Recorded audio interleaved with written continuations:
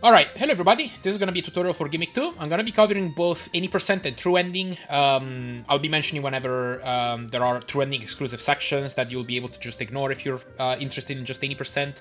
I'll be doing it on assisted mode because this is what I know how to run. If you're actually interested in Gimmick mode, the differences aren't too sharp, but there are some sections where you'll have to do slightly different strats.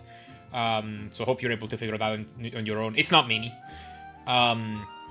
And yeah, I'll try to keep this as quick as possible. This game is like very fundamentals based, so once you understand the basic mechanics, hopefully most sections are pretty intuitive once you just like watch how they're done.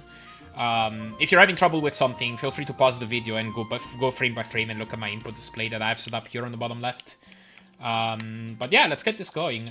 First of all, I'll mention some overhead stuff.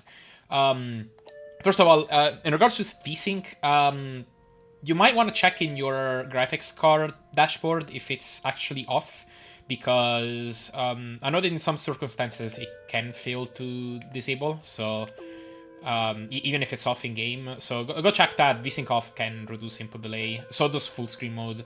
You're gonna have one less frame of input delay, I believe, on full screen compared to windowed. So the star summon type, tap versus hold, button mapping, this is mostly preference. You can kind of do whatever you want. Technically, it's slightly better to have a separate button for recall star than summon. And I believe you might also want to have tap for this. Because of the ice blocks in level 3, when you're destroying them, if you're up close, with this button mapping, when you have them both on the same button, you're gonna have to tap to release the star and then release and repress, like this. If you have separate buttons, what you can do is essentially just stagger the two buttons, like this. So you can get like a much faster shot that will destroy the ice block, but still allow you to immediately recharge the star by just holding the star button. Like this. But I do prefer the simplicity, personally, of having the same button for these two. But, you know, it's up to you. It doesn't really matter too much. Okay, so what's next? You can jump in this game by pressing the jump button. You have variable jump height, so a 1 frame jump. If you just hold the jump button for 1 frame, you're gonna jump lower than if you hold it completely. You can buffer jumps within a frame window before landing. It's pretty lenient, and we're gonna be making use of this in a whole bunch of spots. And then the main kind of mechanic of this game is that you can use your star. It's both a form of attack. You can use it to kill enemies, like that. But you can also use it as a rideable platform. It's basically a physics object. It's gonna have more speed if you have more speed yourself when throwing it. But that has more speed than this. I believe it also picks up more speed if you throw it on the ground compared to in midair. But in midair, it's gonna bounce for longer and typically go farther. Not really easy to tell here, but yeah, and main ways you're gonna be running it is by throwing it at a wall and then landing on it. You can't land on a star before it lands itself on the ground once. So you can't do like this. You would have to throw the star from a distance and then land on it once it has bounced on the ground once. Once you're running a star, you can take you can get a bit of a running start on the star and then walk off of it, and this will yeet you out of it with some velocity. Which is a mechanic that is going to be very prevalent in this run. And I guess that about covers it for the basic mechanics. Running down slopes gives you speed.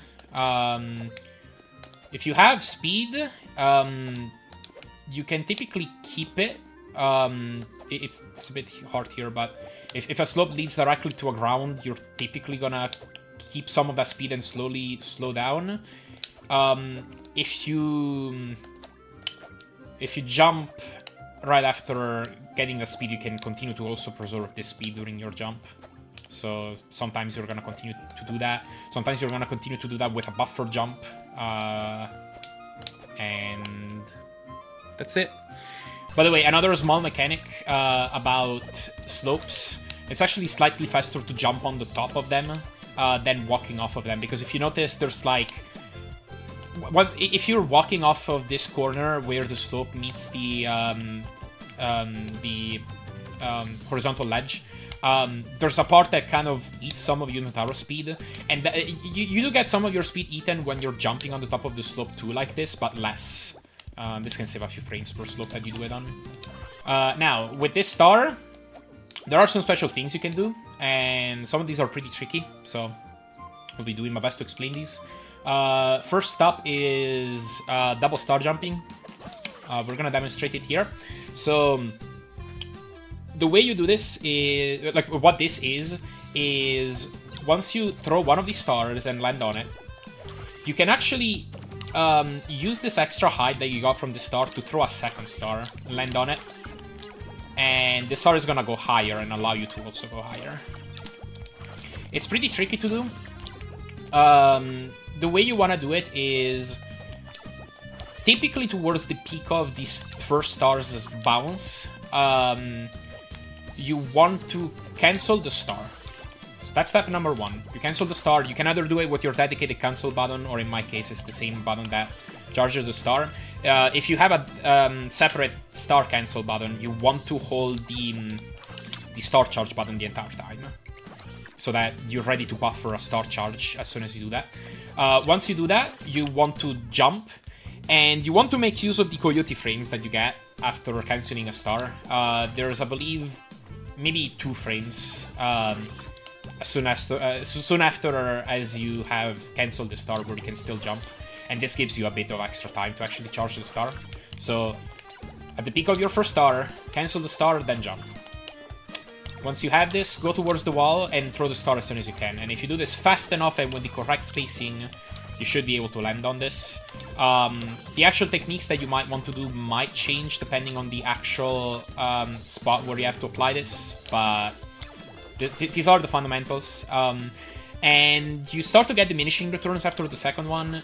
Technically, if you can change this infinitely if you want. The third star will go a tiny bit higher, but just a little bit, and I believe after 3 stars you don't get any benefits anymore.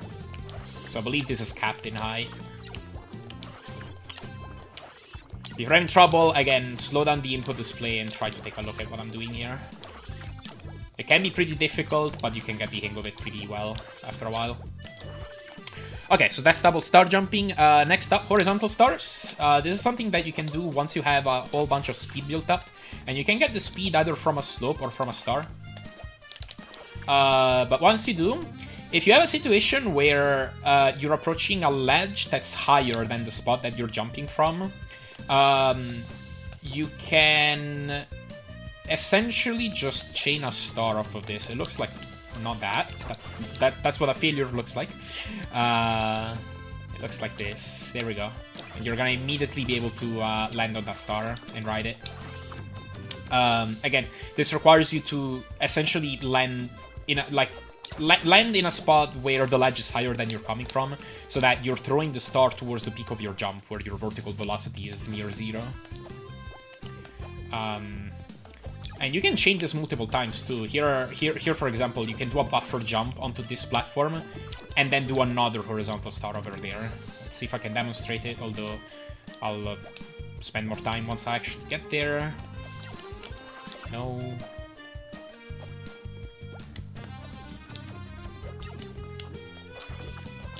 There we go. That's what that looks like. Anyway, that's it. Last type of special star would be the frame perfect star. This is a frame perfect star. And the way you do this is if you have a specific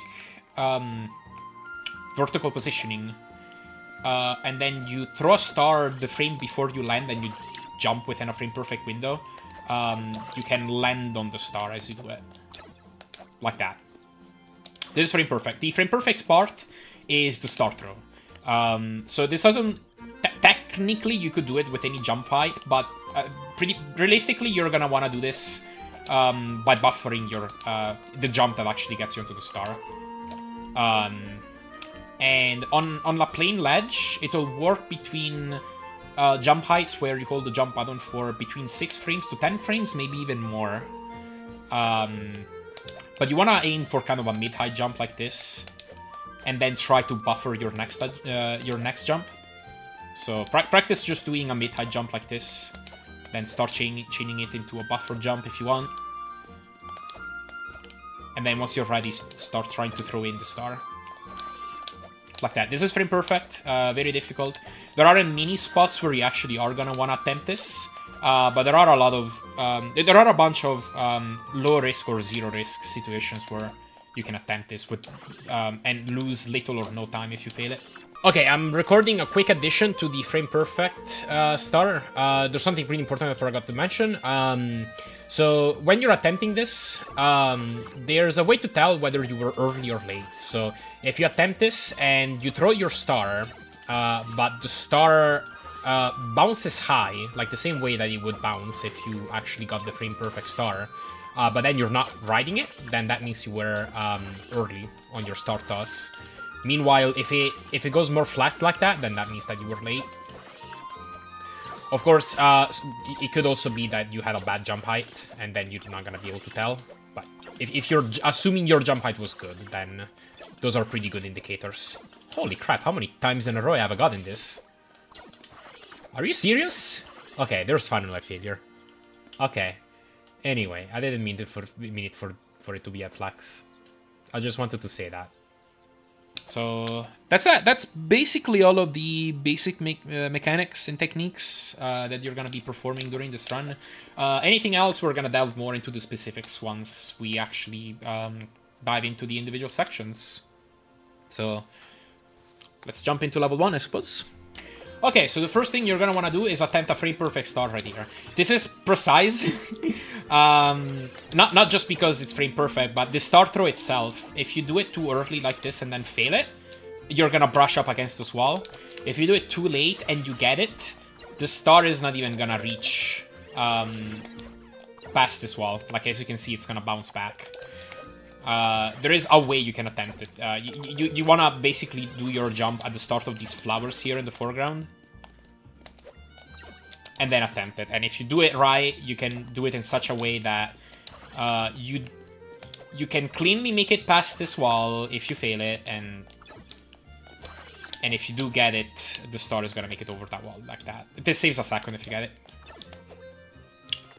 You want to ride the star a bit longer than that and then jump into the pipe. If not, just ride the slope and go into the pipe. Alright, once you get here, bounce a star over there, get a running start. So you want to line yourself up to the left side of the star. Then get a running start as soon as the star hits the ground. And jump out at the last moment, and you should be able to make it over there. Also, make sure that you throw this star with like as much force as possible. So you get here to the right side of Ho-Ho, the checkpoint guy. Then jump left and throw it like that. Kind of late. As soon as you land here, if you don't land in the kiddie pool, buffer a jump, continue going right. Jump onto that slope and get over here. So once again, let's do the whole full thing. What's that?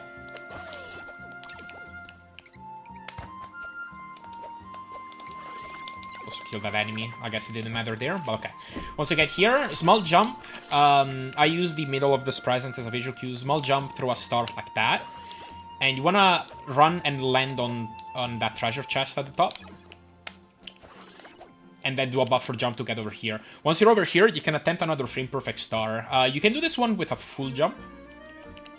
Because of the height difference, in this case it works. So full jump. And then attempt that.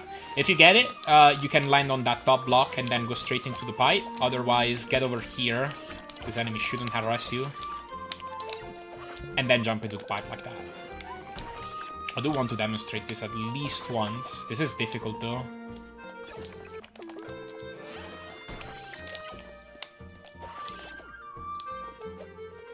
Because again, these are all frame perfect.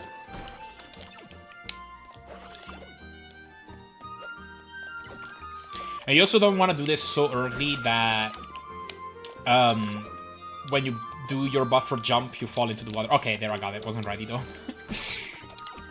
Because yeah, if you land on the very left of those crumbling blocks, then you're gonna fall into the water. Which isn't a huge time loss, but you want to avoid that if you can.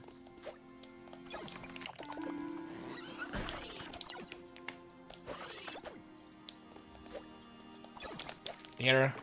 And then if you don't have to do a turn back, you can immediately do a buffer jump from that block and land there onto the pipe.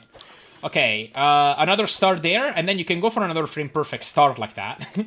And then do that movement if you get it. If you don't get it, you would do something like this. And then you can also throw in this star if you want. And then just run off straight into the gate. If you don't want to do that, you can also just walk. Like so. Which is what you do have to do in Gimmick mode, I believe, because a bunch of platforms are missing. Once you're in that room, you can jump from below that worm and kill that. As you're jumping up. Hit that switch, fall onto here. This Ohagi is going to do a variety of things. Ohagi have small randomness in their behavior. There might even be situations where there's nothing you can do and they'll just knock you into the spikes, but usually you're able to either ignore them or just kill them if they're in front of you. These doors, they're going to put you in roughly the same spot as you enter them from. So since in the next room we have to go right, you want to interact with them as far to the right as possible. In other situations, if you're able to, for example, get speed approaching these gates, and if you were to have to go left after this, you would want to milk as much speed as possible into this room and then interact with the gate on the left side. But in this case, just interact with it on the right side, and then you're here. For this room, there's probably better solutions, but I just do a star ride that way. And then jump off around here. Then once I'm here, you can do a star jump like that and then a star jump like that. These can be pretty tricky. Visual cue for this one is to jump from around here. I don't do that one as a full jump. That one I do as a full jump. Jump down into this, throw a star on the left, and then you would want that star to land in that star slot.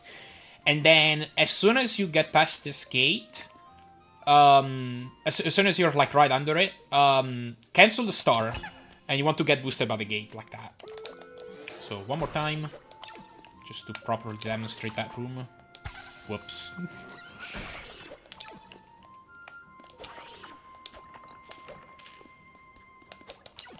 There are a billion alternative strats for any of these rooms anyway that aren't even that much difference in terms of time, but these are just what I do. Okay, I didn't get the gate boost, but if you were to do it a bit earlier, you can also do it. If you don't get it, just walk and go over here. Throw a star to the left here. You can land on the star and then yeet off of it, and then you're over here. Warp 2. Okay, this room is tricky. My method personally is to activate this lever, and then as I go past it, about over here, I turn around, and then I jump and throw a star. What's tricky is the follow-up here. This is what you want. You want this star to bounce once off of this ledge. And if you get that, you can jump across and not have to take this pipe, but not always is it going to do that. Sometimes it's going to hit the side of this ledge, and then you're gonna be forced to jump out of it and then take the pipe. So one more time, like this. Yeah, the difficult part is that if you don't react to that in time, then you're just screwed. So definitely feel free to take the pipe for safety. Star ride to get straight onto the sledge. You jump up, and then here, ideally, you do a double star jump, and you clear the section like this. These Ohagis sometimes are gonna stay over here, and doing the double star jump like that is going to result in you bashing into them. If you see that coming, after you do the double star jump, just land here instead. So you would jump on the left and then over them. If you don't want to do that strat, an alternative strat is to just activate the lever, go onto this pink platform, and then do a star jump to get on top of here. And then take the pipe, and then you're gonna see the next checkpoint. one more demonstration and then I'm one.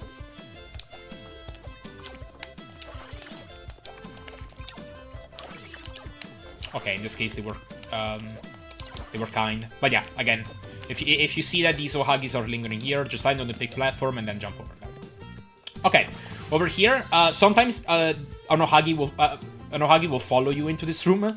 If you see it coming in the pipe, the strat you want to do for this room is to jump and do a star ride like that, but the Ohagi will actually bash into you. If you see it, just delay your star throw a bit until the Ohagi is like somewhat out of the pipe, and then you can jump and do your star throw, and that way the Ohagi shouldn't interfere. But assuming everything goes generally well, this is what you want to do. You want to attempt a horizontal star here. If you don't get it, you would quickly land here and do a star jump and get into this pipe. And then you can jump down and collect this key and go into the water. Let's see if I can show off what the horizontal start looks like. Like that. So you want to do a small jump onto that platform and then throw a star towards the peak of your jump. You can't walk off of this platform because this is what happens. You miss the platform entirely. So you need to jump down. Whoops. Like that. Jump down from around the middle of the chest. And then make it across onto that gate. This room is a trap. If you activate the lever, it will close the door and kill you. Instead, you want to star jump. So you'll have some velocity into this room, turn around here, jump through the star, and then go into the pipe with some speed if you can. Warp 3, tricky thing about this room is the strat you want to do will probably be messed up by the existence of that worm over there. So star jump, you land on this pink platform, kill the swarm, and then oftentimes you're gonna wanna do a bit of a wiggle to give yourself enough time to charge a star again. And then as you're walking off, around here would be my visual cue. Throw the star, hold left, go neutral, and then jump and get into the pipe. I'm gonna make a position safety just in case I hit that checkpoint. So like that. If you miss it, you have some backups. You can go over here and do this. So kind of a mid-jump, throw the star, land on it, and then you can jump into the pipe quickly. Otherwise, you can just throw a star onto the star slot if you prefer. But this would be the ideal strat. Okay, nothing remarkable about this room. Just jump into the pipes coming up. For this, there's a few alternatives. My favorite is a position you might throw around here, and then do a small jump and throw the star on the left. And then after, I believe, 2 bounces, I would jump and try to land under that Ohagi. This is a bit tricky. There are some faster strats, but I've honestly found them unreliable. Like that. Sometimes you don't even need to do that wiggle. And then you would do that. I'll show off the alternative strat. You would bounce a bit longer. And then you hope you don't bounce on that crate. And if you don't, you can get the star about over here and then jump from that point in the water cleanly under here. And then you can keep some speed into the next section. This is honestly pretty finicky. I've stopped doing that. Okay, moving on into the next room. There's a strat you can do entering that room. Hang on, I want to... Let's see. Might need to reload level, I'm not sure. No, I think we're good. You can get a preemptive start throw. Whoops.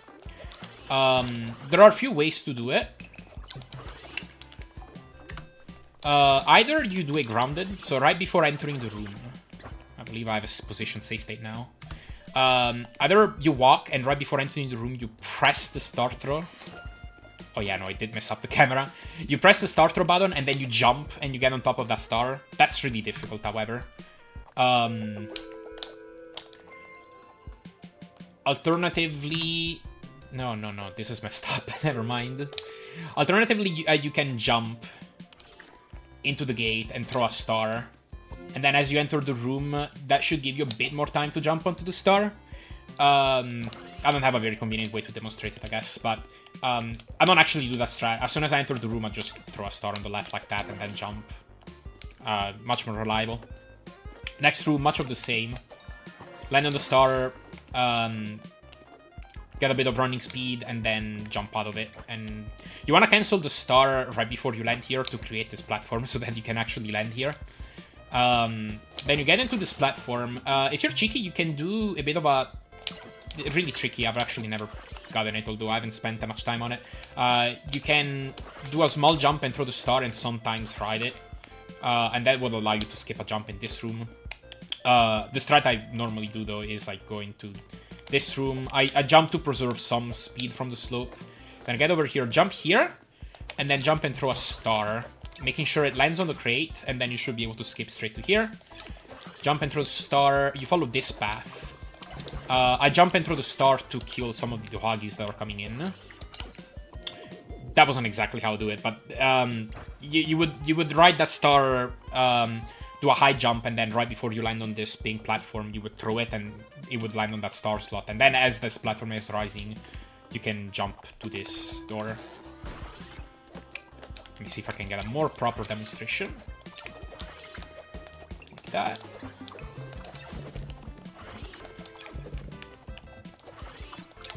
Yeah, okay, this is how it more normally looks like. Okay, for this room, small wiggle to get down that little alcove, and then small jump to get straight to that platform. That's a bit tricky. If you don't want to do that, you can also land here and let those platforms crumble. You can cleanly get a jump here, so that you don't have to brush the wall and slow down. There's an alternate strat for this room too, which looks like that. I don't even know if that saves time. It's actually pretty risky. You can get hit by these spikes pretty easily. The ones on top, if you don't cancel the star early enough. Yeah, like that. But you can do that if you want. I don't, personally. Okay, warp 4, we have some horizontal stars here. I do a full jump around here from almost the end of these flowers in the background. Land on the slope, full jump, throw the star. After a while, you would jump out of it, buffer a jump from that platform, and then towards the peak of your jump, you try for another horizontal star and then jump out of it if you get it. So backups if you miss it. That's not a backup. I mean, there's not much to be said here. You would just go normally. If this Ohagi gets too close to you, make sure to be ready to parry it with a star. For this section, if you miss it, I'll just walk normally, do like that. You can once again just parry that Ohagi, you don't need to get hit. Get a running start and then go on with your way. This room is tricky. The fastest strat is to do this. So you cannot do a mid-jump. I use this checkpoint present again as a visual cue. Mid-jump, throw it to the left. Shortly after the second bounce, get a running start, and then do a buffer jump as soon as you land on that ledge. And you should be able to make it onto this pipe, and then there's a hidden shortcut over here that brings you up. If you fail this, or if you don't want to do this, like if you know you're not going to have enough speed, land on the Ohagi, let it carry you, and then jump into this pipe. If even the Ohagi is gone, like if you fail it in a really bad way, I believe you can do something like this. Yeah. And that's another way to get here. But okay, however you do this, this is gonna skip you a small section on the left. And you're approaching the end of the stage, so this level has an Easter egg where if you don't kill any of these green guys, if you don't aggro any of these green guys, rather, and then you get to the boss fight, the boss can be skipped. There's gonna be like a secret hallway that you can take, and that hallway is gonna be blocked off if you have aggroed any of these guys, so... yeah, for any percent here, you would go to the boss room and just defeat it normally. I'm gonna show the detour for the true ending sticker. So right over here, if you're running true ending, once you get over here, you wanna crumble this block, jump on this green guy, and then you wanna jump and throw a star shortly after the peak of your jump. That's gonna allow you to get just a bit more height. Because if you throw it earlier, the star is not gonna be as high. Might be a bit hard to tell, but yeah, I mean, if you really exaggerate, then it's obvious. But you want to do it just as you start descending from this jump, basically. And then you should be able to reach over here. Then from here, jump on the sledge and jump up here. Enter the door, and this is gonna be where the first sticker is located. Simple star jump over here, and then here you can do a double star jump if you want. This is the fastest way to get up here. And then you would get the sticker. I guess I'm playing on a file that already collected it, but you would press A to dismiss the sticker prompt, and then jump down and into the door. If you don't want to do the double star jump, I don't like this method, but you can do this too. If you don't want to do that either, I guess you can just go on the right side. This would be the simplest way. Okay, whichever way you want to do it, you would then exit this room, and then you want to do a star ride exiting this. Like that. And make sure to cancel the star early enough so that you don't kill the screen enemy over here, which we call Jerry. Don't forget about Jerry. And then you would land on the slope, try to get running speed, make sure to also buffer your jump immediately after you get some of that running start. And then you would fall onto here. There is an alternative for this for this star ride, where this is tricky, but you can barely get the star to miss Jerry. Yeah, like that. And then you can ride this for longer if you want.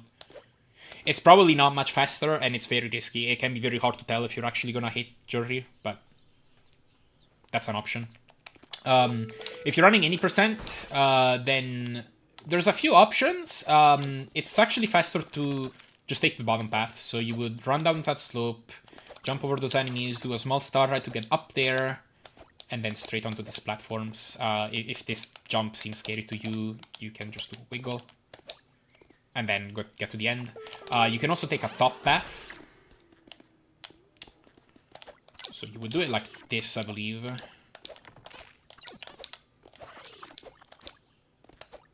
And then just move on. Okay, whichever way you do it, you should be able to do the pacifist ending. So as soon as you get into this boss room, do a star ride like this. After the third bounce, jump on top of this boss, and then jump into the secret hallway. Now, at the end of every level, you're gonna be... You don't have to watch the confetti fanfare. As soon as you step into the ending area, which is right over here, you can immediately open the menu and return to level select. And then you should have the next level unlocked and be ready to play it. If you have to fight the boss because you killed one of the enemies, then that boss isn't too difficult. I believe it takes 5 hits. You just charge 5 stars and then flick them at him. But yeah, that's level 1. Alright, Tadpole Temple. This is a longer level. Oh, whoops, I guess it was somewhere. So the way you start this is you don't hold right immediately, you wait a bit, and then you start running. The reason why is you want to get around over here and be on the ground and have running speed, and then throw the star, and then you should be able to get this star right that gets you across the pond. So like this. If you don't get that, you can do a backup over here. But yeah, whichever way you get across. The optimal way would be to chain this into some horizontal stars. So my queue... if I get an additional bounce on this ledge, then shortly after the start of the first bounce on the water, I would start running right.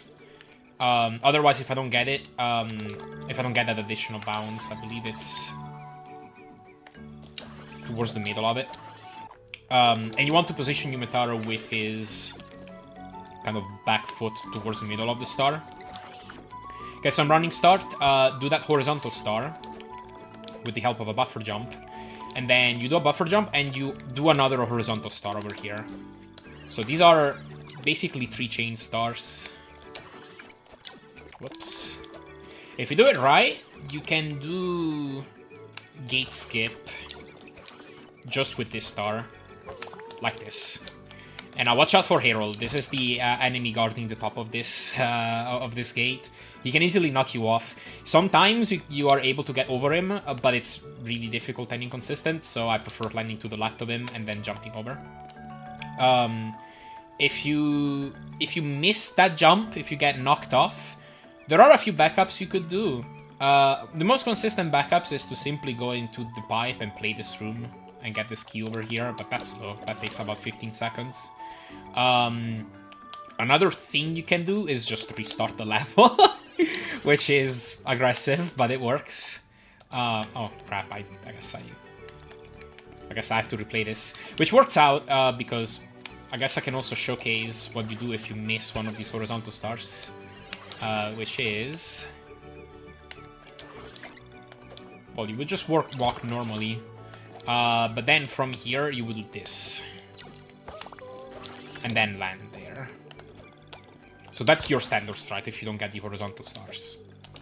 The best backup is, if you're down here, is this one.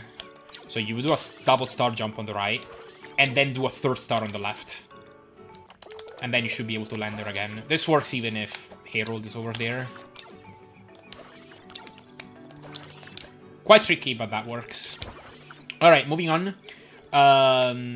If you're down here, if you took the key, you can do a star jump to get up here. Although I'm not sure that would be fastest necessarily, because the strat you want to do once you're over here is you jump and throw a star a few frames after a start to jump, because you want that star to land into that star slot. And if you do it at that time, you're able to simply continue holding right. Oh, hey, I landed on top of Herald without having to slow down. And then once you're over here, jump across, cancel the star around there so that you're able to land there immediately. Then jump down into the next room, jump, activate the switch, jump down into the water and enter the pipe. You want to jump after a delay. If you do a full jump immediately, you're not gonna be able to dive deep enough as deep as you need. Alternative strat for this room, I'm gonna show this just out of curiosity, but this is slower. You can do this, land over here, and then full jump and throw a star pretty early in this full jump, and then land on this, and you should be able to skip it. This is a bit slower actually though, so not recommended. Oh yeah, I guess this is already lowered. Okay, next checkpoint. There are some difficult strats in this room. What I do is align Yumetaro around here, just to the right of this checkpoint. Mid-jump, throw the star over here, and then shortly after the second bounce in the water, I run right, and then try to land on top of that Ohagi, and then buffer a jump on top of that Ohagi, and you should be able to land across the spike bit onto that ledge. Like that. If you don't get it, if you get knocked back or whatever, just jump here and then here. Better yet, this is difficult and finicky, but you can get a horizontal star. You have to stop it, like you have to preemptively stop if you want to have any chance at getting this. Like preemptively go neutral on your D-pad or analog stick or whatever you're using, and then get a running star a bit after, and you would want to land, I think, here, and then jump across.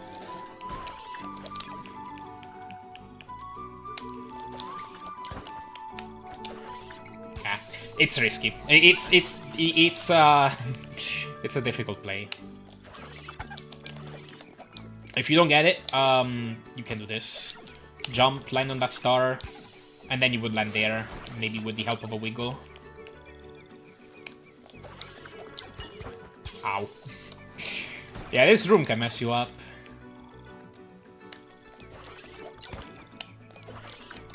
You can land even earlier sometimes. But yeah, kill the Ohagi, jump down, and then throw a star and jump, not like I did, so that you don't get hit by that.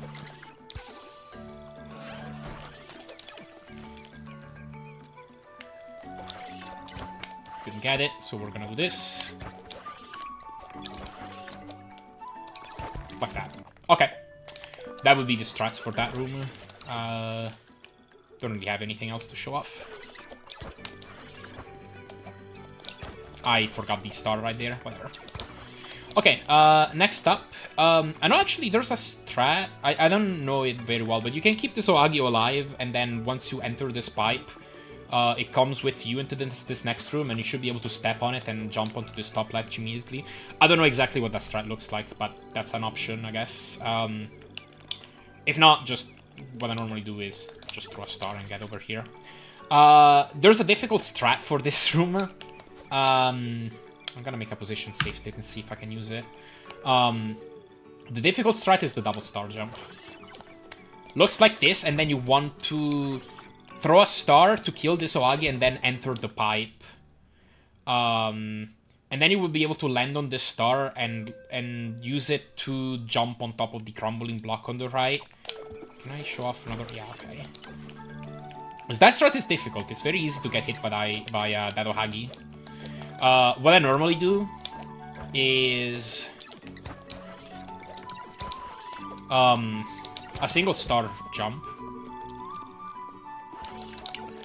So I do this, and I intentionally let this star live a bit longer, so that this pink platform lowers and I can land on it. Then cancel it and do a star jump. And then I immediately cancel the star, and I bring this Ohagi with me in the next room, so I can use that to land on the crumbling block. Can I reload? Yeah, just because I want to show... like, if you do the double star jump and then you throw the star, this is what it looks like. Never mind, the camera doesn't reload. Can I return to level select? And then reload from... Never mind. Okay. Can't show it, but you should be able to land on the star as like right after you threw it and end up over here. If you don't get either of those strats, there is this. This is a bit tricky, but you can throw the star into that corner and get over here.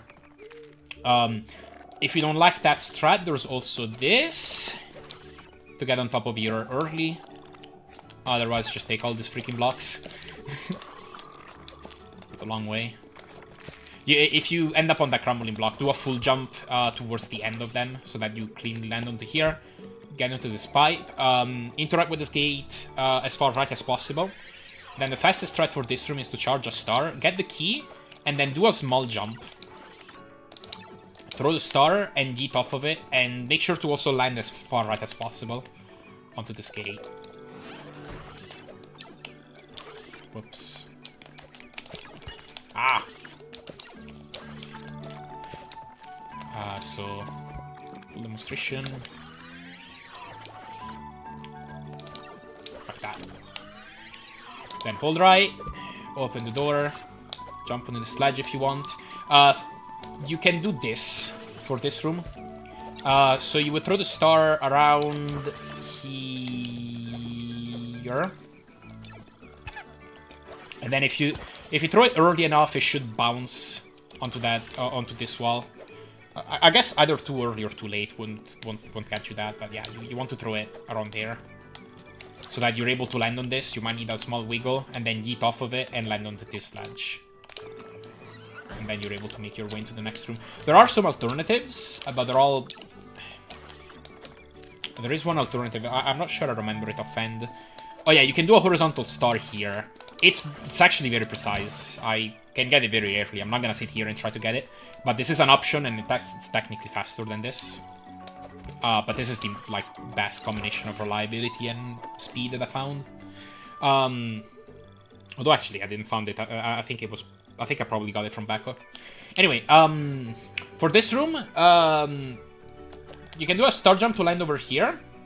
And then there's a few potential strats you could do. What I like to do is to star jump, get over here, position myself around here, then do a small jump, and then star jump over here. And then you can make your way to the right. That Ohagi can be a bit annoying sometimes. Some alternatives can be...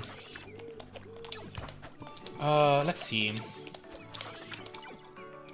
I know you can... There's a way to get here to the left Oh, I don't remember it exactly.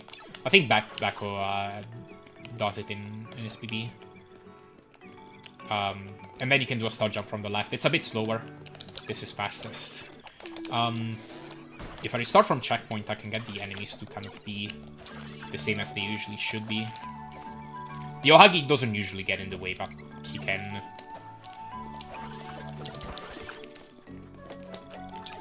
Make sure to cancel that star immediately so that it doesn't hit this star slot. Like that. There's also a bug you need to be aware of with this star slot. If it hits the star slot and you cancel the star on the same frame, it will put the platforms in the activated state permanently. You can get it like that too. You can get it on accident as you're trying to jump up. It's a bit easier if you have a separate star cancel button. I do want to show this off. Yeah, like that. And then you cancel on the same frame that you put into the star. There are no known good uses for this, but if you're trying to get up here, this can be a bit annoying, I suppose. You would cancel this effect by placing the star in the star slot and then cancelling it then. Okay. That's all I wanted to show. On to the next.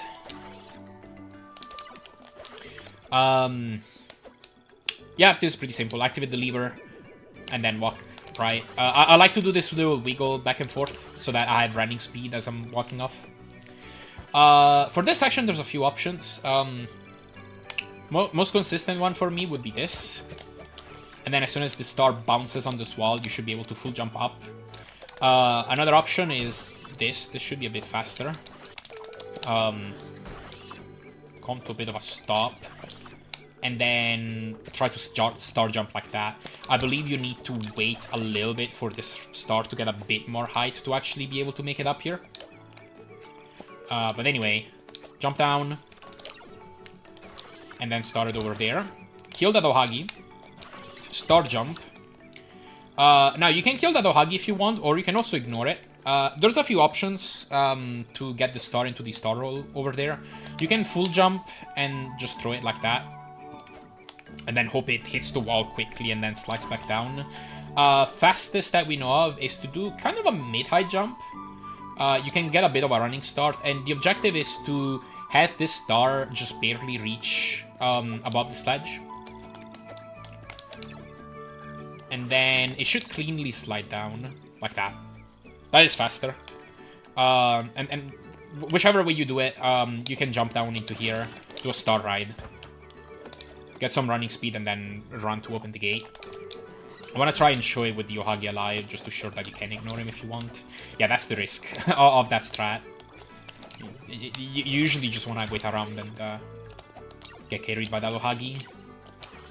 Oh, whoops, I didn't get speed. Whoops. Yeah, he can stay up there, or he can even follow you. If he follows you and you have too many Ohagis around, feel free to ignore that star ride. And instead just, like, walk left and get the key. There is no known way to really avoid this knockback. So you're just gonna walk into this gate and take the knockback. Don't jump into it, or you're gonna get flung back faster. Or farther back. There is technically a way. If you're in iframes as you're opening this gate, then it won't knock you back. But there's no quick way to set up that. Set up taking a hit to go through this gate, so yeah, the fastest way is to just do this room normally and then just take the knockback that we know of.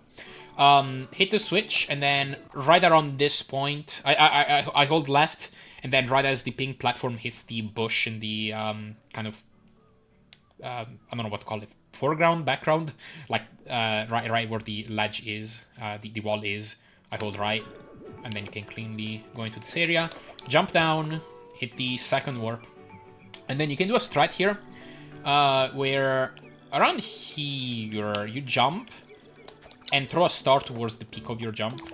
If you do it right, this star will land right beneath you, and you're able to ride it. This is free to attempt. So if you get it, great. If you don't get it, it's fine. Yeah, like that. and then you can get up more quickly. If you don't get it, just walk normally.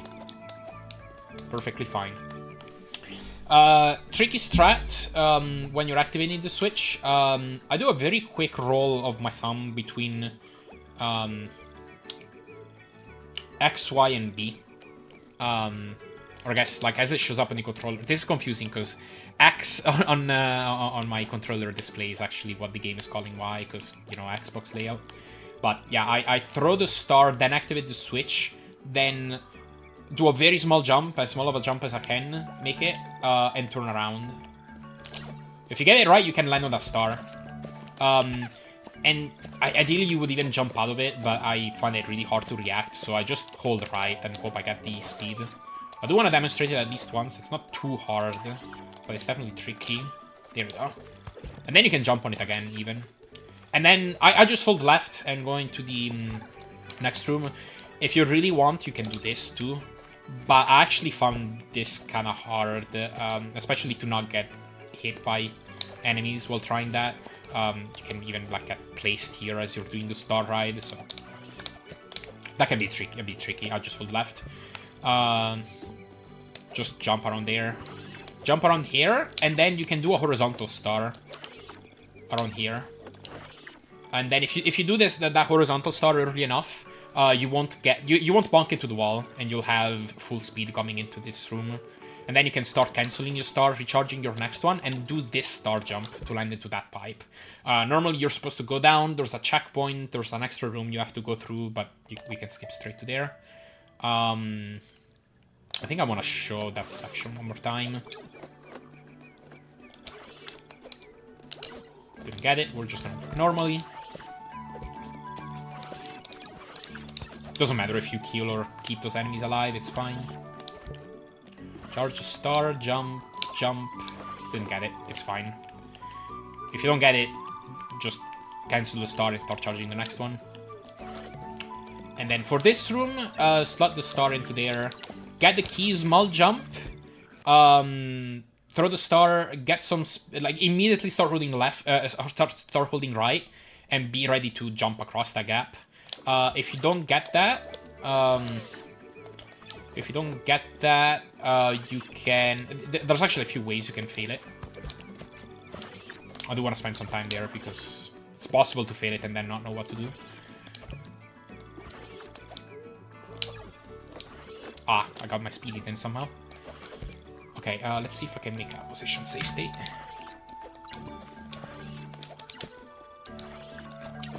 I mean, if it happens like that, you can just kind of jump across, or maybe even try this again.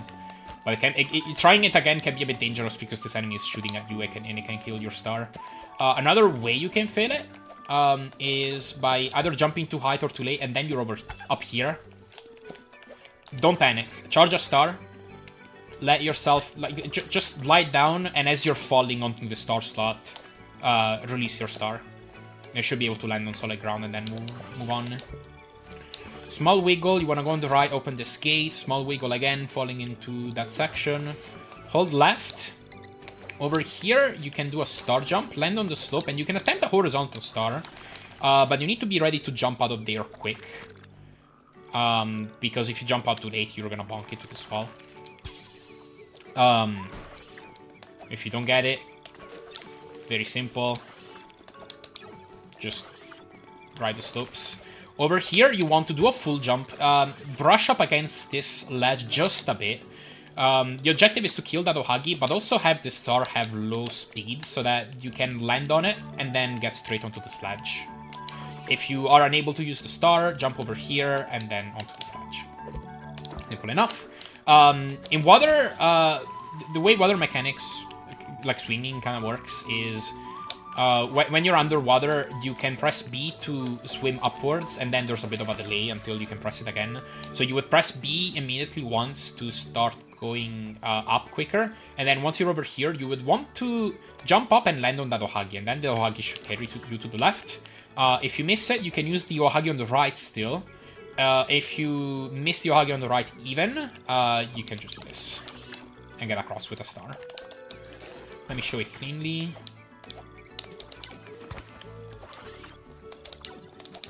Got the horizontal star.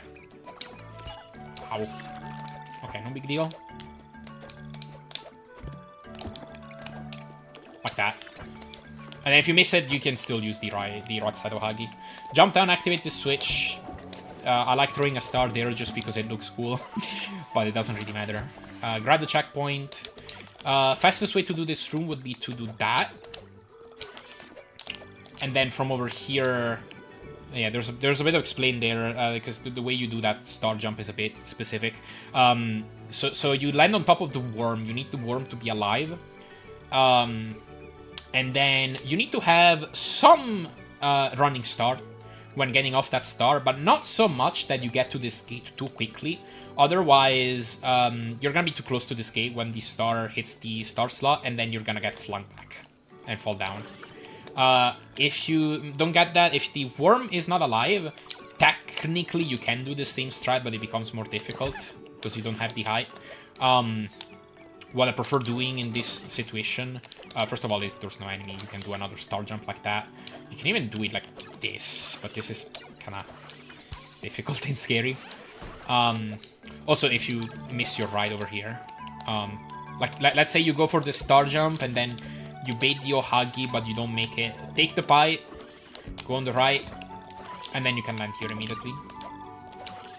But yeah, if the worm is not alive, I just jump cancel the star immediately.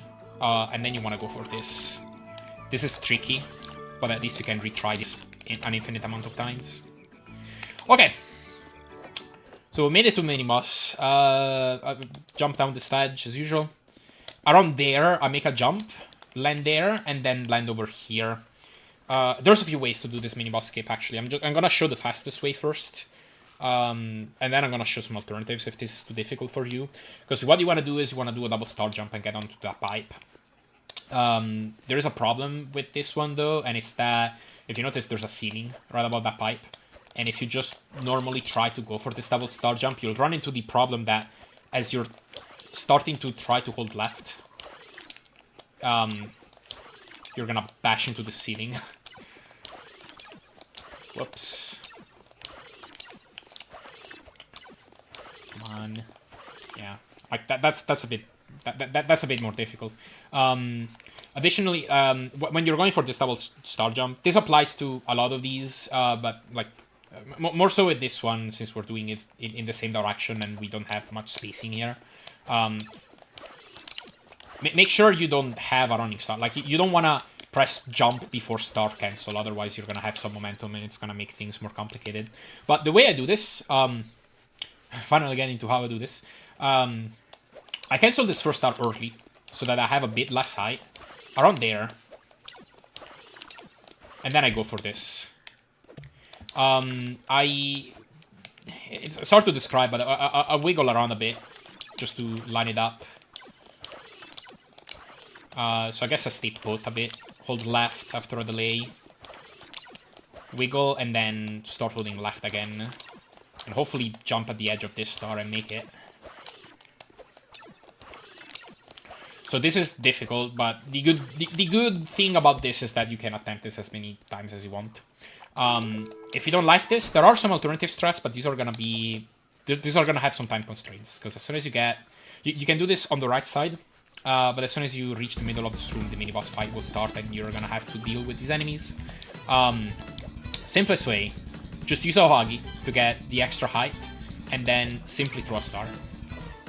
And then you should be able to make it, provided you don't kill too many. I think if you kill both Ohagis, then they start to spawn. So like this. And then like that. That doesn't require a double star jump. The other way is to do it on the right side, but do a double star jump. What might make this preferable is that the double star jump is easier. Like you don't have to micromanage your spacing. You can just do it. And then most double star jumps will be good enough to make it into there. Oops. I think you do run into the enemy problem still. Still made it in this case, but yeah. Whichever way you do it, as soon as you get onto here, you can jump up and enter the gate as far out as possible, ideally. And you're gonna make it to warp 3. Now for this, I like to do this star ride, so I want to have some momentum to give the star more speed, and then throw this on the ground, jump on it, and then jump straight onto this. You can also just walk right and then jump onto here. Jump up. Now, if you're feeling confident about this, you can do a star jump like that. I don't actually like this one. I think I found that this Ohagi can get in the way too. So instead, when getting up here, I just go up on the right side. It's probably barely slower. Whichever way you do it, go here to the left, and then there's gonna be a frog, and the kind of limiting factor for this room is to hit that frog as fast as possible. So around here, full jump through a star. And then wait for that frog to release its star. You want to hit that switch up left. There's two ways to do it. One is to do a double star jump. Which is actually slower than the other method, I believe. But that's one way to get up there. The other method is to jump up to here. You position Yumetaro kind of over here. Face right, full jump, throw a star, and immediately hold left. And you should be able to land here. This is what I do. Activate the switch, go back down. You can do this in a few ways. You can toss the star into the star slot and then go up normally. Or what I actually do personally is position Yumetaro over here. Stand still, full jump, throw a star, hold left. And then you're up here. If you're feeling confident, there's also a star right over here. I find this pretty difficult too. But I believe that will be faster. I actually just hold left for this one. Now, for this room, you want to activate the switch to open the temple area. And you can totally just go left and follow the platforms, or you can do this. Full jump, with a bit more delay this time. You would throw the star, like a bit later towards the descent of your jump and then land on this platform. Now, there is a music trigger that's like a somewhat far to the left that you need to touch if you want to play the second half of the level without music. So if you prefer ride the star a bit longer, it's gonna waste you a few frames, but you're gonna actually be able to hear the music like this, and then just activate the switch and move on. You can sometimes ride that star. It's really difficult though. But yeah, I would just jump and throw the star to hit those enemies. Sometimes you can make it past them without getting hit. Ride that slope. I do that star jump. Jump and kill that enemy. Make your way up with simple jumps. There's a few strats for this section. What I do like to do is jump up to this section, and then right as you get into this like kind of mossy area in the middle, full jump, turn around very quickly. Toss the star into star slot, and then you want to jump onto this platform as late as possible, right over here, because the objective is going to be to jump under the enemies that are spawning, and then do a small jump. And then hopefully you're able to make it if you do it right. There are some alternatives, but those are slower. It's been a while since I've done this, but you can land on that enemy and then do a star jump. I use an audio key for this, like right as the sound of the second enemy spawning would occurs. You would do a full jump, and it should be able to land on that third Ohagi, and then you can full jump and do a star jump over there. But that's slower. There's a frog over here, but we don't need it. Get the key. Get out of here. Sometimes the Ohagis are gonna be in the way. They're kind of random. Can't do much about it. You can do a star jump like that. An alternative, I don't super know how to do this, but you can do something like that and then land on the star, which I guess is a bit faster. But whichever way you do it, get into the pipe. You want to buffer a small jump off this worm if you can, and then get over here. And then there's a few ways to... Here you would do mode skip, so you're supposed to go around and do a whole section. But instead you can do a big star ride and make it past that mode. The way I do it personally is a jump up here. Jump up here, usually doing a small wiggle. I want to land around here. and then jump forward and throw a star onto that wall. And then jump on top of that star as it's going back. And you can get a clean fall into this area too. Another option, I haven't done this in a while, let's hope I remember how to do it. This is a bit slower. You can go over here, face the gate, throw the star, and then do a small jump. Yeah, okay. That's potentially maybe a bit easier. There's also another way, which is, I think, a bit faster. But this is more inconsistent, I find. You get over here, and then you do a full jump, and you throw a star onto this wall directly. And then the difficult part about this is you don't want to have the star have full speed, because you want it to be slow enough to where it will land at the edge of this and give you a high jump, like a high bounce. And then you can barely make it up there. It's finicky. But this is technically an option, and I think that's technically faster than the first strat I showed. But yeah, I won't obsess over it. Just know that that's an option. Okay, moving on. I found this pretty consistent, personally. There's actually a couple ways to do this. You can do a star jump and then get on top of that ledge. Like, you can actually just do a small jump and then grab the key and fall down. And then activate the switch and go. What I actually personally do, though, is I activate the switch first, jump up, and then this gives you a very consistent jump height that you can aim for to grab the key and fall directly down here. And then you can charge a star, throw it, like that. You want to have a bit of a running start. Then land on it, and then jump like that. Let me show this properly.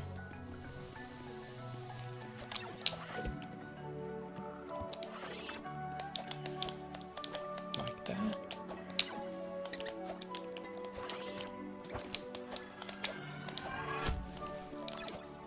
Ah, didn't get it. Rest was good though. You can also do this to wait, no, even better. You can do this to get up to that gate immediately.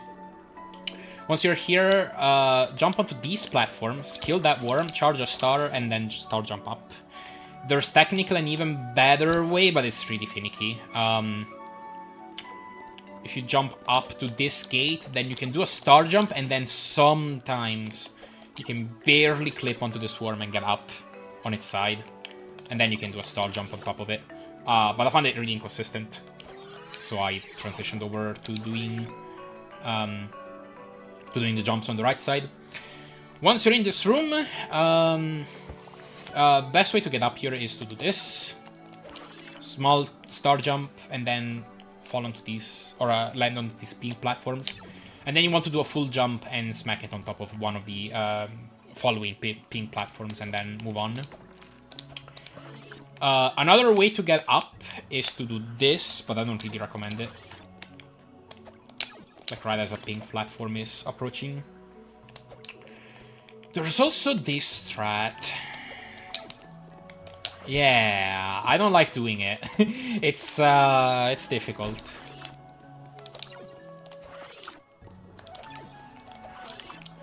So you would want the pink platform to be towards the middle, and then you can catch that star. But I believe that would be a bit faster. Anyway, take the pipes, go over here. These platforms are gonna be in like random spots. Same thing with the platforms back there, because I believe they're based on global timers. So react to whatever you get, and then... oh yeah, no, actually, this is where you would do the first true ending item. So I'm gonna show the true ending path first, just like I did for level 1. You want to get up there. So land on whichever platform you can, and then get up there. I believe there might even be a way to do this, potentially. Yeah. I actually never do this, but that would be a way. And then right as this pink platform is getting to around here, like I use that little hole in the background as a cue, you can do a star jump. Again, you get more height if you throw the star like towards the peak of your jump or just as you're descending from it. And then you can like more easily land on the right side of this platform. Enter the store as far right as possible and you're ready to do this bonus. So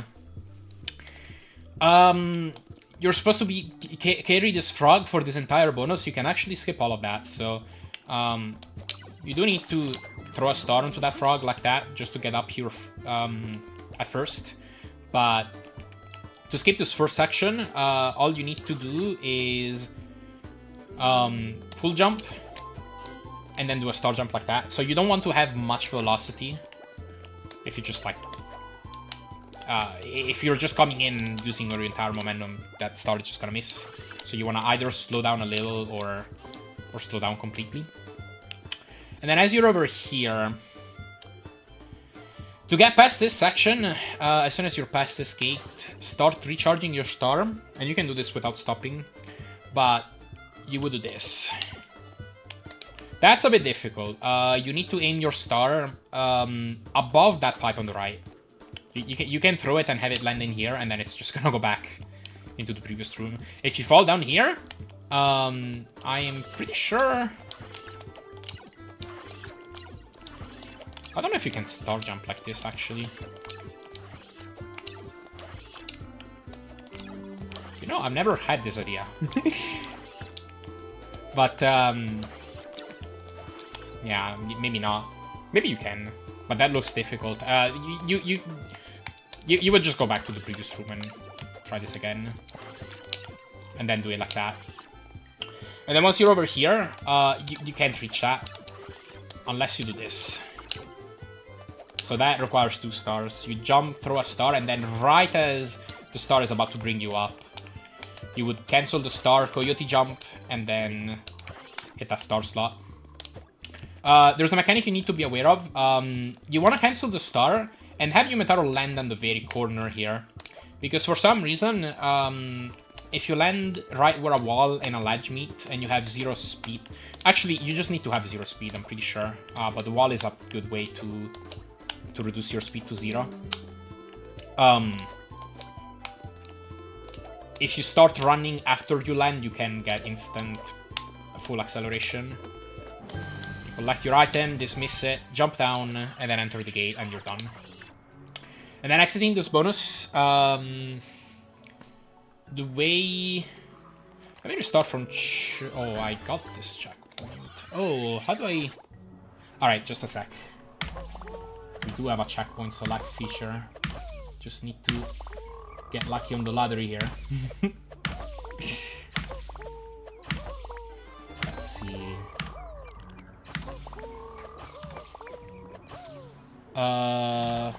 Bit closer. Okay, here we go. Yeah, because I wanna be on this checkpoint to demonstrate all of this. So, exiting the true ending area, you wanna do a skip to skip all of that section coming up. I didn't do a full jump.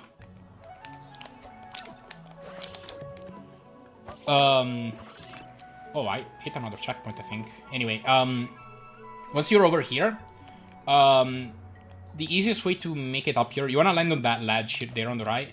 Full jump, then start going back and throw a star and hope to land on that, and then you should be able to easily make it across over here.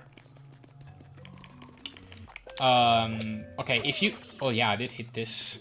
If you fail this, or... You can do the 80% strat, which I'll show in a bit.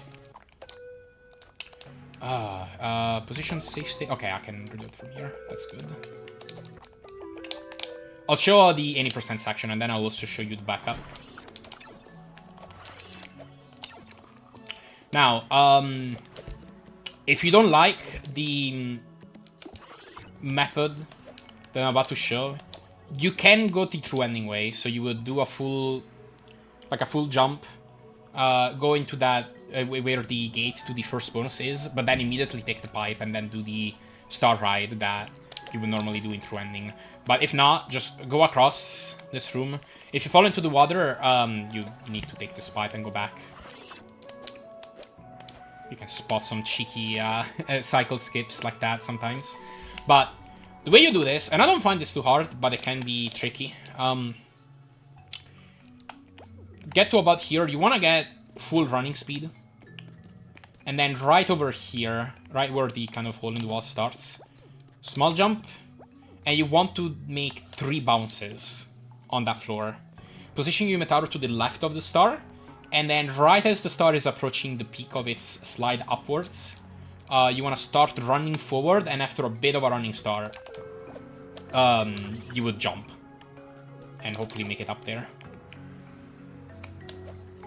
You need it to have 3 bounces, otherwise what happens is, and you would typically get fewer bounces if you like throw the start too late or like too high.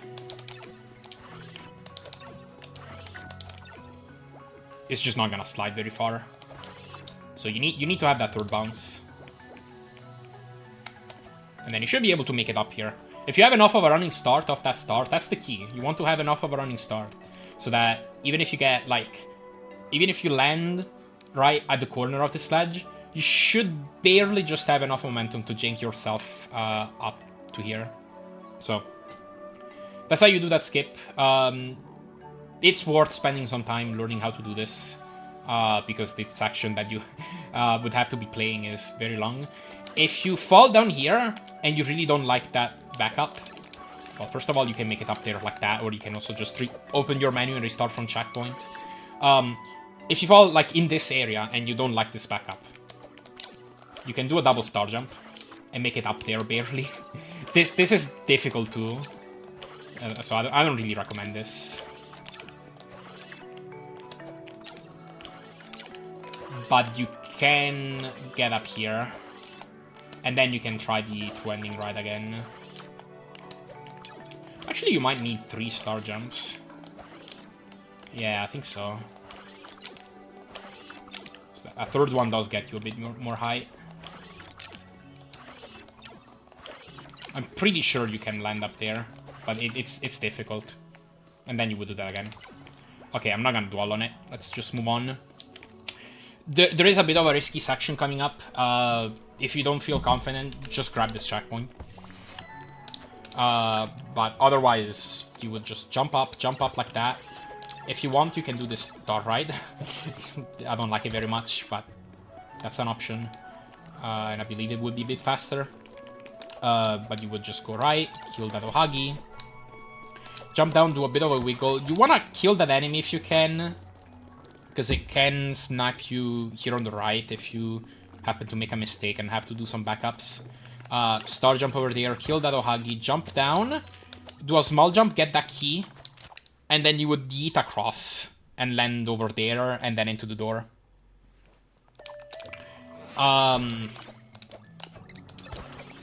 If you don't like doing that as quickly as I did, you can also just stop. Stop on this crumbling platform and then take the time to line it up a bit. If you happen to miss that star ride, then the Baku Shrub, I don't know what to call that enemy, but this thing can snipe your star. So be really careful of it. You want to time your backup star ride in such a way that that thing's not gonna hit you.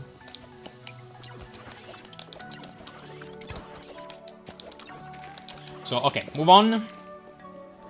And then here, if you're running through ending, you would go do the second atom. So, we're gonna do that. Star ride, land over here. You wanna do a star ride onto this gate. And then you want that star to land in the water. Otherwise, you're not gonna be able to make it across. So I believe you want to throw that star as close to the gate as possible. Then yeet off of it, and then do a buffer jump over here. And then interact with this gate as far right as you can, because you're gonna go right. Okay, this bonus There's a few ways to play this. So right off the bat, you can do a horizontal star here. You need to immediately go neutral for this, and you need to predict that you're gonna get it. If you're not gonna get it, you're just gonna like slide down and do the backup, which is to do this. Just jump on the crumbling blocks and go normally. There's a sketchy play you can do here too. Spikes don't cover the entirety of a block, so you can just land on the left here, and then you basically use it to skip two crumbling platforms. Scary play. If you do get that horizontal star though, you can land on that block and then make it there quickly. You can also do wiggles if you don't feel confident. Land on that block, throw the star, land on this platform, cancel it. And then you could play the bonus normally if you want. I'm gonna show that later though, because actually the faster way is to go to bounce here. You do a double star jump. This is a bit blind, but I actually found this easier than it might seem. And then you land on top of this section. And then you want to time a star throw so that it's gonna hit the star slot that, on the right over here. The way I time this is I look at the left side of the screen. As soon as the edge just starts to eat this kind of third spike on top of the wall, like right about here would be when I jump. And then towards the peak of the jump, I throw a star, and if you do it right, it should hit that star slot. So like that. Jump with a bit of a delay, land on that crumbling block, and then you should be able to make it over there. And then you can do a star right to finish it off, yeet yourself from the star, and then you should be able to get the leak here. If you don't like that out of bounds strat, you can play it normally. I honestly find this more difficult though. You throw a star like that, cancel it, do a star ride, and then you would land here, throw the star like that, and then move on. And then you can do the ending the same way. But yeah, that's bonus 2. Grab the leak, jump up on top of the gate, and then you're gonna land over here. You're gonna fall from above, and then you can do a star ride over there. You would also do that star ride if you were playing 80% right as you enter that room. And then you would come over here. So we need to grab a key at the end of this section. Few ways to play this room once again. Best way is you can do a horizontal star. This is scary. It's not very hard, but if you fail it, you're probably dead. Unless you land on the worm, and then you can sometimes jump out of it. If you don't like it, you can get running speed from that ledge and then jump across completely here. Then kill that worm and then fall down. One advantage of doing the horizontal star though is that you're able to get a clean fall onto here and then into this section. Then you want to land around here-ish. Even a bit farther left is fine. But you will get a running star, and then go for this kind of horizontal star, and then do that. And you land over there. If you don't like that strat, you can also just do this. That crumbling block, by the way, it's only present if you restart from checkpoint, not if you're coming into this room normally. It's kind of weird, but that's a thing. Now you can do this if you want, that's the safest way, but it's actually faster. And you would do this even if you got the horizontal star to do this, and then you can attempt a horizontal star. So you need to land on this ledge first and get full, like ride that thing in full. Now the best follow-up from that situation is to land here, like on this specific crumbling block, and then do a tiny jump to land on the next set of crumbling blocks. And then you can land on the upper ledge once again. Pretty difficult.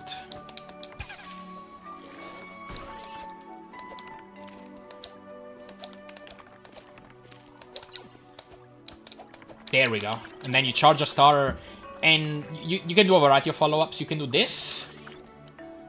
Or you can do this. That works too. They're both about the same speed. What I usually end up doing in runs with this horizontal star, though, is... Oh, I landed there. Yeah, I usually just jump across, land here first, and then do this. Do the full climb. Bit slower, but safer. Grab the key, activate the switch. You would jump on those platforms as they're rising up. Do a full jump to land on solid ground again, and then make your way across. You can do that star ride. It doesn't save much, but it does save a bit.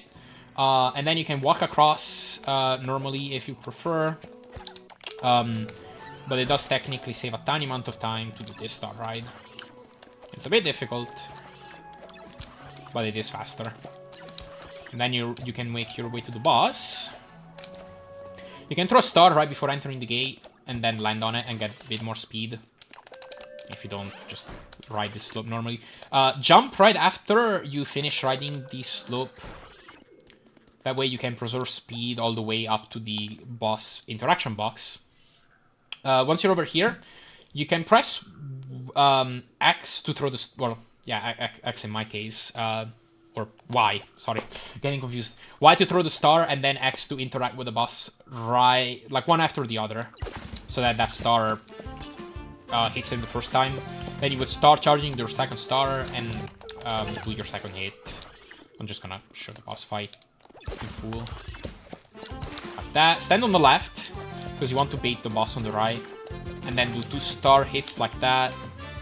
Then hit him as he's spawning, and then you would throw a second... Like, you would jump and throw a second star to defeat the boss. And then that's your fight. It doesn't really matter what side you bait the boss on. It's just more convenient to do it on the left, I find. You can do it like that too if you prefer. An alternate strat. I believe this is a bit slower, but you can do something like this. There's a way to hit him from up here. It's actually a bit faster than it seems, but I'm pretty sure it is still slower than the strat I showed off at the start. But yeah, that's roughly how you would do this boss fight.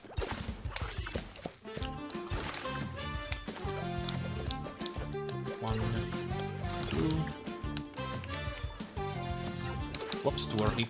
Let me do a proper fight.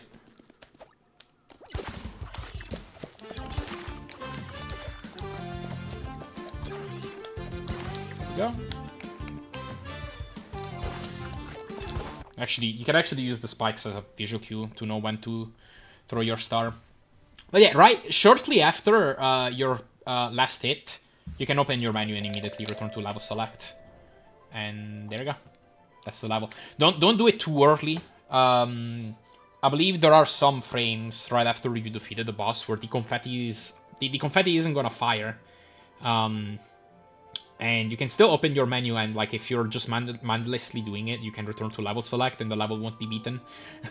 I believe you can tell if there isn't the return from checkpoint option. If you see that option, that means you actually haven't beaten the level yet. So that's all too. Alright, level 3. This is Arctic Ascent. Pretty short level for any percent. For trending, it's gonna be a bit longer. Let's kind of get into it. So you just want to hold right and go for this star. So that's kind of a special way to catch a star. You jump on a slope, you throw when you land, and then you catch up to it with the slope speed. Pretty easy. There's an alternate strat if you don't like this one, which is where you ride the slope completely and then you do a small jump and throw the star. Like that. Either way, you yeet off the star, whichever strat you do. These are about the same speed. So it's basically preference. And then you do that. And then you can ride that entire slope, do a kind of a small mid-star jump, and then lead into that section. If you do it right, you can go under those enemies. There's an alternate strat for this section too if you don't like it. Make sure to jump late enough so that you get a clean fall there. The idea is to land right on this ledge so that you don't slow down. Whoops. By the way, to do this star jump, I use the background as a visual cue. So I don't know if you see, there's this like small mountain where you can only see the snowy peak of it. Right around this like triangle, basically, right here. Just got a full jump and throw that star.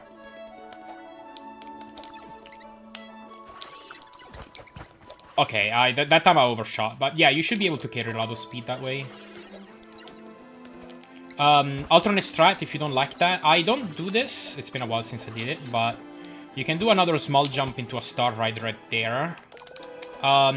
Usually that's gonna come with more bounce, and so you need to do something else actually. Yeah, jump, like you need to jump over that ledge, and then you can go above the Zohagis. I think it's probably faster, but I don't think it saves that much, so pick whichever one you feel best with. Whichever thing you do, just fall into the rest of the level. Touch with 1. Do that star right. You ideally want to land past this porcupine right here, and then jump and kill that worm. No? Like that. And then I like to just walk and take the hit off the lava like that. It loses you a few frames. The alternative is to do a full jump across, but this is actually really tight. It's probably a 2-frame window or even frame perfect maybe, like that. Like you really need to use the coyote frames to make it. So I don't like it, personally. Because if you go early, you're just gonna bash against the wall and lose time. Then do that, slam the star into the star slot, and then you come over here. For any percent, you would do escape right away, right here. You would go right into this section here to the left where the star slot is located. But doing this would actually skip over one of the stickers that we need. So for true ending, we're actually gonna take a big detour and play a whole lot of this level that we otherwise wouldn't in any percent. So feel free to skip ahead by a lot if you're learning any percent for true ending. As soon as you get over here, you jump down and go here on the right. Sometimes you're not gonna land on this block. Sometimes you're gonna land on the lava right below and take a hit. If you don't have a hit to take, feel free to ride the platform down and just jump across when you can. Make your way across, pretty straightforward. Right here, you're gonna throw the star like that, land on that platform, and then jump across. You should bounce on the lava once and land over there. Right those slopes, do a tiny jump across, and then you do a single star shot forward. After you land, you want this star to be thrown grounded, and then it should be easy to get a star to land over there. Cancel the star, and then usually you're gonna have to do 2 star bounces on this lava, or 2 lava bounces, and then you make it across. Let's show that full section.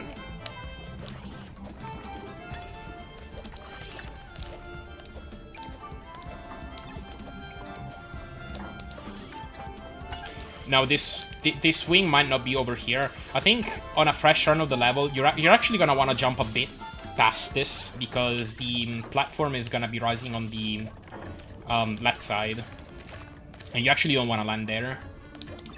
Oh, that's not the strat. That used to be my old strat, but it's bad. Okay, yeah, kind of like that. Except usually it's a bit farther to the left, and you don't need to jump over it near as much. That's how you do that section. Make sure to time your star cancel as you're going in between these 2 rainbow platforms, so that you get a clean fall. Then you move on to over here. You do a star jump across. You don't actually need to cancel the star. You can just do it and then leave the star over there. And then you can get the ski early. Skips a whole section. You're supposed to go around. If you know the key is over here, you can just grab it. And then if you cancel the star, make sure to charge a star and then like slot it in here as you're going across. Jump down, open this key, or open this door. Make your way down. And now, I'm not super confident of this, but I believe it may or may not be faster to jump down to aggro this enemy earlier. I'm not so sure, actually. This is one thing I've never tested. But anyway, this arena, you just want to make sure you kill these enemies as soon as possible. These first 3 phases are trivial. Here you want to get up onto this wall as the first enemy is spawning, and then you want to time a tricky star shot to kill both enemies at once. That is difficult to do. Most of the times you're not gonna get it. I'll show you what it looks like. So Huggy sometimes follows you. Make sure you're standing at the edge and then time that star shot. And try to kill it as it's spawning. If you miss it, then you're gonna kill that Ohagi as soon as it bashes into that left wall. I'm not gonna sit here too long trying to get it because this is difficult.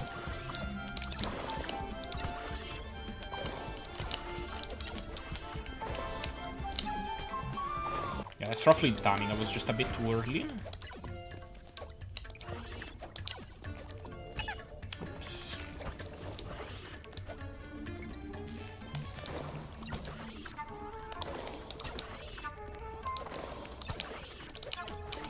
Whoops, I didn't even get the star jump. Alright, one more try and then I'm won. Luckily, you have a pretty good backup if you don't get it.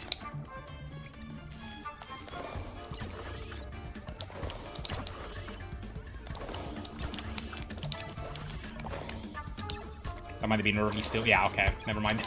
I'm bad. Okay, make your way over here. Technically, there's a cheeky star ride you can do here. I don't like this one, personally. So I just hold left. Grab the checkpoint. Try to make your way up to those platforms. You can sometimes do a full jump and catch up high platform sometimes. Make your way over there, or over here. I like to throw the star with a bit of running speed. So like this. Like this. So hold right a bit before throwing, and then you can make your way across with that. Then for this section, I like to throw... you want to do like a small star jump like this. I like to throw it when the platform is close to the top of the screen. Like I'm looking at the left side rising platforms. And so when the platform on top of that left side column is somewhat close to spikes, like roughly right here, is when I would do the star ride, and then either jump across or just run across, depending on how high the star is bounced. Whoops. Try it right here.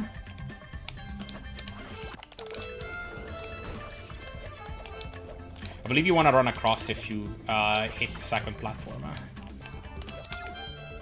Yeah, like that. That's better. Activate the switch, make your way down here. Jump over this enemy.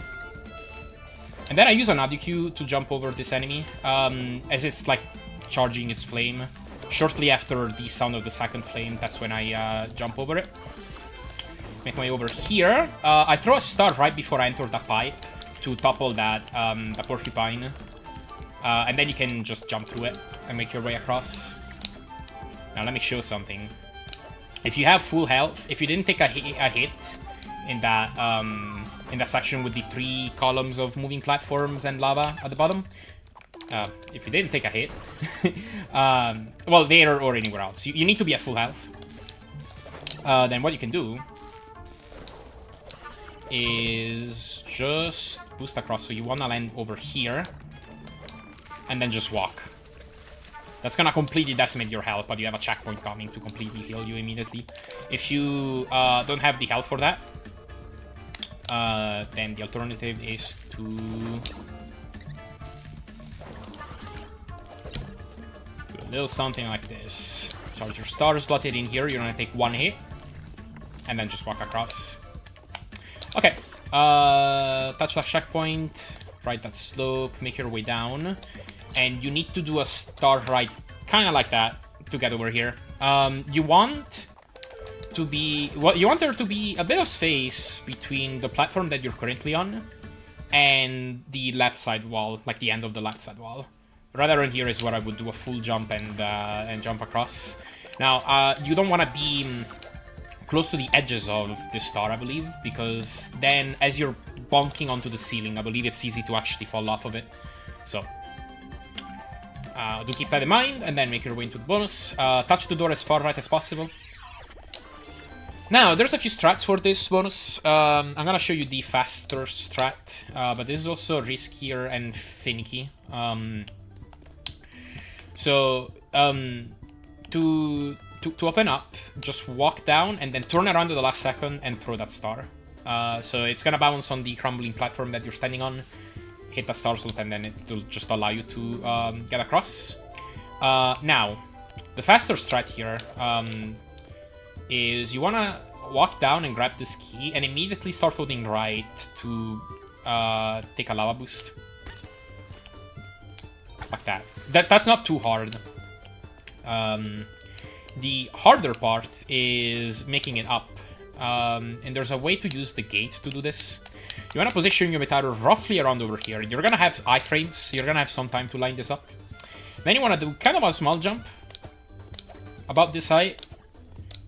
And just as you're about to start descending, you want to cancel the star. And right after you cancel the star, you want to start buffering a jump. If you get this, what will happen is that Meteor will land on the right side of the gate as it's standing up vertically, and you're gonna have just enough time to buffer a jump and make it back up. Let's see if I can get it. There we go. So that's very finicky. It's hard to even diagnose why this fails sometimes. It feels like sometimes it works a lot more reliably than other times. If you don't get this, you're just gonna fall into the lava, and then I don't believe there's actually a way to make it back up. So you're gonna need to restart from checkpoint and try this again. If you don't like this strat, which is perfectly understandable, just go on the left, charge a star, throw it like that, and then you can use it as a lift to get back up. And then you can do a star right here on the left and make it across.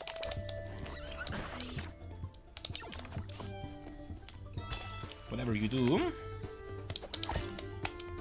Oh yeah, and you need to wait for your iframes to fully run out as well as you're boosting, otherwise you're not going to be affected by the gate.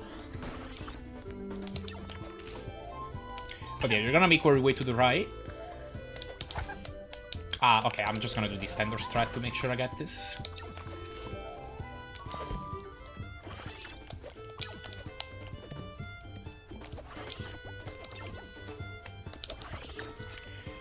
You can skip this entire room by simply doing this. So right as the platform is starting to appear on screen, just as there's enough space for the star to fit in, you do a full jump and throw the star. And then you do two pretty simple full jumps and or star jumps and yeet. Grab the sticker, and then you want to touch this door as far left as possible this time, because you're gonna have some speed coming in, and you wanna take as much speed as you can off of this. And then left into the pipe, start charging a star, and then you do a star right like that. You can even land on the ground and then full jump if you want. Jumping into the pipe is faster. Ride these platforms down, and then you hit warp 2, and then you can use warp 2 to go back to warp 1. So this is gonna put us back in the level. We're gonna play this section again. And then you're ready to do the skip. So this is also where the run reunites with any percent. This is what this looks like. If you catch an early cycle, you can get across like that. Sometimes you're just gonna have to wait for another cycle. So the way I time this is as soon as this platform hits the corner and it shifts to moving to the right, I start running left. I position Meteor around over here, just so there's like a bit of a running start. And then I do a full jump, and I throw the star at the same time. And then you should be able to land on the star that's sticking on the slope. And then, you should be able to land on the star and then jump from it. And then you can do a jump down into this area. Here's the hidden shortcut. You're going to want to jump down, and then you can jump again while on that slope. And you're going to land over here. You want to grab this door as far right as you can. Make your way down, do a small wiggle to make sure that you're not brushing up against this wall. And you're gonna hit the checkpoint. Now, there's a few strats for this room coming up with varying degrees of risk. I'm gonna show you what I do, which is full jump. You ride that slope, and then you do a horizontal start like that. You need a small jump. And then you attempt this thing. That's really hard. I'm gonna give some more advice on that. Yeah, the horizontal star, it needs to be a small jump, and then you go neutral. For this section, this is not that hard. You just need to make sure that you're hitting just above the pipe, but you don't want to make this like a full jump, otherwise it's gonna be easy to bash into the spikes. And by the way, if you don't get this horizontal star, just making the cross, kill that enemy. And okay, now you're over here. Now, for this, there's a problem. These star throws are pretty hard, typically, when you have 2 tiles across and you need to hit the top of this block. It's made extra difficult by the fact that there's spikes on top of here, which are gonna prevent you from shooting the star too high. It tends to be easier if you're... I find it tends to be easier if you're at the edge of this platform and then you have a bit of time to get a running start, and then you full jump from around over here.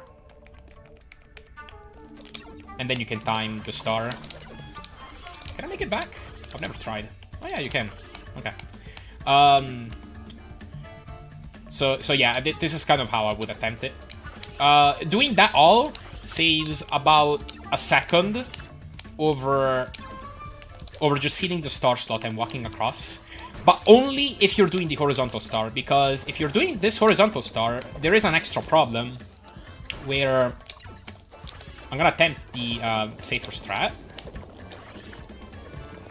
where this enemy is gonna come charging in and hit you and waste extra time. You would cancel the star to get rid of that platform as well.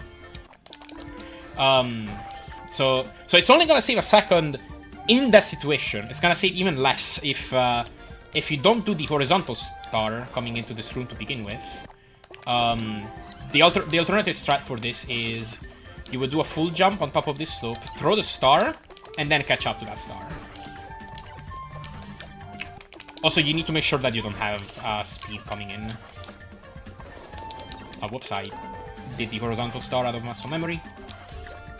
Like that, and then you land here. And then...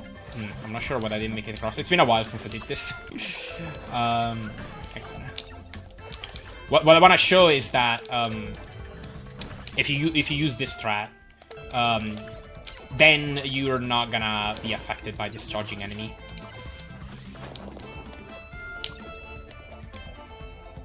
Oh yeah, you land here first and then do that. Okay. Yeah, there's no enemy coming in, so you can just walk across, cancel the star, and you're out. Okay. Whatever you do, start it over here, and then bounce on the lava. We're gonna take a bit of a detour to grab this box. This box is gonna be important for later. Just an extra note on this start ride. If you throw this too close to the wall, too high, and so on, you could end up in the spike pit, so watch out for that. If you don't feel comfortable about this, just cancel out a bit early and do it like that. Okay, so grab this box. You can do a small wiggle to grab it. I don't think, yeah, you technically don't need it, but they usually do it kind of like this. And then really make sure you don't fall into the lava, otherwise you're gonna drop that box. You wanna jump across those platforms exactly how I did it. And make sure you're not falling into the lava and you're not getting hit by an enemy.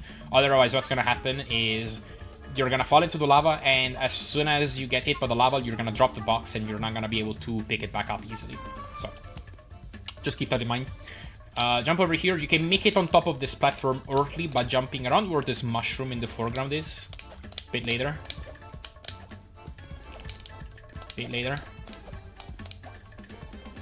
Like that. And then you activate the switch, hold left, and after some delay, start walking right and jump across this wall to make it out of there cleanly. And now, with this box, we can do furnace skip, so we don't have to fight this mini-boss.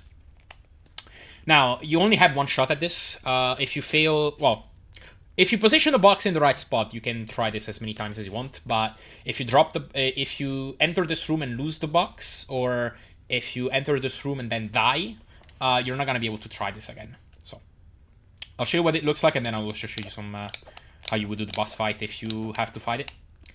Enter the pipe, immediately full jump, start holding left. Activate the switch, hold left, right against the gate. And then you would immediately jump on top of this box, and you can make this in one cycle. As soon as this crusher comes crashing down, you can do a star throw. And then at the peak of the star's jump, you can make it up. And you can skip this entire mini-boss. You would just activate the switch and go up. Now let me just show it in full speed. I'm gonna use the practice mods create spawn feature to cheat and try this again.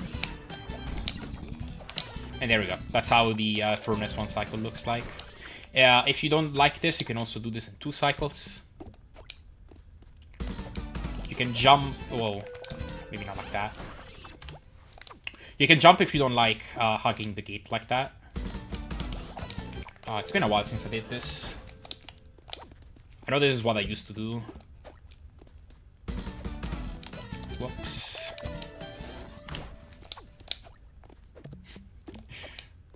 I do find holding against the gate better. But yeah, you can do a little something like that, if you prefer. And then you would go on the second cycle. I like to start my jump around here. I'll use the crusher in relation to the rocks in the background as visual cue. So right there. Oh yeah, why is it important to time this jump in a specific way? Because if you throw the star as the crusher is coming down, it's gonna get a different trajectory. You want the star to hit the crusher as it's coming up. So like that. Okay. I'm just gonna show you how you would do this boss fight. It has been a while. There is a really clean way to do this. Without. There is a really clean way to do this, but you would just go. You would just go around and activate every switch. And slot the star over here. Next switch in center, and then next switch is the last one, and you would jump around here. Right when I got hit.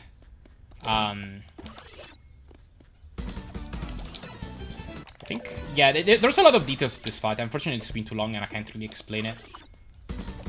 Maybe it was something like that. Yeah, then it hits that. Then you can lava boost if you want, I guess. Let's switch and make it across. There's a way to hit that star already. Yeah, it's been too long. I can't really remember. But yeah, whenever you can activate the switch, do that. You can throw that star for style points. And then you do a star right into this room. And then you do that too, to make it across. You can even land on this slope from the star right and carry some extra speed. Make it across like this. And then you can attempt, this is difficult, but you can full jump and throw the star towards the peak of your jump and ride that star just a little bit. This Ohagi is gonna be in slotty random position. Sometimes it's just gonna hit you. Try to hit it with a star as you're jumping up. If you can, just take the hit and move on. But then you would do this movement to exit this room all the time. Okay, there we go. That's how you carry the speed. Didn't get it. Hit the Ohagi. 1, 2, 3. Okay. For this room, you can do a slope start like this. Land on that Ohagi, and then as soon as it starts to jump across, make it up to that ledge, kill that Ohagi. You can kill those ice blocks that way. Unfortunately, again, these Ohagis are gonna be a bit random, so sometimes they're just gonna hit you. But try to ignore them, honestly. Make your way over here, and skip that puzzle on the right by doing that. So you position yourself on the right side of that block, and then you throw the star on the right side. There is an alternate method that I've honestly never done. Where you hit the left wall. I like this less because I find it easier for the Ohagis to hit you, and I find it easier to also time this dart throw. But that is another option. Oops. And then you can make it across and get that checkpoint. If you fail something in this room, like, I don't know, you let the Ohagi go or whatever, you would have to get on this ledge and then make it across. If you can't even get on the star in the first place, hit that porcupine, make your way here to the left. And then you can use this Ohagi if you want, or again, use this ledge. And there we go. Okay, next room. Ride the slopes, make sure once again to jump onto them when you can. Ride that slope, and then you can attempt something like this. You can do this without stopping, in theory, though it's a bit tight. And then you would make it over here with this star, kill that Ohagi, and then do 4 jumps up. Land on this crate with like that, and then do a very small jump and use another star to make it up there. And you would make it to the next room. Let me show this in one motion. Oh, that was way too slow. you need to catch a bit more speed than that.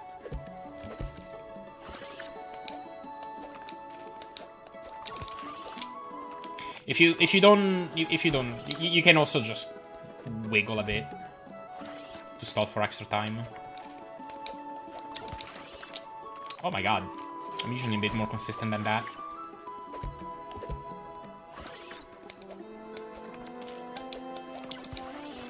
There we go. And then make sure you're also doing a tiny jump when right as you're doing the star jump, the star throw for that Ohagi, just so you're carrying a bit more speed. There's other ways to do this. You can, I think this is technically a bit faster. You can do the star jump from here. I find this harder. But yeah, you can land over here technically, and then do the same thing. Not sure if I can think of any other method. Okay, let's move on. You would do some jumps getting up that slope too. Alright, this room, there's also a few strats for this room. Fastest strat, and what I also attempt, you get to around over here, right to the left of this tree in the background, full jump. You want to land on the top of the slope. I think you typically have a bit more speed than that. Yeah, okay. And then you do kind of a mid-jump, and you try to get a horizontal star here. Then right as that star is bouncing, you try for another horizontal star. This one is tricky. I believe, I'm not too confident, but I believe it's assisted by the Ohagi. So you need to land kind of on top of the Ohagi. Start running left. And then, yeah, land on the Ohagi and throw the star. And if you do it right, you can get another horizontal star. If you do it wrong, you could get hit by the Ohagi and get knocked back, and then you can continue. Or you could overshoot it and land on this sledge. Or if you get real unlucky, you fall right there and die. That is a possibility. Then you can do something like that. You should be able to kill the Ohagi. You also want to cancel the star when you get there, because you could accidentally get another horizontal star. And if you don't see it coming, you're gonna get carried into the spikes to the left. But you would jump down, ride this sledge, and you can attempt another horizontal star there. That one's tricky. You need to ride it just enough to touch this gate, which you, again, want to enter on the right side, as far right as possible. As for some backups for this room, if you miss that first horizontal ride, a star, or you don't feel confident in chaining more of these, you can also just land over here and do this. So you would do kind of a grounded star shot with a bit of momentum, and you wait a bit longer than that, and you enter that area there. Like that. Shortly after the third bounce, usually, if you have full speed. Destroy that ice block and then make your way up. It's very hard to avoid getting hit by those Ohagi. I got a frame perfect star by accident, nice. But yeah, it's very hard to avoid getting hit by those Ohagis. Sometimes you can, but it's usually in situations where you have a lot of speed and you can barely make it under. But yeah, you would do that. And then you move on. Warp 4. This is where another of the hidden stakers is located. The first part of this room is shared. So you would just walk. Jump up the slope. You would throw a star to parry that spike. And then you do small jumps up. Now, technically, that star jump on top of the charging enemy is a bit more difficult, because sometimes the star can land on its back. Oh, no, yeah, no, you cannot do that. Yeah, so you absolutely need to do a star jump. Now, if this was 80%, this is where it diverges. In 80%, you would just do a star right across and continue on. For true ending, we're gonna go up. So we're gonna do a higher star jump and land on that ledge. And now, to get to the staker area, normally you would go on the right and do a whole section. We can skip that. by getting up here on the left side. And the way you want to do this, the most consistent way, you want to hug the left side of this wall. So hold left. Then you let go and you let yourself get, just kind of slide down. And after some delay, you do a full jump. So let go, full jump. Let go, full jump. Kind of like that. And then you would throw a star as you start landing from this jump. And then you should land on the star and be able to jump up. Like that. Make sure to milk the last bounce of the star as much as possible. And also make sure to watch for the timing of your star throw, because if you do it too early, this star is not going to have much height. Oh, barely made it still. But yeah, I find that the timing of the star throw is pretty key. Alright, once you're up here, make your way across. Enter this gate at any part, doesn't matter. And this is a difficult one. Few ways to do this gap across. I like to stand over here, right towards the middle of this platform. So with Yumetaro kind of standing at the, like Yumetaro is like left at the middle of this semicircle of snow, whatever. And then just throw the star neutrally, and then you try to yeet and land on top of the Ohagi, and then buffer a jump. And if you have enough speed, you should make it across.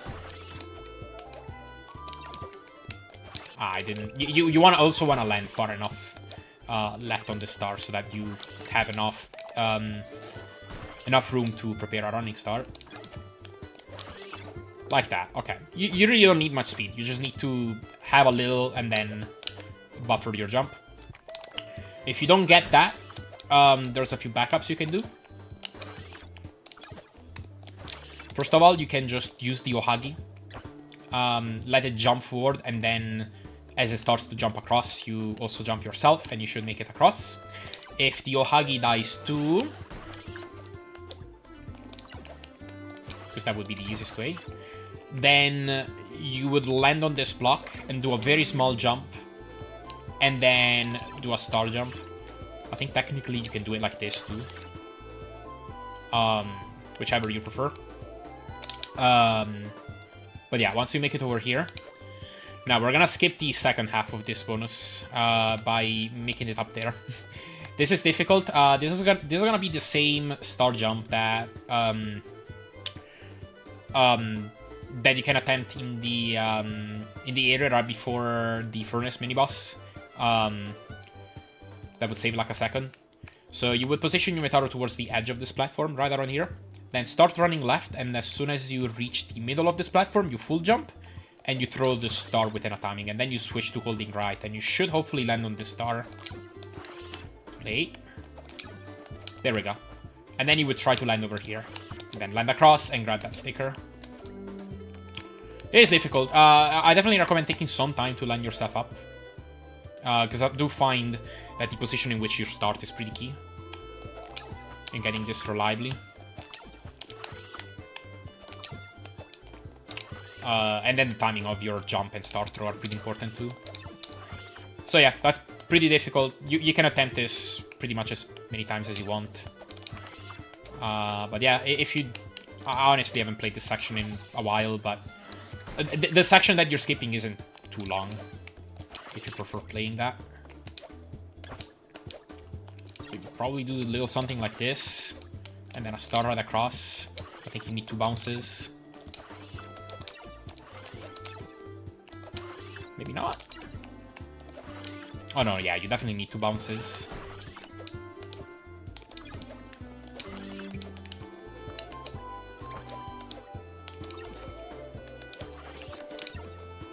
So yeah, like that.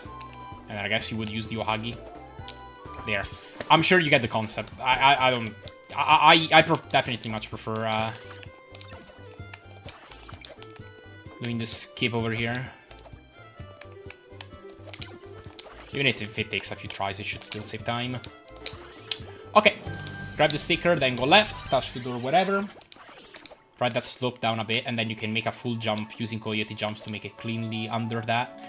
If you didn't die in the bonus or restart from checkpoint or anything, then the Ohagi shouldn't be here. The enemies should be in the state that you left them. And then you can do the same star ride that you would do in any percent. So this is where the route reunites. So full jump, and then throw the star. Now, a bit after that star bounces, you would start running left and try to make this to make it into this hidden gate. Now, for this room, there's a few strats. Big problem. There's that ceiling spike shooter enemy thingy.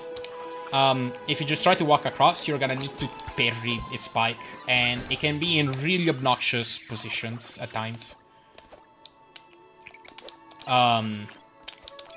You can do that if you want. Like that. This is not the strat I do. I do something else that breaks about even. If you get it first try. I do a star ride across. This is a bit tricky. You want to position your meteor around here. Like run, then turn around. After a bit, full jump, and throw the star. And you should get that kind of star ride. And make it across.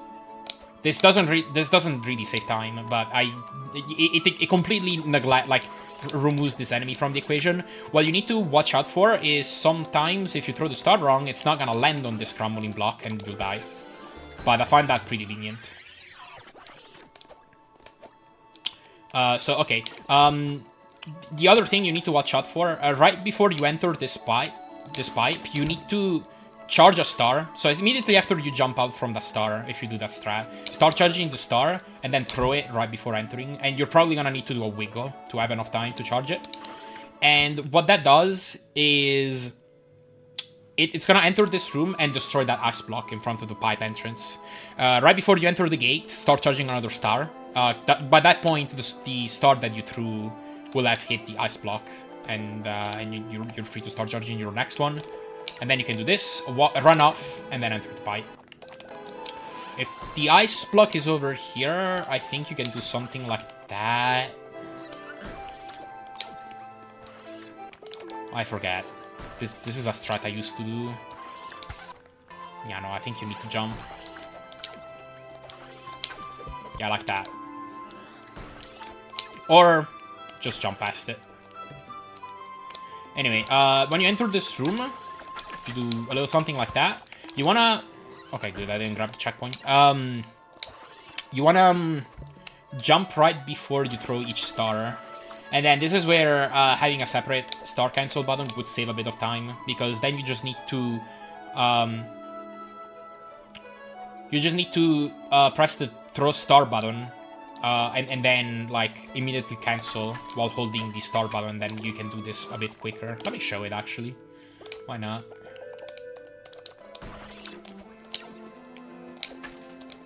Oh yeah, I'm not used to this. Oh yeah, like that. Just a few frames of time save, really. Okay, but like, if you're fast enough, you can just do a double tap, and you'll still be able to beat that spike shooting enemy anyway. Okay, entering that room, you do that star ride, and then... This room is always a bit chaotic. Honestly, I haven't found a great strat for this room. But yeah, you would land on that Huggy, try to jump over it, and then land on that charging enemy and try to make it on top of that ice block. And then try to jump out of this ice block in its coyote frames.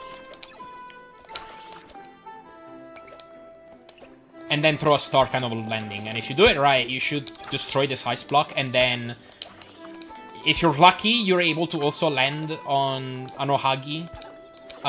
Hit the switch and then jump across without getting hit. That's kind of a pipe dream. Usually something's gonna go wrong in the process. Like getting hit or getting messed up by the jumping Ohagi. But it's not too bad to try and recover. Unfortunately, I could not find a super consistent strat to cleanly make it through. But yeah, then you would go left, destroy that ice block, and then make your way through. You can do that. You can do this star right to speed up this section. It's not too bad. Like that. And then continue to jump up the slope. Okay, one more time.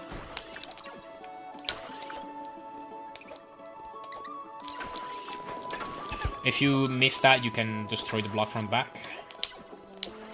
Okay, if you don't get that star, right, just make it across. Now, you need to be quick entering this room because the, we call it the Christmas Carol. There's gonna be a group of Ohagi coming in from the right, chasing us from the previous room.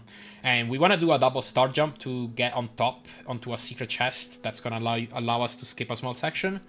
And if you mess it up, or if you're too slow, the Christmas Carol is gonna come in and it's gonna waste time because it's gonna open the gate and it's gonna remove the collision that we need to actually make this double star jump happen. And then you would jump, and then if this comes in, then you can't really do it. So you would take a moment to kill those enemies and then try for it again, then jump up. It's not too bad. If you have to restart from checkpoint or whatever, then you don't have anything to worry about. Okay, make your way over to the left, jumping up that slope, write that down. Now, there's a few strats for this section. Apparently, this has been PC dependent. I don't know why. Like, it seems like different people on different PCs can do different strats in this room. What works for me, what I do, is I hug this right wall, and then I just throw the star neutrally. I believe this has worked for everybody. There's some other strats that don't work for me. But yeah, I stand here, I don't hold anything on the D-pad, and then I just throw the star and start running left. And then you make a pretty specific jump across to make it on top of that enemy. And this is about as hard as you imagine. If you jump too high, you're gonna bash into the spikes and die. If you jump too low, you're gonna brush that wall and then also die. That crumbling platform on the left, not always is it there. Sometimes this charging enemy is gonna destroy it like that, and then you're gonna fall. Other times it's not. Other times it's gonna allow you enough time to try and make another jump up. I also find this jump easier by tying it just as you're about to hit the enemy. I feel like it makes it work with some slightly lower jumps.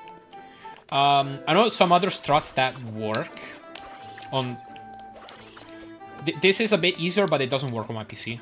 Hold right before throwing the star, and that's gonna give it a different trajectory. Then throw it, and then it should kill the charging enemy. If it works, and then you should be able to jump up a bit more close to the wall. But yeah, this has never worked for me, so I don't know. I'm kind of stuck having to do this.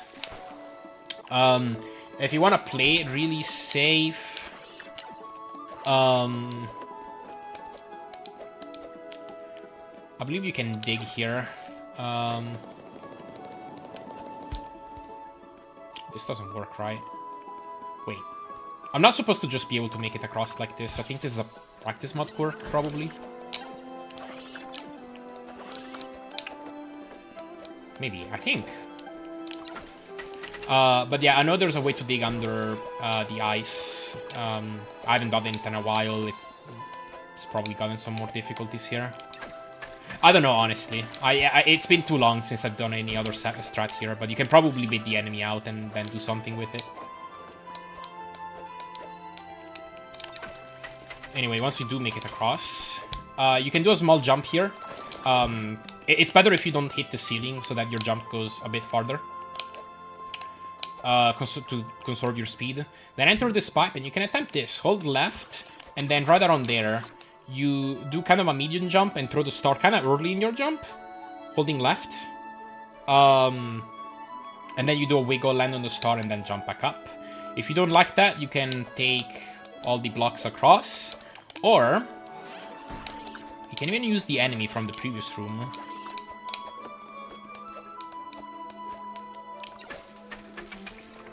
It's been a while since I did this too, but something like this.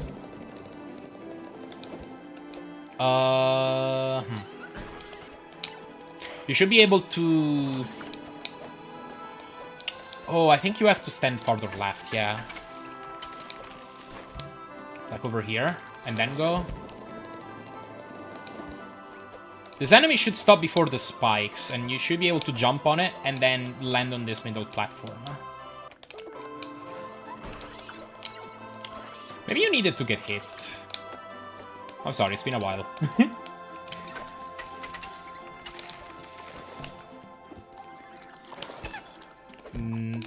Oh yeah, okay, you needed to get hit but far enough, right?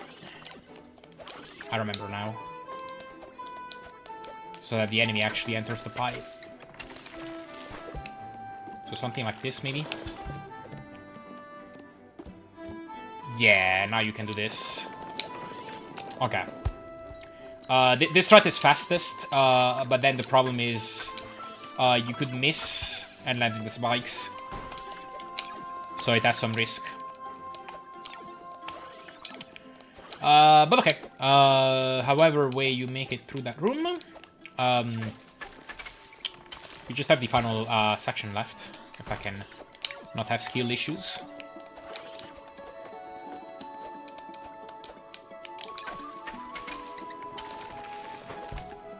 Like that. Oh, okay, this time I survived. Okay. Just walk into the gate, grab this checkpoint, jump down this slope. This first snowball is dangerous because it has rubber bending mechanics and like it doesn't exactly like to slow down for you around here, however. So if you lose too much speed in the wrong area, I think... Let's see. Yeah, this is gonna hit me.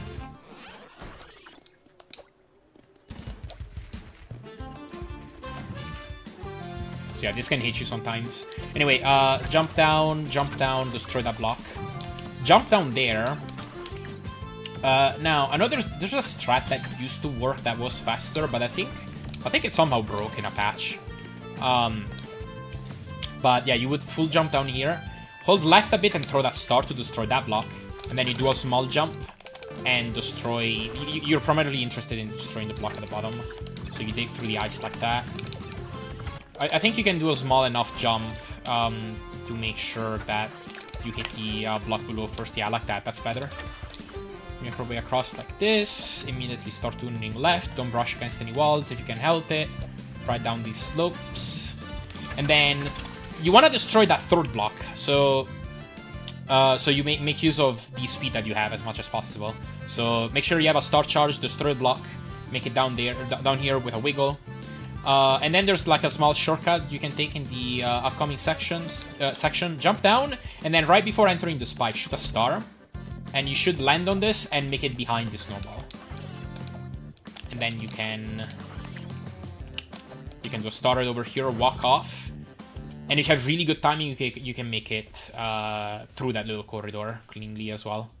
You would have a star charge, destroy that, and then the next section is the end of the level.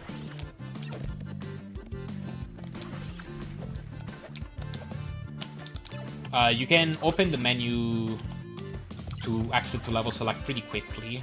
I'll actually switch to a piano grip here, just so I have my middle on the B button and my index on start, just so I can like continue to hold the jump button as I do this. I think you actually want, yeah, right here will be the spot. That was a bit too, that would have been a bit too early to exit to level select. But yeah, around here, menu down to return to level select, and you've beaten this level. Alright, Fishy Factory. This is gonna be the longest level, both for any percent and for true ending. Funnily enough, there's also a pretty high amount of skips, and despite that, it's still the longest. So, yeah, this is a tough one. So the way you open this up is like that. That is the fastest way. So you do a star jump. And you wouldn't do, ideally, any turnbacks. Land right past the porcupine and then full jump across, and you shouldn't have to deal with any of these yellow blobs. Alternatively, do a wiggle, and then you just gotta be ready to parry that yellow blob. Like that. Then, as you get up here, get ready to throw a star to this porcupine to topple it once. And then, right as it hits, start charging your next star and go for a full jump like that. Then you would get past this swing. If you do it optimally, I believe it's gonna be on the left side, and you're gonna need to jump over it. kind of like that. Now, if you want to practice this level, you gotta keep in mind that these wings are on a global cycle. And not only that, but they get messed up if you play the level and then restart level. What you actually need to do is play the level, restart level, and then return to level select and reload the level. This is how you get the pendulums to be accurate to what they'd be in a real run. Bit of a pain, I know. But yeah, this is how you handle it. If it's on the left side, or sorry, if it's on the right side, you can go under it. Then make it across. You throw a star to aggro that Ohagi on the bottom. Technically not necessary, I think, but this probably aggroes it a bit faster. Oh, no, no, no, it is necessary. Never mind. Okay, yeah, so throw that star. Make sure it's jumping on the left. Make sure you're throwing the star late enough. Because if you do it too early, it's just gonna jump off to the right. And then you're gonna be left without a ride. So yeah, then you can kill that flying Ohagi in a variety of ways, but that's one way to do it. Use the Ohagi to jump across and make it over here. Jump, jump, and then from here you can do this star ride. Like that. And get across. If you feel like to get that star, you can obviously just do a backup star ride from the top platform. Like that. Hit across, kill that Ohagi, and then there's a few ways to do this. My way is to stand here. So, Yumetaro's either back foot or front foot, depending on where you're facing. On the third, I don't know what these things are called, these things that are on top of roofs. And then from here you do a full jump holding right, throw the star, and then face left. This is difficult. But this is one star, right? And then you can yeet across and get to the next room. The nice thing about that... Oh crap, I'm gonna have to replay a section.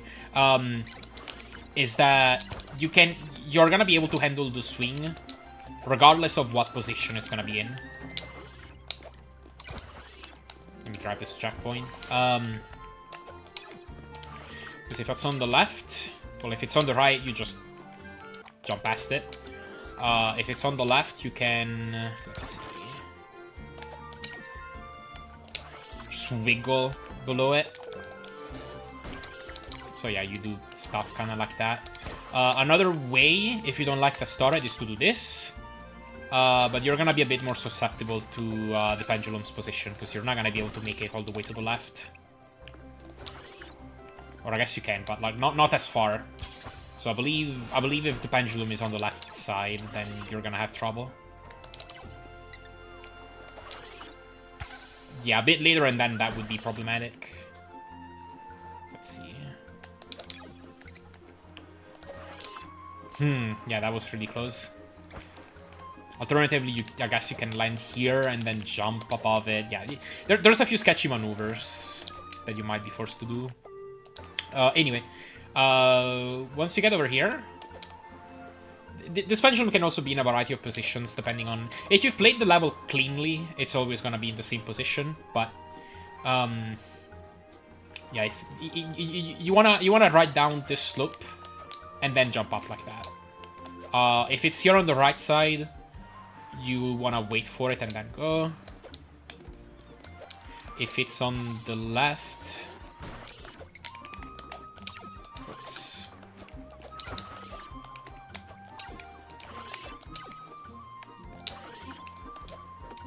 If it's on the left, you can do something like this, and then get up on the block. Sometimes you can just get past it completely, I guess. Other times you can outrun it if it's early enough. Like that. Anyway, make your way up and then do that start throw. And then after the second bounce, start running and jump across. If you fail this... well, first of all, if you somehow decide to stay on the star... you might end up getting flung down, and then you can still jump into that pipe on the left. So yeah, like the star is gonna end up having a trajectory down here, and then you can jump into that pipe. I believe an alternative is to do something like this, and then you end up over there. Another option is to do a frame perfect star. And then that's another way that's slightly faster to end up here. Okay, now these wings, again, these are on a global timer. If you have a really clean run of the level so far, you can barely cut a cycle. But you would... there's a few things you could do. The most basic of ways is to just jump across, end up over here, then throw the star like that to kill that enemy. Make it across, and then you can barely cut a cycle there if you have enough of a running start off of the second swinging platform.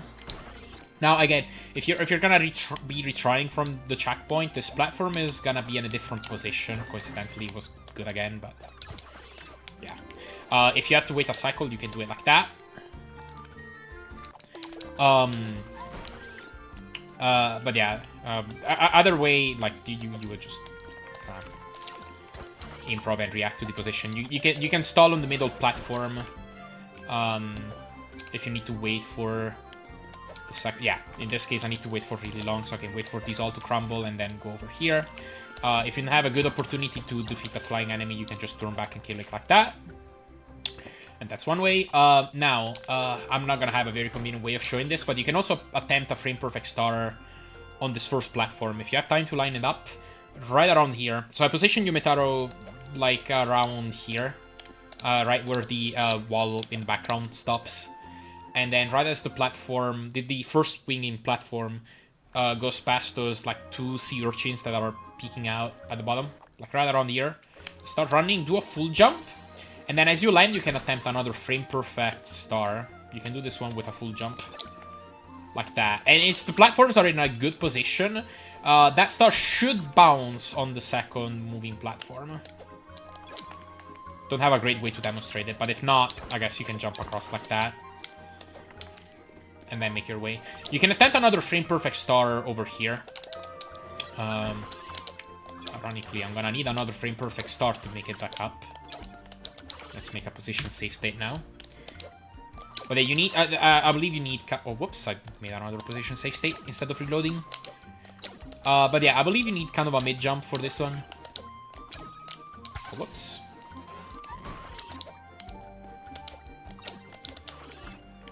Okay, safe state. Yeah, like that.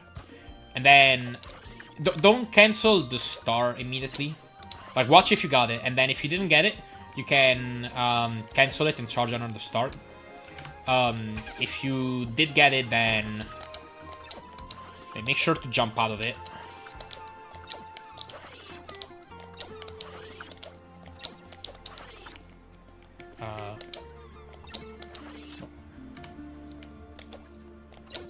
Like that.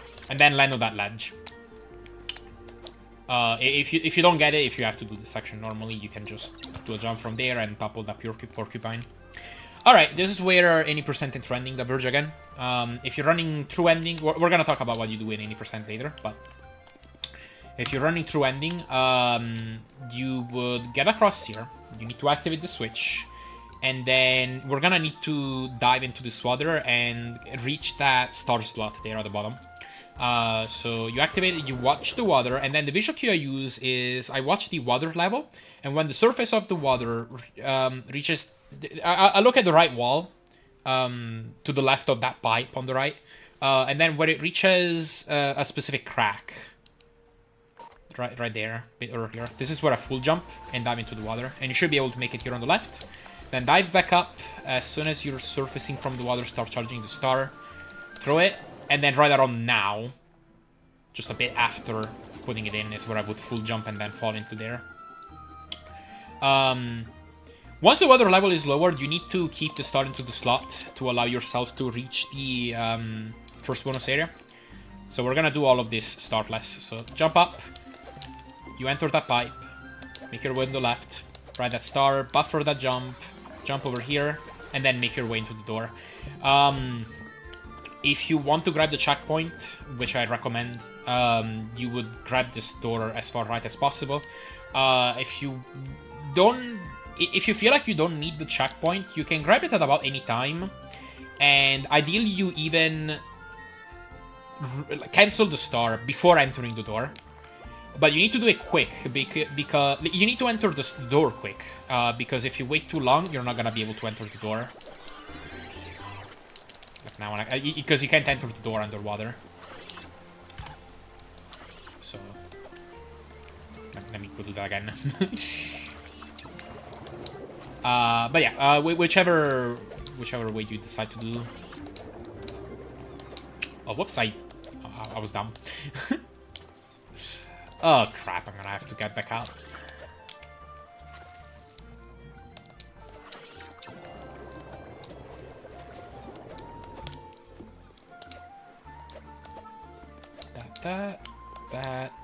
That star cancel enter the door. Because yeah, the star canceling is gonna allow you to buffer a star charge. Like yeah, as soon as you enter this room. Otherwise, you're gonna have to manually go through the door and then charge it. I'm pretty sure, at least. That might be wrong. Anyway, I do recommend just holding right a bit and grabbing this checkpoint first, though, because this bonus is actually pretty scary. It is going to lose you a bit of time, but what you want to do is do this star throw, and this is going to skip right over the checkpoint. Once you get over here, do this star ride, and then if you have enough speed, after 3 bounces, you should be able to start running across and then yeeting forward. And you should land over here. Now, the objective is to reach that pipe on the top right, and the fastest way to do so is with a double star jump. There we go. It's not too hard. But the problem is you only have one shot at it, because the spikes are coming for you. I guess technically we have 2 shots, but I don't recommend going for that second shot. So if you go for it and fail it, just do this. Land on this block, throw the star, and then make it across is what I would recommend for safety. Then, as soon as you make it onto that crumbling block, you do a full jump.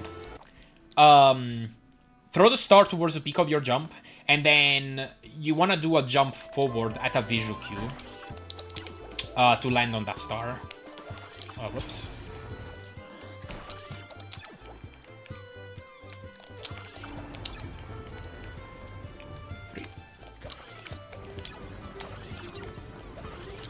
So charge the star, full jump throw, and then right there, you jump. And then as soon as the star bounces that time, you make it across. And now this is gonna trigger the crushers. We can skip a cycle here. It's a bit difficult, but you can try this multiple times. It's not too dangerous. Stand around over here. Then right as this crusher on the bottom is about to retreat, start taking a bit of a running start, and then jump up. And then we're gonna go for a star jump on the left, and try to land on the scrambling blocks at the top. Looks like this. No, it doesn't look like that. But you would full jump right at the start of that window here on the left. And then throw the star kind of on landing. Yeah, that's how it looks like. You shouldn't be that slow or you're gonna get hit by that spike. But that would skip a cycle.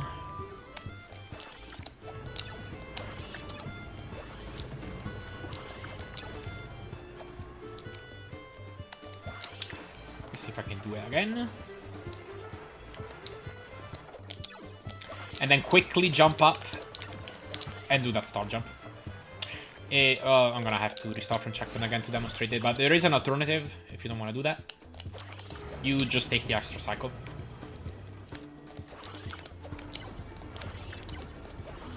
Okay, so I failed it, so we're just gonna go the standard way.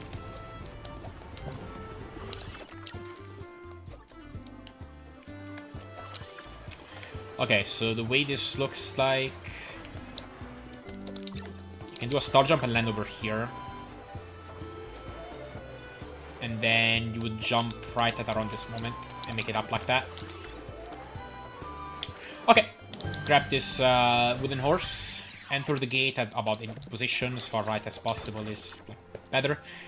You can make it through this pipe, through that platform. Get over here and kill that Ohagi. Now, you want to get up this wall, and there's a few ways to do so. Ideally, you don't trigger that Ohagi at the top. You want them to stay on top of there because we're gonna use it for the next sequence. Fastest way to get up is you would position your meteor around here. This is a bit precise. Do a single full jump through the star, kind of a landing, and then run left and try to jump. Try to jump towards the peak of that star's bounce. Okay, there we go. We made it up, and we have the Ohagi with us. If you don't like this, you can also do a double star jump. Easier way to make it up. Oops. Even this is a bit difficult. But yeah, those are two ways. Now, we're gonna talk about this skip coming up in a bit, but first I'm gonna go back and talk about how you would do this in 80%. Okay, good. The camera is following. It's a bit broken, but it's following. So you can get on top of this section. So you would line yourself up around here, do a full jump, star on landing, and then do that.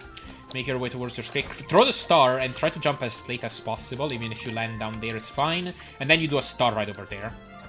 And if you're lucky, the Ohagi is following you. If not, sometimes he'll just jump off. There's also another star ride you can do in this section. I don't like this one, but this is a bit faster. There. It saves like 0.3 seconds. But okay, once you have the Ohagi, you can do this. Use the Ohagi to get up here, and this skips an entire section on the bottom. This also skips the second permanent warp, so to keep that in mind.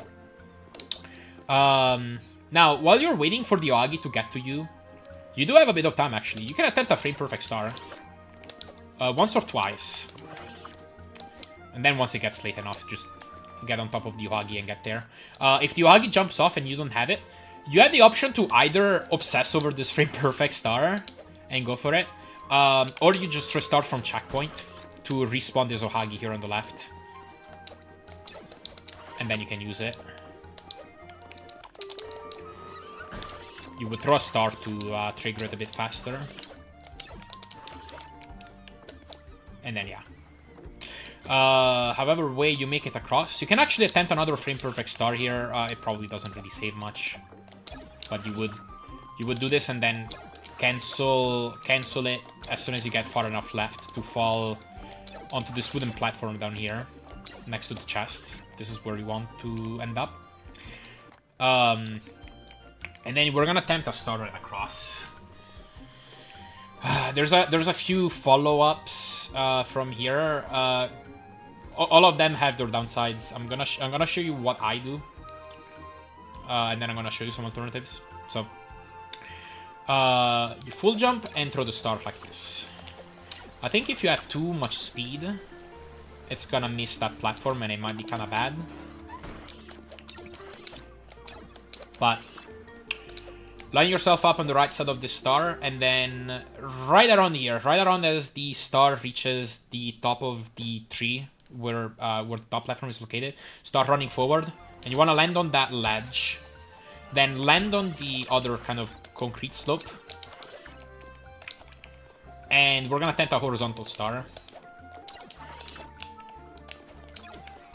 This one is difficult, and if you don't get it and fail to react to not getting it, you're gonna die. And you don't have much time to react, unfortunately. So this is dangerous. You can chain it into a second one even. And then you land over here and do that. That's pretty much the fastest way to get across. Oh, I grabbed that checkpoint. Okay, good, that works. So some alternatives. You could decide to not attempt the second star. Okay, let's make a position safe state over here, maybe. Or I guess the checkpoint is better. Over here. Oh, okay, yeah, you could decide to not attempt the second one. And then, yeah, that's an example of no reaction. You need to jump pretty quickly from that situation.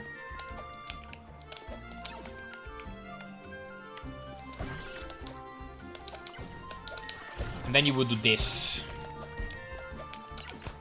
If you... sometimes this doesn't work because the cannonball is in the way. But you can do a star ride. I don't have a great way to make it back up, do I? Maybe like this? Oh yeah, okay. But yeah, this kind of thing. And then you make it across like that. Or you just make your way down, wait for the cannonball, and make your way back up. That's another way. Another option, if you don't like the horizontal star at all. I think I need to return to level select and do this. You can just jump across. So you would ride these slopes. And then with the speed you have, buffer your jump, make your way up here, and then you can do this. Jump across. You can even make it on top of that Ohagi, but it's a bit risky. Safer to land here, wait for the Ohagi to jump down, and then go forward. If you fail that star jump from the right here, this one, better backup is to actually just stand around here and do a neutral star. Yeah, great backup. But yeah, then you can do that. It's actually a bit safer to make it over the Ohagi that way, because that star is a bit better. But yeah, those are the kind of bottom strats. If you don't like any of those, but you still want to go bottom,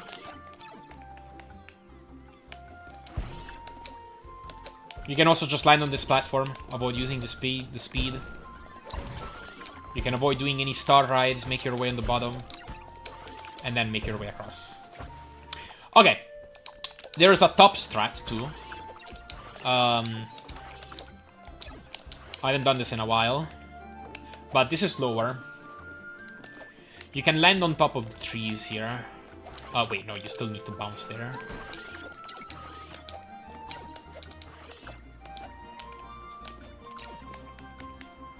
And then I get over here. And you can ride some slopes here. Get rid of the flying enemies, and then you run out over here, and you can do whatever you want. But yeah, pick whatever option you prefer.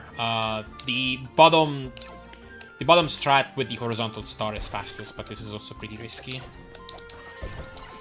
Yeah. At least if you get the first horizontal star, you might grab that checkpoint, and then a death there is not that bad, but still has some risk. Okay, so we're approaching the whale. Once you grab the checkpoint, make your way up, and we're gonna throw 4 stars to clean this whale. Get pretty close and throw the 4 stars that you need. You can do this in 2 ways after you throw the 4 star. You can either immediately open the menu and restart from checkpoint. There's a bit of an idle period where you need to wait for the whale to resurface after you throw that 4th star, and it is faster to open your menu and restart from checkpoint. Or as soon as you do the 1st star, you can try to set it up like this and then take a bath. I believe they're about as fast. I prefer to just menu for simplicity. But then, yeah, you make your way back into the room. You can skip this whale. And there are several methods to do so.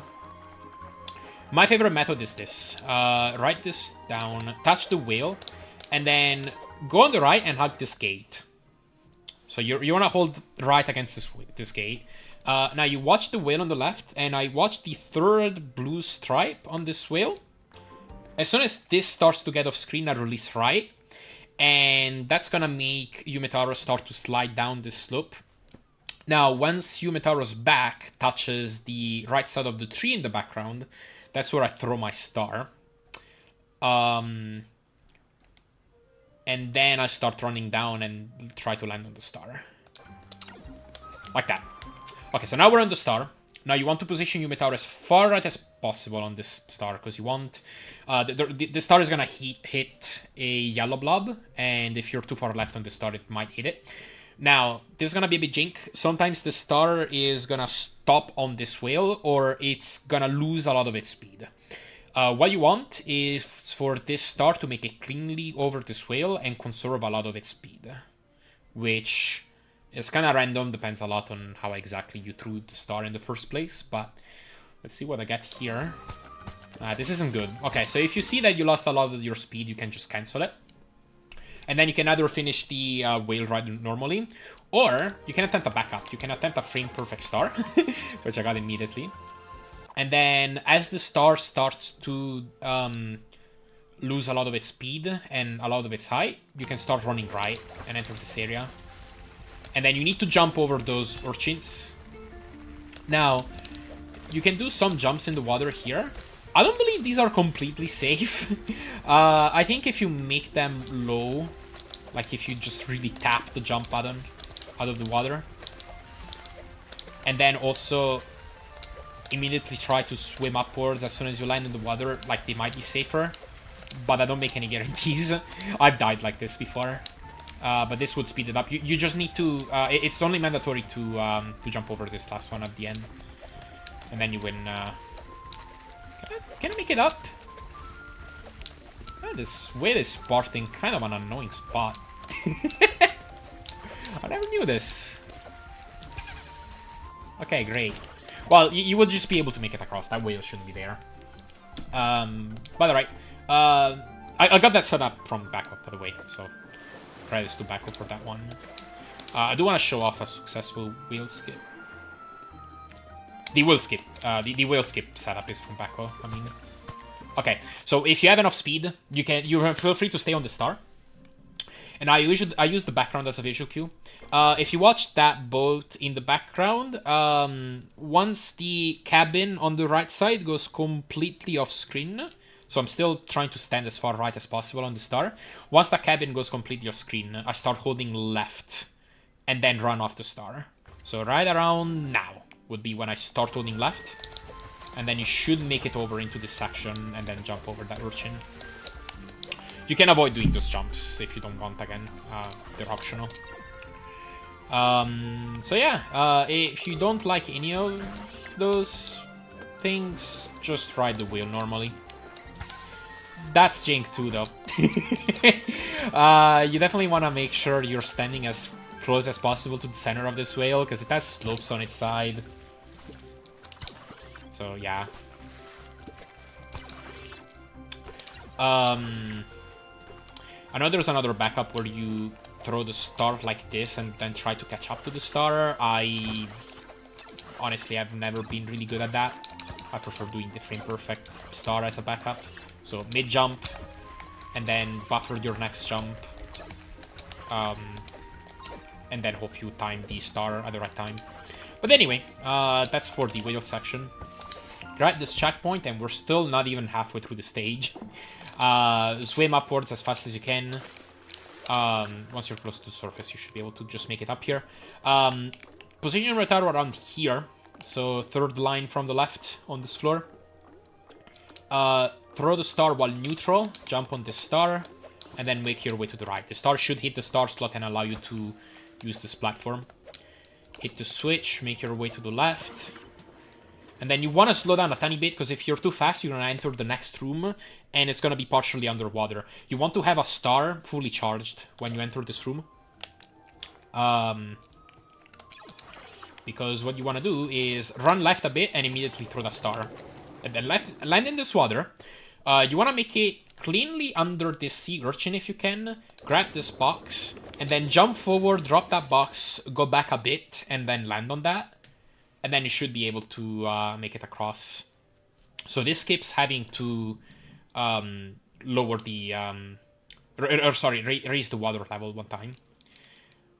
So you just swim across and then ride around over here. I kind of use these sea urchins here at the top as a cue. Like, I imagine a line going vertically from Yumetaro and like right before... Like, shortly before it touches the second sea urchin from the bottom on the right. I cancel the star, and it should allow you to get under. You can grab this block, place it over there, and go for a star jump like that.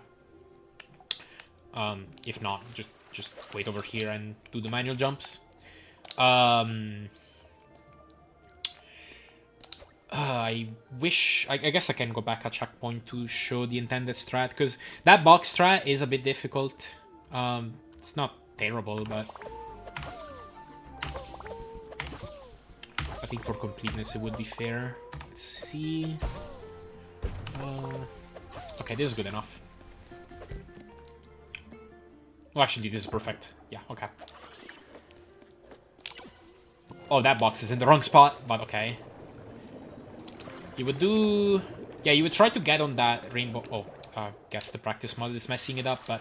Yeah, you would try to land on that rainbow platform.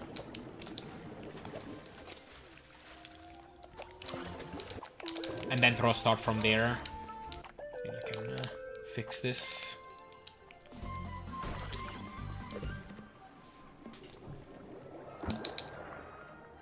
Oh, great. The water level is actually back up.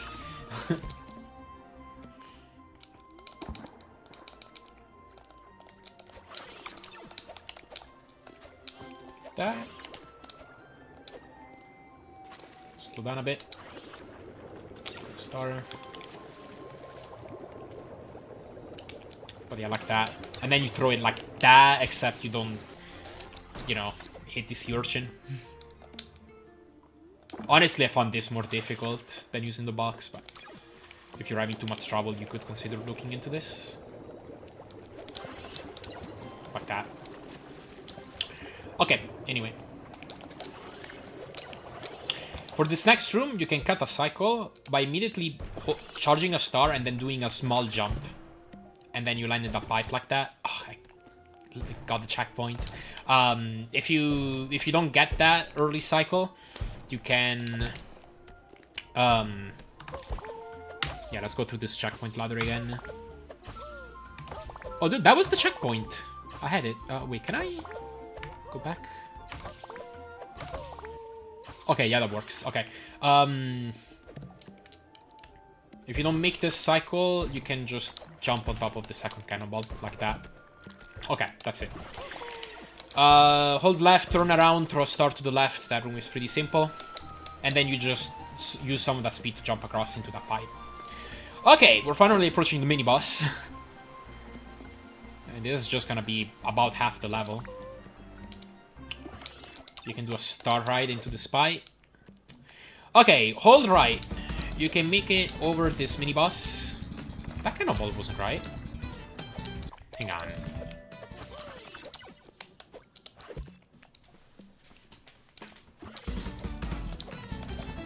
Oh, right, you just peel it. That makes sense. Okay, do a full jump as you're on the right side of this cabin, because you're gonna brush up against the sloped ceiling and you're gonna get a bit of a speed boost.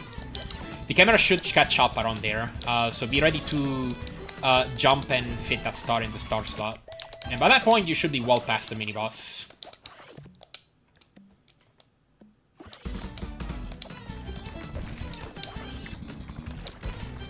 Whoops.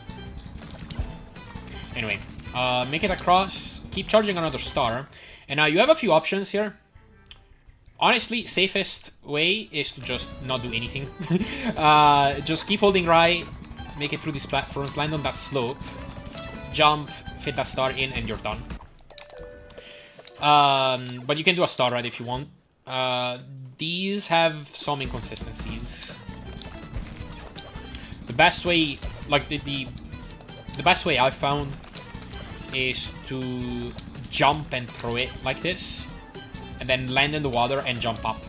Problem about this one, sometimes that star is barely gonna touch one of the sea urchins there at the bottom, and it's gonna die, and you're gonna die.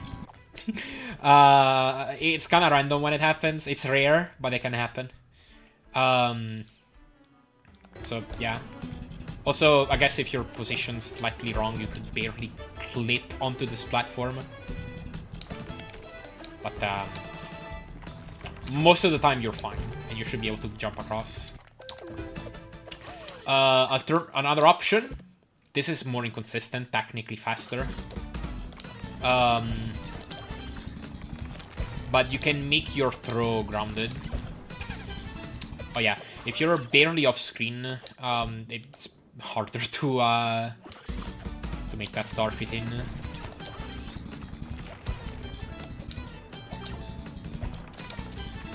Okay, run it through. But yeah, so sometimes it's gonna land on the bottom, sometimes it's gonna land on the crumbling platform and carry you even farther forward. I found this even worse though. Like it seems like there's more variance in where you actually end up, and you might not be ready for it. But anyway, jump into the pipe, swim upwards, and you'll have made it halfway through this level. Alright, let's go over the second half. So, once you are over here, just jump up to the switch. You can go left or right, it doesn't matter. I did forget to mention, as you're swimming up, if you're too far on each of these sides, you can miss this checkpoint. Not recommended. I recommend getting this checkpoint because there's some risky sections ahead. But anyway, jump up to the switch, activate it, do a small wiggle as you're falling onto this platform, and then as you're getting past this gate, you want to do a full jump and bonk your head right where the gear is located, and as you're starting to fall through the star, that's going to give you this kind of star, and you should be able to use it to get on top of that conveyor belt. That's a bit low. Hang on. I guess you want to do a bit later. Wait, no. Okay, that's more like it. Yeah, that's more how it usually is. Okay, ride the conveyors into this room. Now, you want to time a star shot to enter that pipe, so we don't have to deal with any of those yellow blobs. I use Yumetaro's front foot as a cue, so right as it gets onto this second line from the right, I throw the star. So holding right the entire time. And that's a bit early.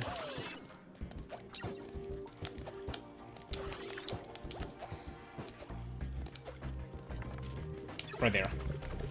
And then right as you're about to enter, I like to cancel the star. Not technically necessary, but if you don't do it, sometimes the star can bounce back and carry you with it, and I find that it can kill you. So, yeah, I like to do that for safety. Canceling the star has killed me once. I believe I got hit by a yellow blob like this, but it happened only once ever. It was a very isolated occurrence, so I find this pretty safe.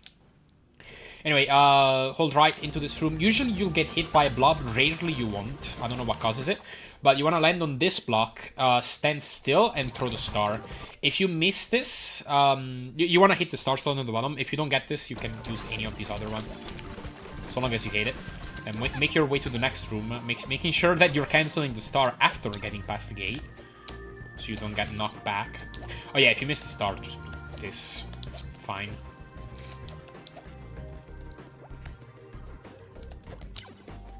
That's too late.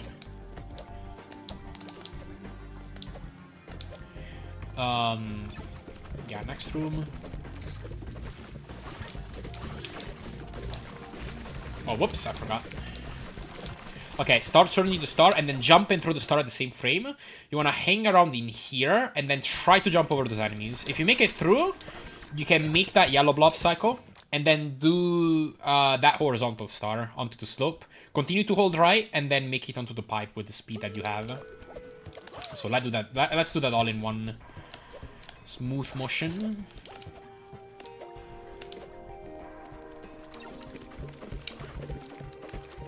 And then you're gonna emerge in a room with a switch in it.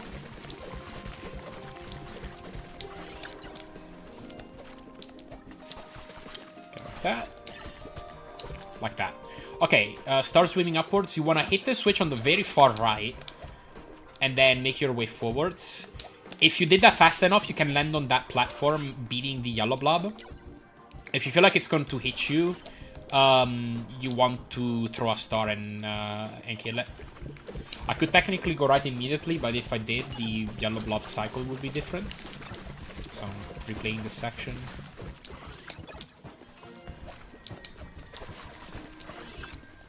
Like that. Okay, and you want to do a star right immediately after. So activate the switch, pretend I just did that. And then do a star ride. And then jump out.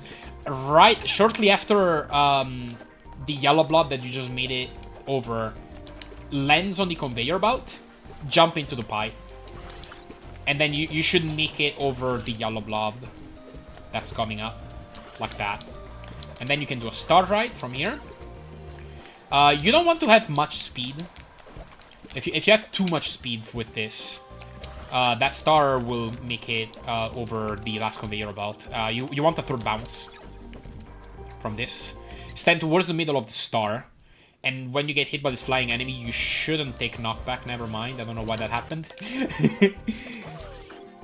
Maybe that wasn't quite the right position. I don't know. But, okay, let's replay this.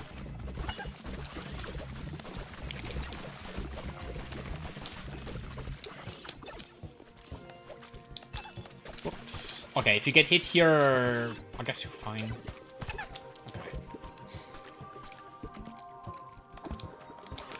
No, you do have to watch out about your health, because you need at least 2 HP. Kill this if you don't feel confident, then you can go for the start ride. This should be fine. Okay. And yeah, you should be able to take this hit and stay on the star, and then you can eat on there. That flying enemy can sometimes make it through the door. You need to be ready to hit it if you're at low health in particular.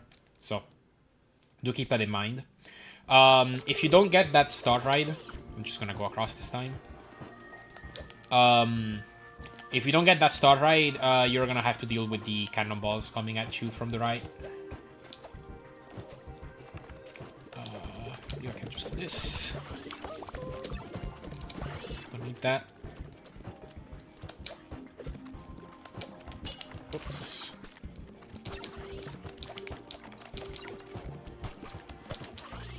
Right now would be safe. Yeah. Oh, I keep getting the third bounce. It's so hard to do on purpose. Maybe a lower jump. That was close. Oh well, if you end up landing over here, take care of the flying enemy. And then I like to do something like that. And then jump up. Okay, activate the switch. I hug the left wall, and then shortly after the platform makes it past the gates, I start holding right. But for a jump on that conveyor belt, ride that one a bit, and then do a short jump, land over here. Jump, throw the star into the star slot. Activate the switch. I canceled the star shortly before, just so the conveyor belt has some time to get going. And then you can do a skip into this room. It doesn't look like that. So there's 2 ways to do this. You can do it like this. Like you do the same jump like this. But the difference is you can either wait for the star to hit the conveyor belt and swing back right, and that gives you a bit of a boost. That is a bit harder, however. You can also just do it and then immediately try to get into the pipe. So fight against the star speed a bit. And then jump directly into there. But then these blobs are usually in the way if you do that. Even if you get hit by these though, like it's fine. Just take the hit and go. If you fall down here, you can attempt the star ride, although it's kind of annoying to do on the conveyor belt, and then you go over here. And then the nice thing about this is that when you jump across, you can have a star prepared, and you can throw the star into the pipe. And that's gonna clear any yellow blobs that may be ahead. Slightly safer way to do this skip here. You can land here and then throw the star. So that's also nice because it clears any yellow blobs. Okay. So here there is a divergence for true ending. The bonus is up here. To get there, you want to do a double star jump. And then it's over there. It's a bit annoying because there's the there's sloped ceilings on the sides of the pipe, but it's not too bad. I guess if you don't like that, you can grab the frog. And I guess that's faster than retrying this several times. Okay, anyway, let me do this because I don't want to mess up the frog's position. Enter this bonus, doesn't really matter where. Avoid grabbing this checkpoint if you're feeling confident about this bonus. It's not too hard, and skipping this checkpoint is going to allow us to work back to the previous checkpoint and save a bit of backtracking. So, full jump, start throw, get on top of here.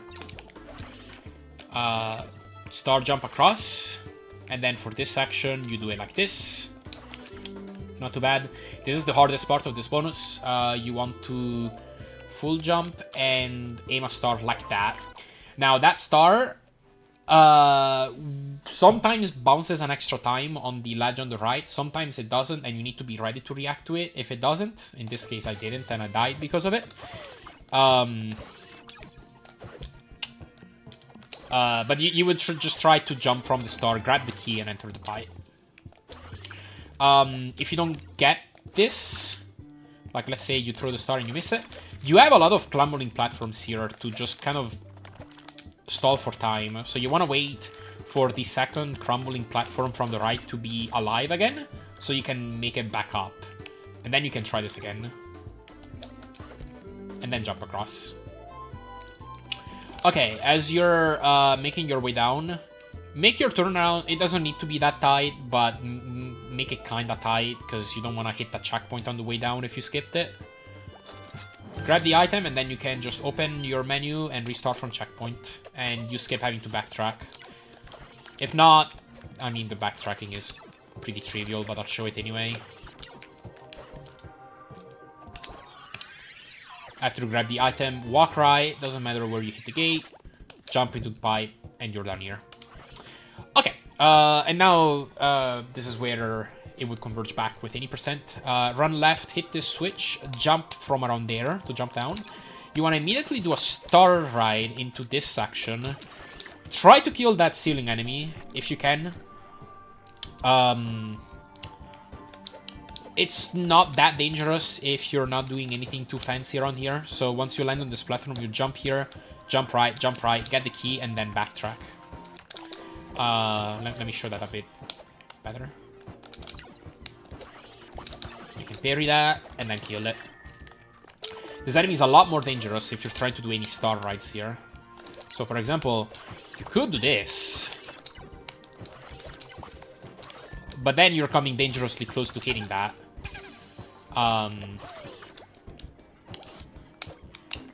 Especially if, like, technically the fastest way would be this, and then back down instead of taking the pipe.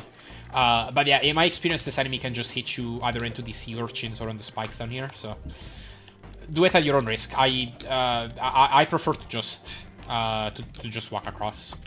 It's maybe a second slower. Okay, once you have the key,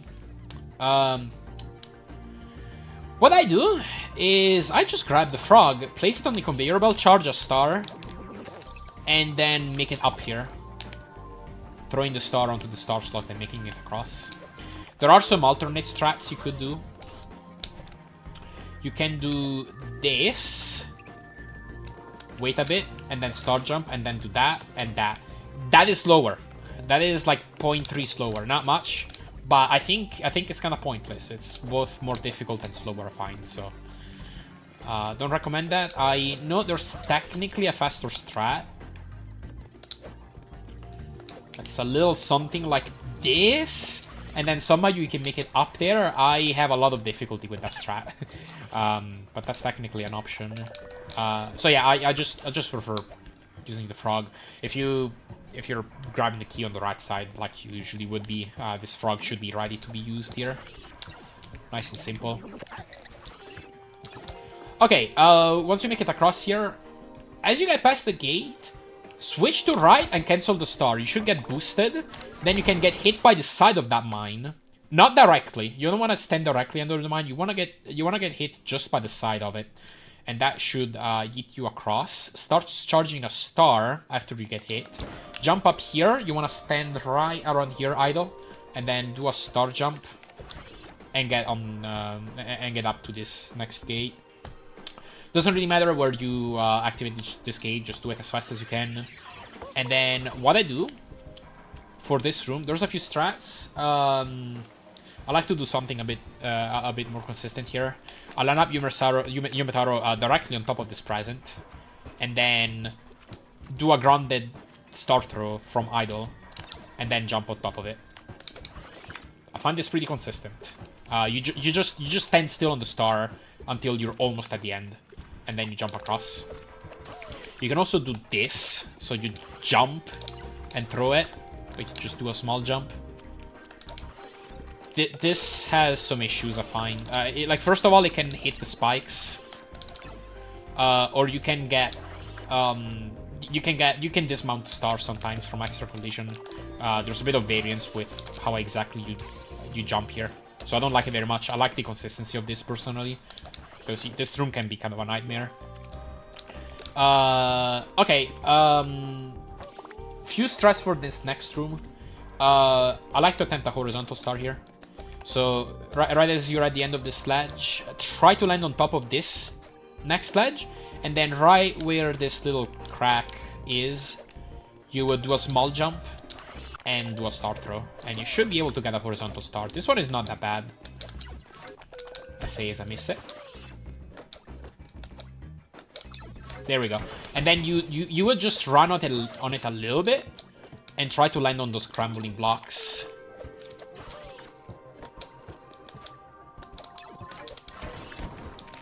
Do a buffer jump to carry some speed, and then jump again to get hit by that mine. Land on the next conveyor, and then just ride the next conveyors. If you miss this horizontal star, you can make it across here. This one is very dangerous.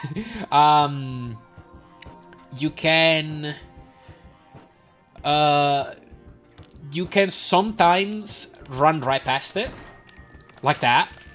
That's inconsistent in my experience. Sometimes you're gonna get hit by it, and if you get hit by it too far left, then you're not ready for it. Whoops. You can just fall into the spikes without without there being anything that you can do. So actually, if I'm in this situation, I prefer just trying to get hit by the side of that, landing on those, and then making your way across. There's technically a frame perfect star you can attempt here too. It's a bit dangerous because if you get it and you're not super ready for it, you can fall into the spikes, I think. I prefer just like catching the conveyor belt here for consistency. Alright, make it over here, activate the switch, I hug the left, and then I watch these things in the background. I don't know what they are, like some electricity thing. Right as the platform is like starting to get somewhat into the fourth of these things in the background, I start holding right, and you should be able to cleanly make it over that corner. So for this next section coming up, my favorite strat is to run a bit, turn around, and then do that star throw, and then do that. If you're fast enough, you should be able to make that cycle. Actually, you can be too fast. You can be too fast and hit the cannonball. Didn't happen here, but yeah, if you have too clean of a star jump coming into that section, then do a bit of a wiggle. And then you should be able to make it up there, skip that entire section. If you don't get the cycle, you can wait around. It's a bit easier to do shortly after, or I guess shortly before, the top cannonball is gonna hit the left wall. And then you can do a jump and attempt the star jump. Once you're up here, you can also attempt this. If you don't get it, try for this, and then make your way into the gate. Touch it as far right as you can. Charge a star, destroy that yellow blob. You can jump down into that section and make the weave in between those purple urchins. Not too bad. You can also walk down if you prefer. I prefer jumping myself. I believe it's also a bit faster. Whoops. Okay. I guess if you don't like that weave, you can probably go on the left side. I imagine you need to land here. I don't know, I've always done it like that. Okay. Anyway, once you make it down here, hit the lever and try to snipe the frog as it's falling. And then you should be able to make it back up onto the frog And then use the star it's launching upwards to get up. Like that. And then here. Small jump on that conveyor. Ride that conveyor. Topple the porcupine. And then I like to throw the star with a bit of speed. And then land on that and land here. Put the star in the star slot. And then if you're fast enough, the cycle for this room should be something like this. So you should be able to land on that cannonball. And then make your way onto the cannon. That seems to work out in a very similar way, even if you don't restart from checkpoint. So, and then you make your way up. If you miss that cycle,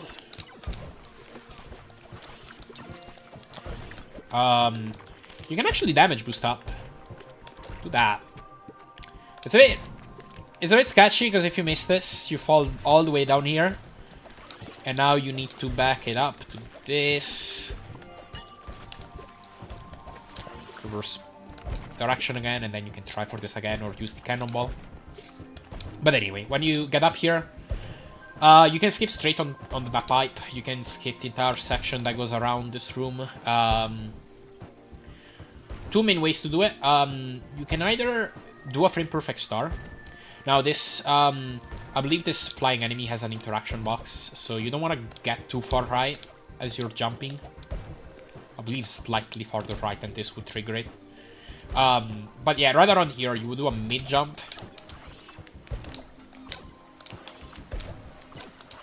And then try for this over and over. This would be the fastest way. Until you get it.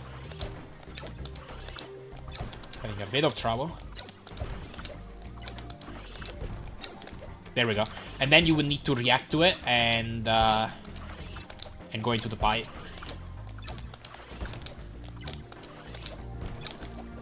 You can get stuck on this a long time. I don't actually do this in runs right now. The other method would be to go on the right. You want to kill this flying enemy. Otherwise, it will get in the way of things. Now, if you're fast enough, you don't need to worry about the Ohagi on the right. Position your Metaro right around there. So, front or back foot or on the first kind of roof tile or whatever. And then you would full jump to the right, throw the star, and then go left. That's easier than the frame perfect jump. Not free, but easier. I know there's slightly different methods to actually get this star jump too, but this is the one I use. Okay, once you're up here, jump, land on there, charge a star, and then when you're about to enter the pipe, throw it, and that should clear all the yellow enemies, and then you should make it down here. When you restart from checkpoint, the yellow blobs are different. I prefer jumping over the first one and then throwing the second one. Otherwise, you would do it how I did it. If you mess something up, don't worry, you can just take iframes and then make it across. But either way, don't forget about this star throw right before you enter the pipe. It's not so important if you do it optimally because you can just jump over the yellow blobs anyway. But if you're just going in at a random time, a blob can hit you, and then you're back into the pipe, and you might die to these sea urchins. So, be careful. If you really don't like it, you can also just make it across and then reverse direction. But that's a bit slower. Okay, whoops. Yeah, I'm supposed to jump over the first one. Okay, there's a star ride you can try for. You can hold left on this conveyor belt, and then as Yumetaro is... I use this poster in the background, just as Yumetaro is like touching the fish on this poster. I throw the star, hold right, do three jumps, and then the fourth one should land on the star.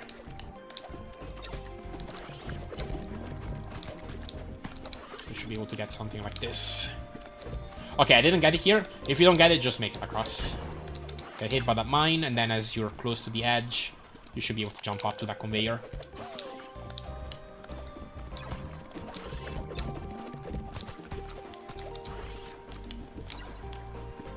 Ah, missed it again. I do want to show it off properly once.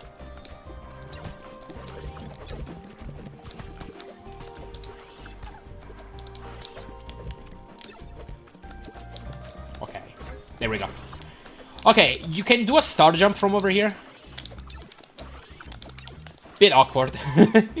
Otherwise, just jump to the left and then to the right. Not much slower. That's what I do personally. Once you're over here, make your way over to the left. You want to get hit by the side of that mine. Be neutral on the D-pad, then start holding left right after you get hit, and then buffer a jump. You should land on the conveyor belt and avoid those sea urchins on top. Although it has occasionally happened. I think the positioning to do that must be really precise. But it has occasionally happened that I've directly flung onto the sea urchins. So if you don't trust it, I guess you can try to land a bit further right and then use the iframes to jump across. If you don't get that explosion, you can also just go across. It should be pretty intuitive, but... 3, 4... Yeah, like let's say you get hit by this directly. Then I guess you just make it across and then jump. That's it. Jump across, onto the slope, touch the gate as far as possible, jump onto that slope, into the pipe. Now, for this room, a few options for this. What I like to do is just jump. Oh, wow, that flying enemy is just out of range. Like, if you're too far, it freezes. Anyway, jump and throw the star. And then slide down the slope. The position you want to jump from on this slope is actually somewhat specific. If you're too early, you're not going to have enough speed and you're not going to make it. If you're too late... oh, whoops. If you're too late, I forgot what happens. Oh yeah, you bash into the thing. Okay. And then you can do a few things for this enemy. You can either try to ignore it and then sometimes it brushes up against the gate. And you're good. Other times it will follow you into the room. Yeah, like this. And then you can try to kill it or try to ignore it at your own danger. And then it can follow you into the third room. But yeah. An alternative is to wait on the left like that. I believe it might be more consistent in keeping him there. But I'm not sure it's 100% consistent, actually. I just rush into the room and then react to him being there, if needed. And then, yeah, you throw the star from about there. If you don't have to deal with this enemy, you can also just... Yeah. You can try to hit the flying enemy as you're going across. Sometimes it will hit... So sometimes you can hit it as it's like low in its flight trajectory. Uh-oh.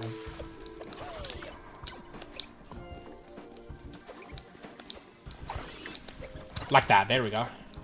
And then you can more easily make it across. Okay, anyway, once you're in this third room, if there's flying enemies surrounding you, take some time to kill them. If not, go around here. I like to have a bit of a running star before throwing the star. Throw it, get on top of it, and then jump out of it right before it hits the star slot. You can try to wait in this corner just a bit to bait the flying enemy to go towards you and get stuck in the corner. And then you can go across and close the gate. That should be a more consistent way. Otherwise, you can try to ignore it, but it will likely follow you into the next room. And then you'll have to kill it. Oh, whoops. Oh, hey, that happened in my PB, I think.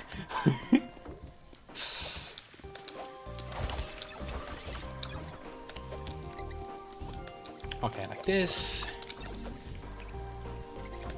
Wait, and then you can get it stuck there. Otherwise, just rush in, but just know that you're likely gonna get hit and have to kill him after. I think sometimes he gets stuck, but yeah, usually that's what you have to do. Okay, we're almost at the boss.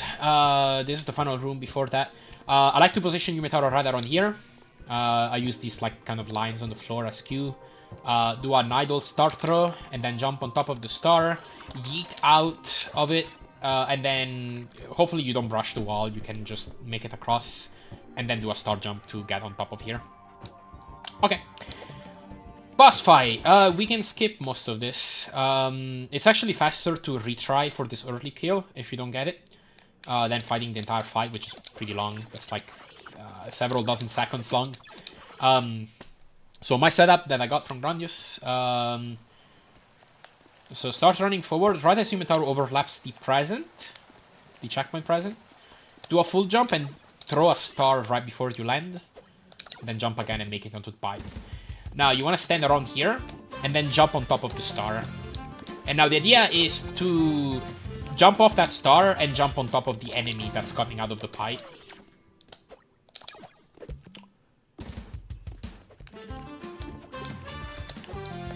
Ah, didn't get it. I use a music cue for this one actually, so I listen to the background music. Right there. It's hard to describe because it's on an offbeat, but I guess it's like... now. And you would full jump and try to land on that Ohagi. You can kind of react to the start coming out. That's not the issue. It's the Ohagi that you don't really have a way to react to. But yeah, if you make it on top of that Ohagi, you can use it to jump on top of the boss's cabin, and then you can just hit the switch and end the fight. That's it. I guess there's not really anything else I want to show about this fight. If you don't get the kill, it's faster to just restart from checkpoint and then try this over and over again. I guess, okay, one small caveat. You want to stand kind of on the left of the star as you're riding it, because if you're too far right, you could get hit by the yellow blob. So do watch out for that. Oh, man.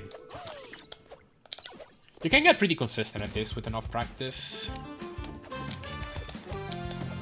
It's not supposed to be that tight. Also, this is really hard to show on purpose, but sometimes you can land on the side of the cabin, and you can land, like, right on top of where the cannon is, and you can actually buffer a jump and make it up still. There's, like, no way I can get this to happen on purpose, but... yeah. Like, sometimes you can buffer a jump and still make it. So, I guess if it looks close, then be prepared to do that. And that's it. Just hit the switch and you're done. There is something else I want to show out of completeness, but the level is over. If you're really having trouble with this kit, there is an alternative.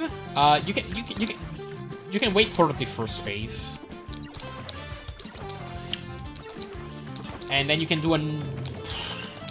it's not easier, honestly, but you can do a skip over here. Oh, I forget exactly how it's even done.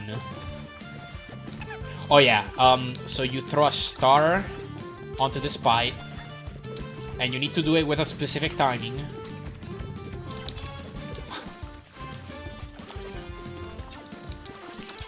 Yeah, it gets really chaotic with those yellow blobs coming in too, but you would be able to barely catch the star as it's coming out of the top from the pipe. And then you can use that star to get on top of the boss right there as well.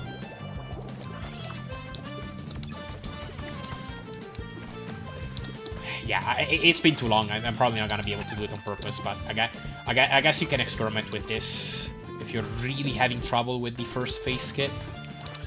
Otherwise, just activate these two switches and finish the fight normally. This is pretty slow, but it is faster than not being able to get the phase 1 skip at all.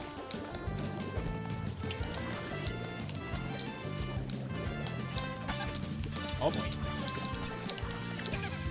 Okay, well, you will make it on top of there and activate the switch.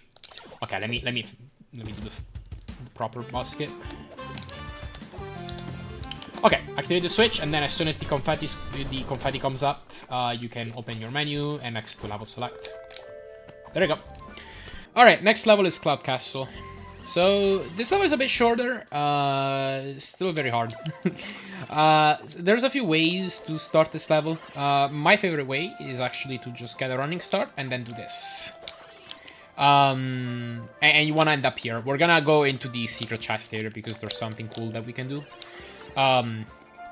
Makes it a bit easier if you can keep a bit of speed as you're kind of going for the start throw. Otherwise, you're basically gonna need to jump on the coyote frames of this jump to do the start ride. It's a bit tricky, but you do it like that. Some alternatives, you can do a horizontal star and end up on top of the gate. I think you need to jump a bit sooner. Yeah, like that, and then you can do that. So, once you're on top of the gate, actually making it appear is easier. But then hitting this horizontal star is a bit harder. So, I mean, if you miss the horizontal star, you can also make it on top of the gate like this, and then throw the star like this. But you have a few options here. Once you're on top of this, you can do small climbs, just like we did in level 3. To get up there, you want to do another star jump, full jump, and again, it's pretty key to throw the star kind of when you're at the peak of your jump and just starting to descend. Same thing to get on top of this pillar. You want to hit this bird. You want to try to position Yumetaro at the back of the bird, if you can. And then you're going to need to time a jump to get on top of the pillar, right there. So my visual cue is for the beak of the bird to kind of get to this point. I use the bush in the background as a visual cue. If you miss this jump, you can do a double star jump to get up here. And that's another way. If you miss it and fall down here, you can do something like this. So throw a star on the sand of your jump, and then try to jump on the star as it's falling, and then do a double star jump over here. What this does is you can actually jump down, and then you're gonna want to hold right a bit, like left a bit, and then back to the right, and then at a certain point you're gonna want to switch back to the left. This is like somewhat of an out of bounds area, and it allows you to reunite with a later point in the level. It's not that huge of a time save, actually. I believe it's under 10 seconds, but it's still a pretty significant time save. So it looks like that, holding right, and then right about here, I use the pipe that's scrolling up into the upper part of the screen as a visual cue to know when to start holding left. And then you're into here, and you will hit a checkpoint. I want to show an alternate strat that I don't recommend. But I do want to quickly mention that this is an option. Oh my god. Having a lot of trouble right now. Okay. Dude.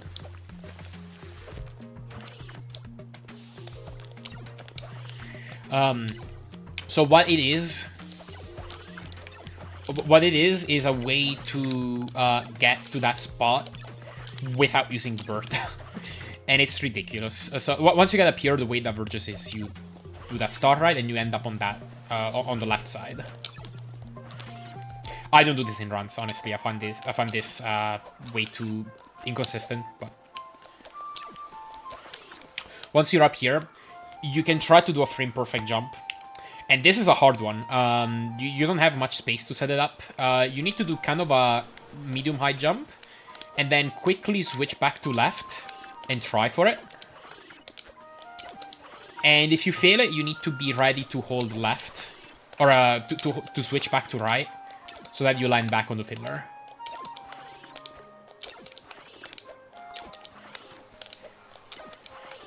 And it's okay. I had it there, but it's very easy to just have false reactions. It's very easy for you to end up too far left, and so you just miss the pillar. Once you do get it, then you have kind of a difficult jump off that star. Oh my god, I had it. I need to be able to focus on that. But you have kind of a difficult jump of that star. I think you need to jump like earlier than you think. But you need to have a very good running start off of it, and then make a very tight jump. And then you should be able to barely reach the left side. And then once you're there, you do a double star jump and you get up. If you get this all first try, it saves like 3 to 4 seconds. I don't recommend doing this, but you know, if you want to mess around with this, it's an option.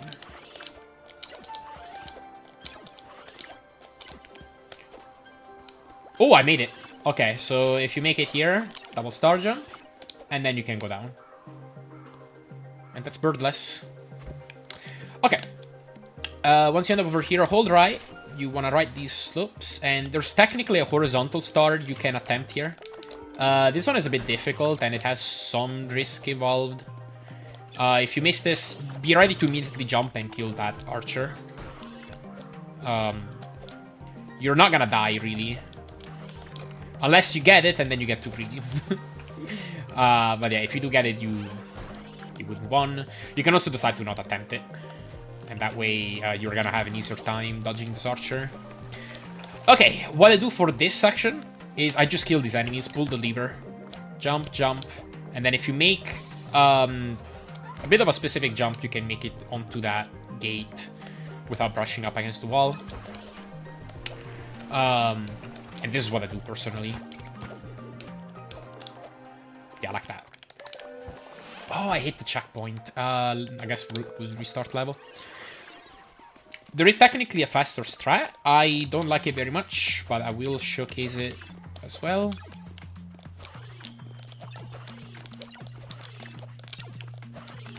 We're not gonna do birdless this time.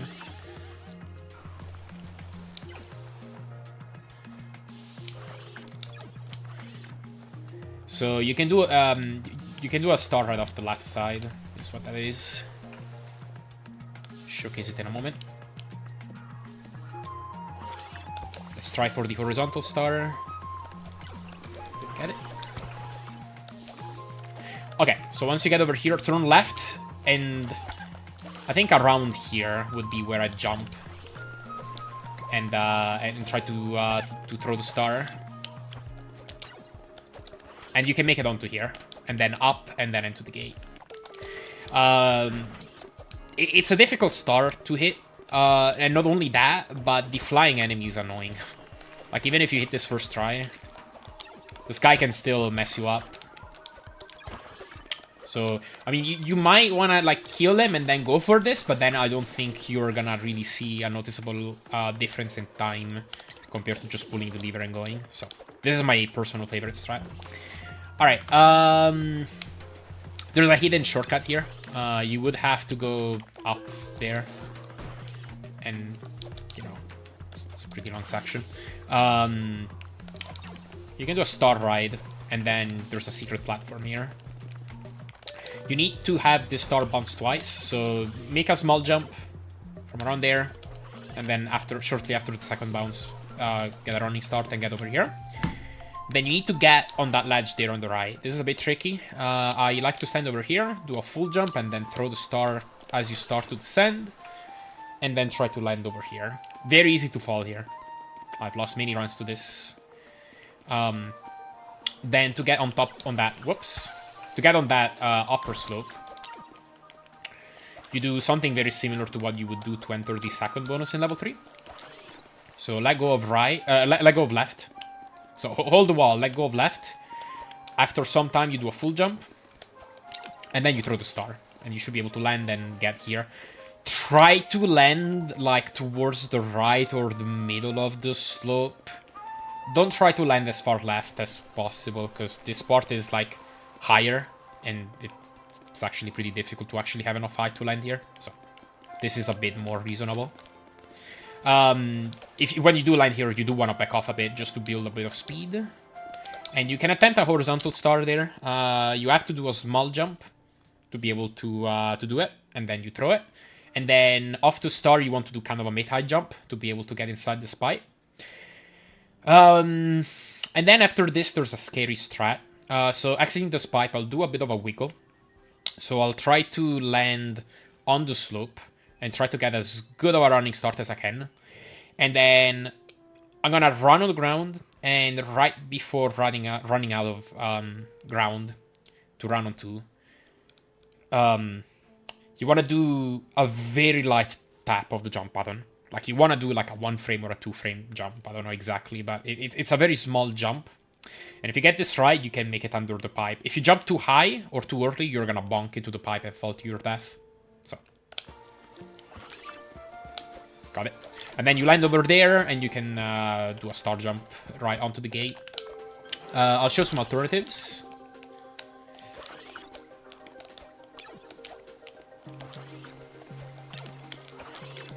So, if you don't want to do the horizontal star, feel free to do this. If you have enough speed, you can jump across like that, but it's a bit scary. If you don't want to do that, feel free to just jump on the 2 individual crumbling block platforms.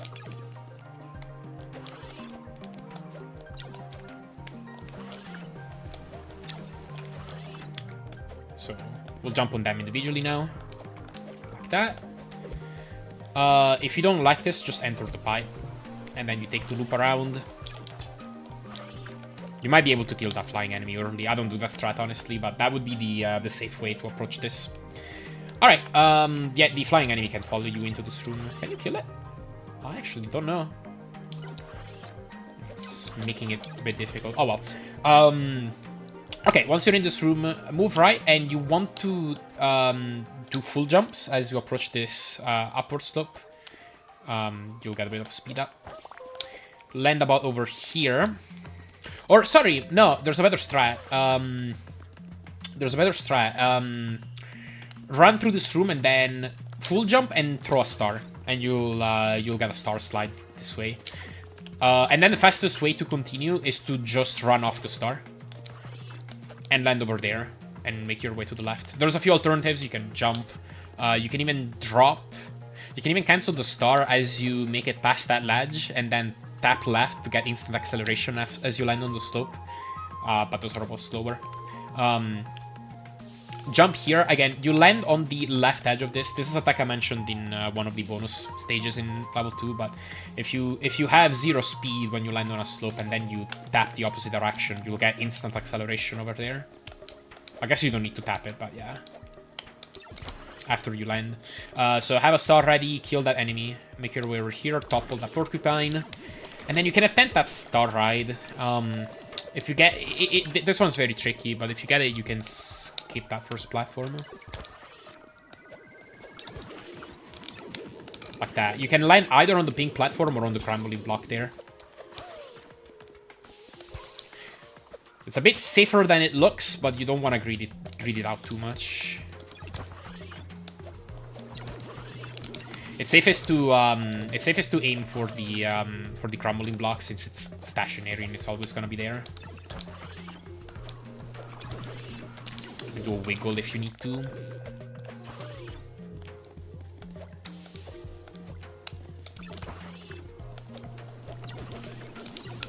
Oh, I'm having trouble getting it. If you do miss it, you would just wait for the pink platform to be within reach and then jump onto it. While making sure to also kill the archer. That's a bit sketchy what I did, because if I landed on the side of the archer, I would take damage and fall. You would have better success by jumping as the platform is coming towards you. And then jumping and throwing the star to kill that archer. You don't need to wait for any cycles after here. Like, you can make it onto that ledge as soon as the platform is on the left side. I believe even this is safe, yeah. Let me see if I can get that star right again.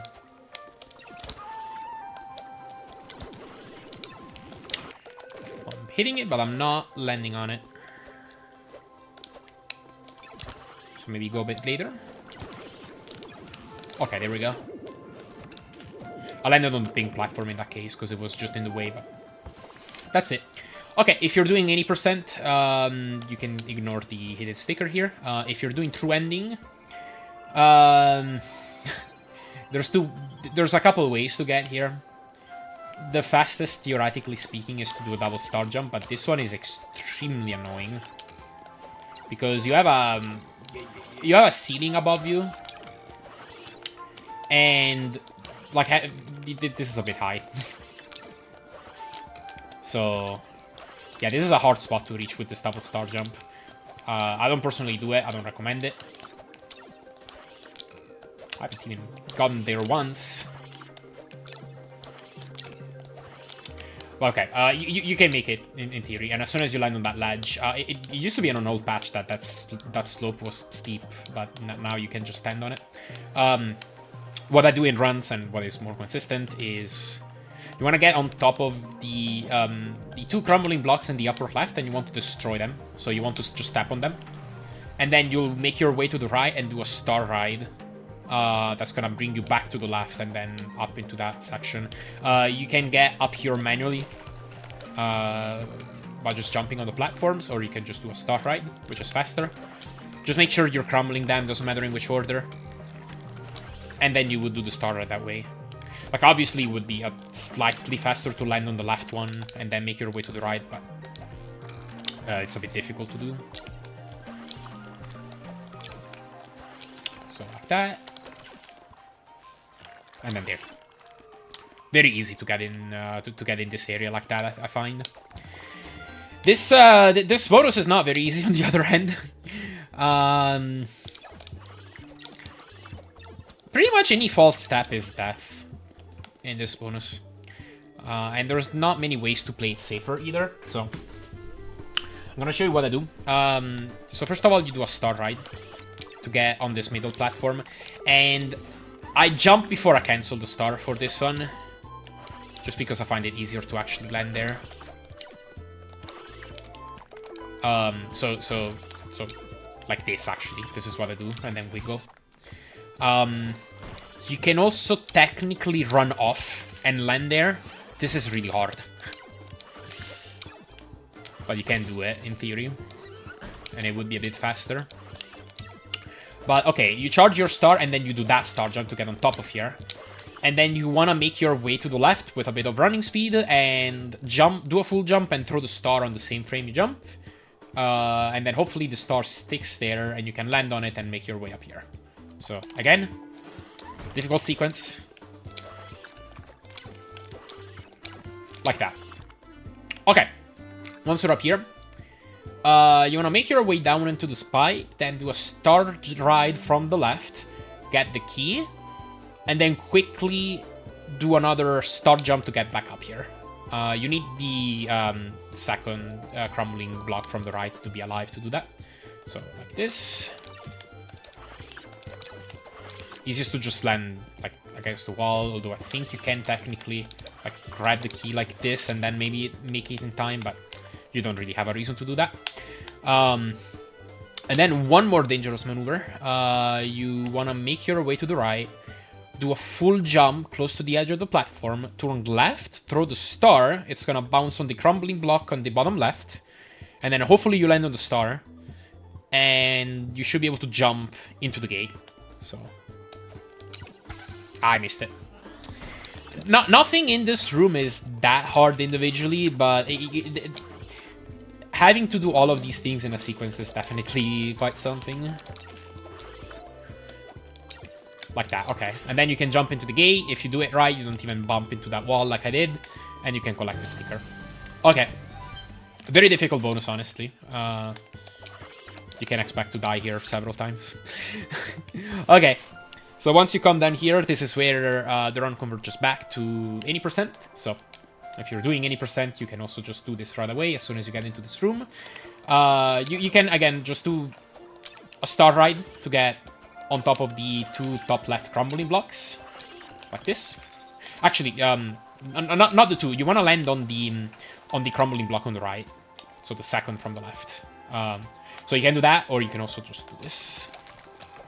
And then you want to do a star jump to get on top of there. So either like that, or like that. And you want to delay your jump a bit so that you don't get hit by the archer. Now, once you're up there, that enemy with the jester kind of hat, if you jump up there too quickly, you won't damage. Like, you'll get hit, but you won't make it to the platform. So you need to hesitate just a bit. Unless you don't trigger him, which you do. If you do a really low jump, then you can just jump right away. But if he spots you, which is most of the time, then you'll need to do you'll need to make a full jump, or you'll need to make a small hesitation. Sorry. Okay, 2 jumps, kill the archer. 2 jumps to speed up a bit here. You end up over here. I like to take a bit of a running start and like throw this star with a bit of momentum. And then you can land on it. Try to get on its left side and then run right, and hopefully you make it onto the ledge on the right. So this, and I don't recommend canceling the star immediately as you step off the star. Just let it live, because if it does hit the star bubble and you don't make it onto the ledge, you can actually land on this platform down here, and then you can save yourself. So it's a bit of a safety net. It's gonna be really hard to show on purpose, but oh god, making the mistake of throwing too early. That.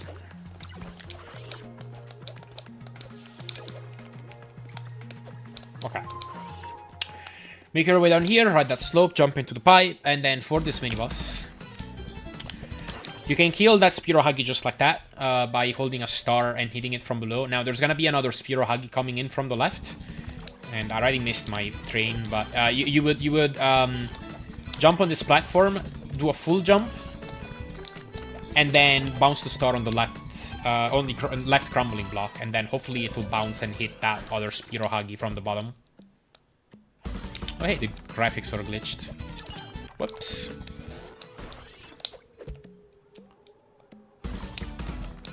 Oh, I couldn't go left there for some reason. It's whatever. Like that. And then you can charge another star and kill that Ohagi. You do need to... You can't go as fast as you can to hit that Spiro Huggy. You will have to slow down a bit.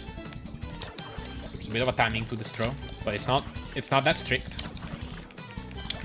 Also, do keep in mind that the top of this slope doesn't make you slide down, so this is a good spot to stand on while you're waiting for this first Spiro Huggy to come in. Now for the final wave. This is tricky. What I do is I stand here, right where the mossy area is, and then I watch the Ohagi on the left, and just about when it reaches the edge of the platform on the left, I jump forward, like I jump left, and try to throw the star at the peak of my jump. The hope is that I'll kill the Ohagi, the Spiro Huggy on top of me. That's going to be coming from the right.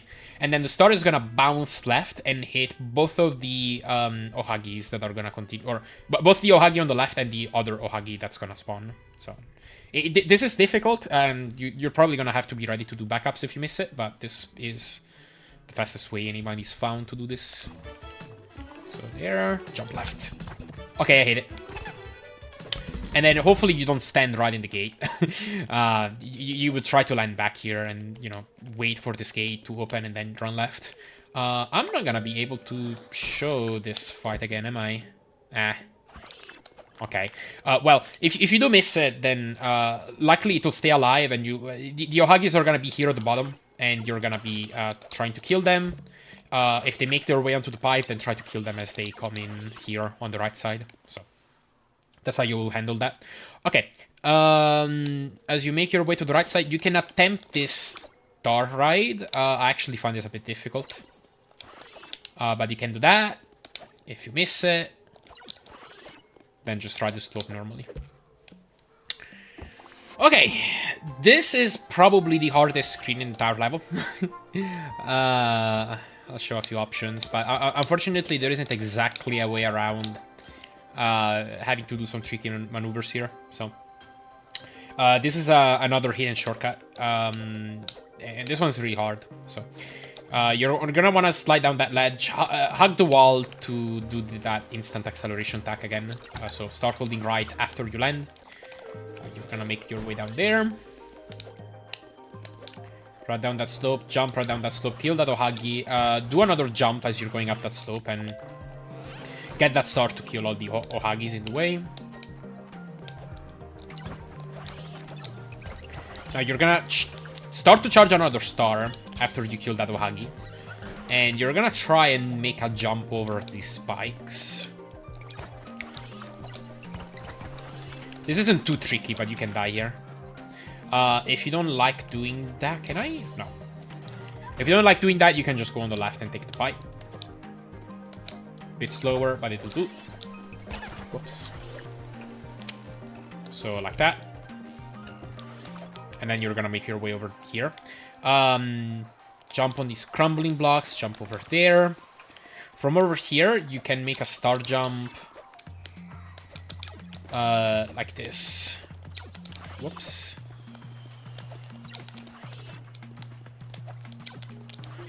Wait. Oh, it's a small jump, sorry.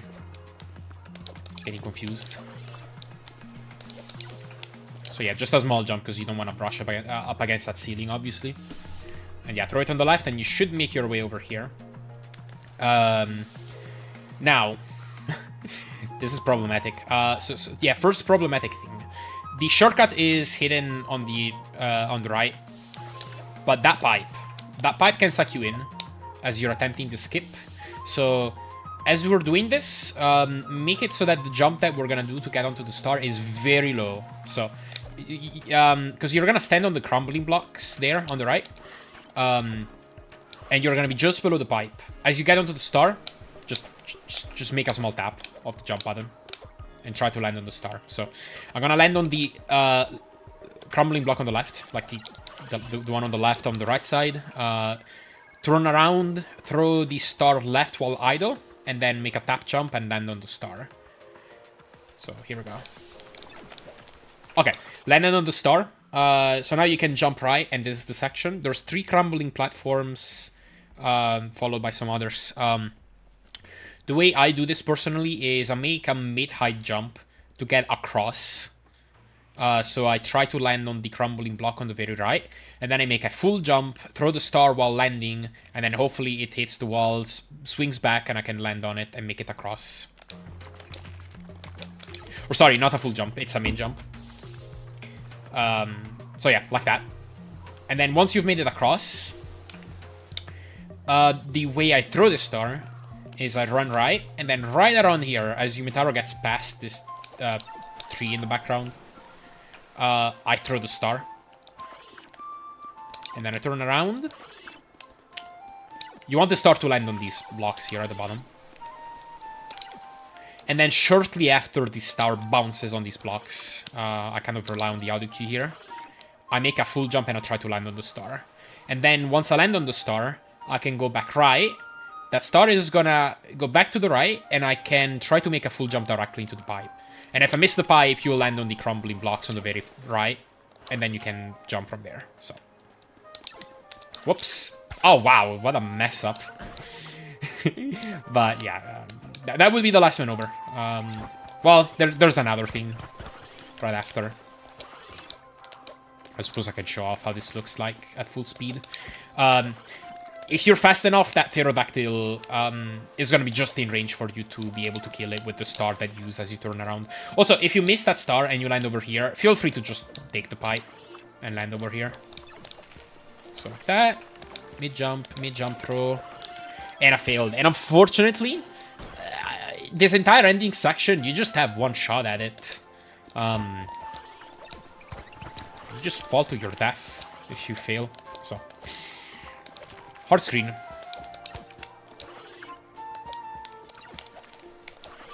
Mid-jump throw. Okay. Like that. And then you can make it onto the pipe directly. Okay, so one last thing actually before we make it to the checkpoint. There's 2 strats you could possibly do for this screen. What I do is I land on this pink platform, hold left, and then as I start to fall on this pink platform, you need to make your turn on pretty tight and start holding right, and you land over here. If you have a very tight turnaround, you can actually land on that pink platform up there, and then you just have to do the same thing to land over here. But then you made it. You're gonna hit a checkpoint pretty soon. I want to show some alternate strats. Now, honestly, it's been a while ever since I did anything different in this room. But so one thing is, I know you can. This is dangerous, but you can yeet across here, and I think you can make the full jump from the bottom platform too. Like the bottom crumbling block.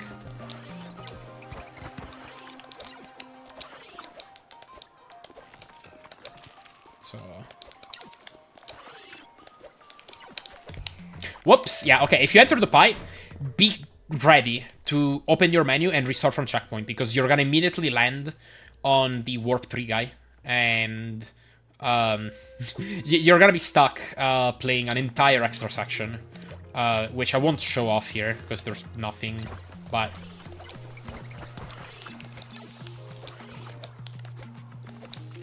yeah, that's what you'd be forced to do.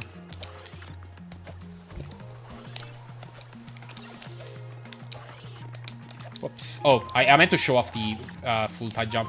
There's also another strat here, but honestly, I don't know it, so. This is pretty much the only strat I've learned how to do.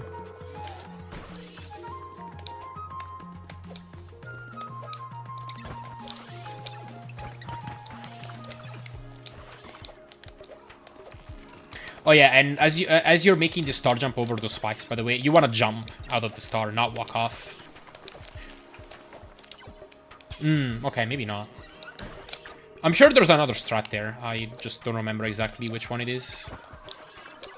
Alright, well, anyway. I believe you can run off in theory.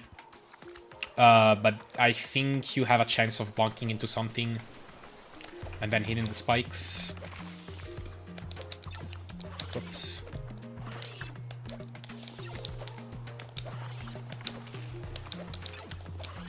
Also, you need to make sure that it's a meta jump over there, because if it's too low of a jump, you won't make it across. If it's too high, you'll bonk the ceiling, and you'll fall faster, and you also won't make it across. Okay.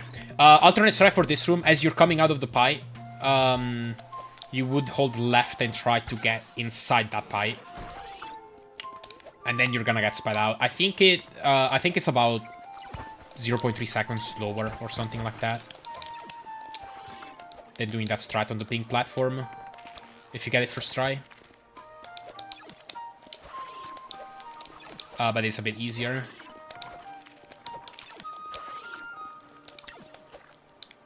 Oh wow, too early.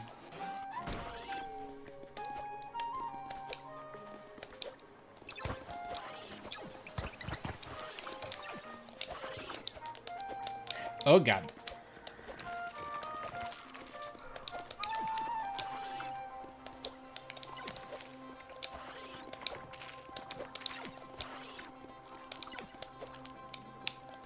Okay, so hold left. Oh, I think you might hold left straight away. It's been a while since I've done that as well.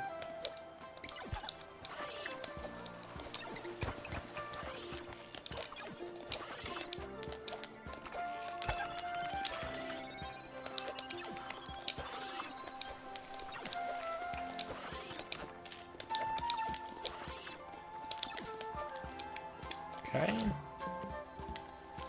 Okay, something like that. And then you land over here, and you can buffer a jump from that platform to get extra speed. Alright. Whichever method you use to get over here.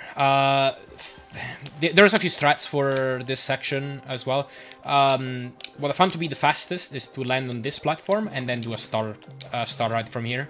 You don't want to throw this one with full velocity, because you want this star to be able to bounce twice on that platform over there on the right. I should do something like this.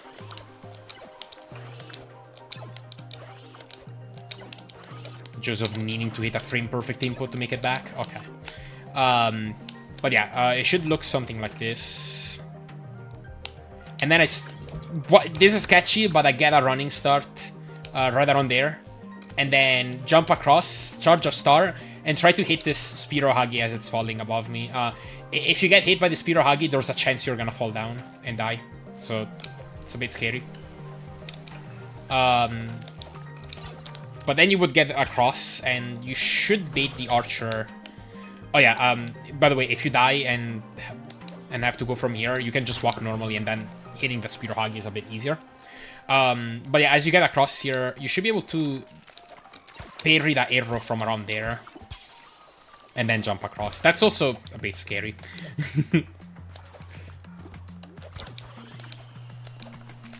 I believe there's easier methods than this.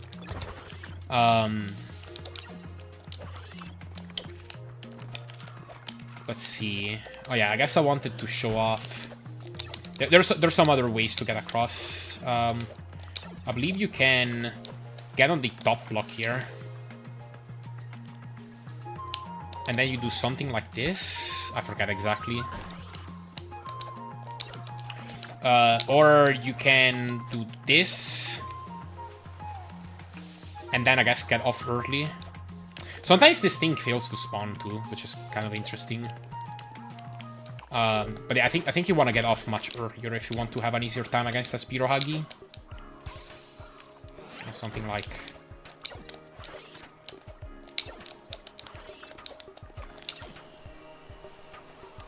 something like this, maybe. Oh, maybe you still want to do a small jump. Maybe you want to get off even earlier, but yeah. Not super familiar. But anyway, once you get over here... let me get this checkpoint. Few strats. What I do is I attempt a horizontal star here. So I just catch this slope, and then right around here I full jump, and I get a horizontal star off the crumbling blocks, like that. If you don't want to do the horizontal star, actually I should have shut it off later, because that ties into how you handle the enemies coming up. So if you get a horizontal star, you actually kind of have to cancel it pretty early. So something like that. And then you want to throw a star in between the normal Ohagi and the Spearow Huggy. Like that. Except you want that star to actually go above the spear. So that it hits the star slot, and then you can make your way forward. I usually jump off of that star. Like that.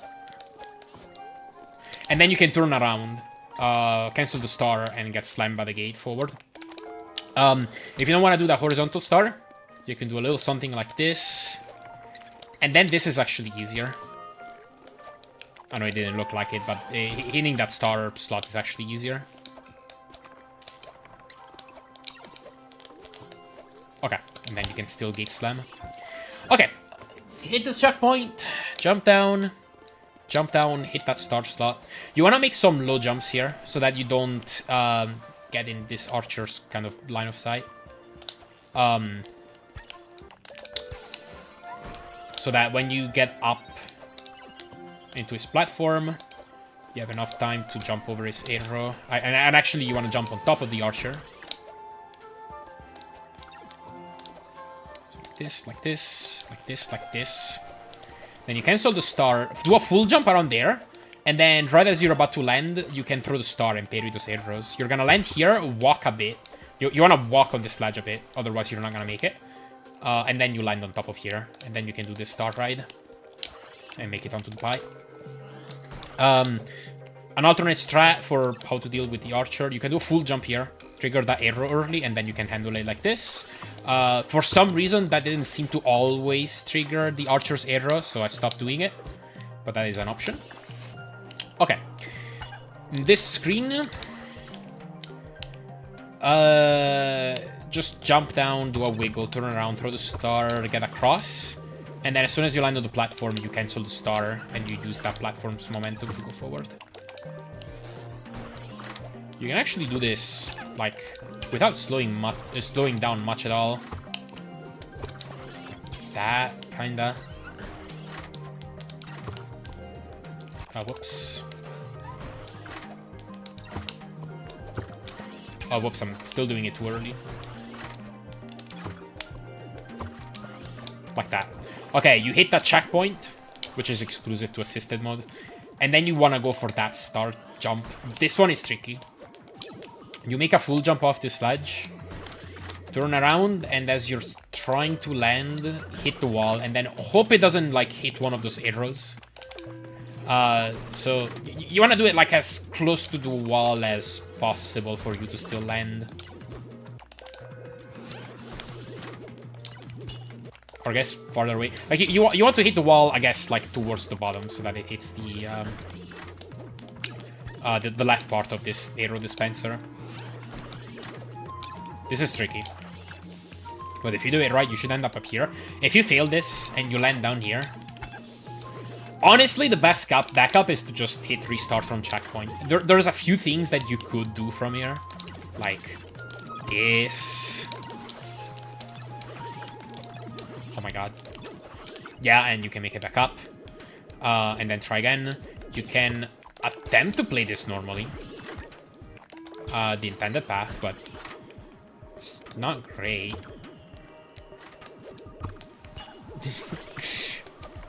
It's kind of slow too. And if you get hit by those arrows at the wrong spot, you're gonna die. So I honestly prefer hitting restart from checkpoint and retrying that star. Once you're up here, make your way up. Full jump, start right, and as you land on the crumbling blocks in the middle, you want to start a running... you want to start getting a running start. And then jump towards the end, and you should ideally land right where the gate is located. And you want to do kind of a mid-jump to get there.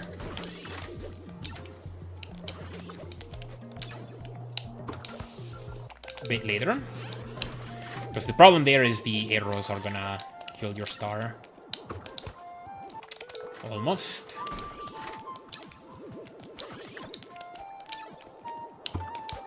There we go. Okay. So if you're doing any percent, you can just go across. If you're doing true ending, you want to get to that hidden sticker down there in the bottom left. There's a few ways to do it. What I like to do, I like to position Yumetaro around here. Kind of where the back foot of the checkpoint guy is. But you can also use the floor as a visual cue. Then you need to watch this platform. This winging platform here on the right. You need this platform to be more on the left side, because we won't be able to hit it as it's on the right. So as it goes on the right, you throw the star neutrally, and then shortly after it hits the platform, you would do a full jump and try to land on it. I use an audio cue for that kinda, but you can also use the visual if you want. And then hopefully you land there and you're able to jump down into here. I haven't done this in a while, but there's technically another way to get in there. I think it's a little something like this. Farther away. You need the star to fall pretty much straight down. Yeah, like that. And then you can make it across. This one is actually pretty difficult.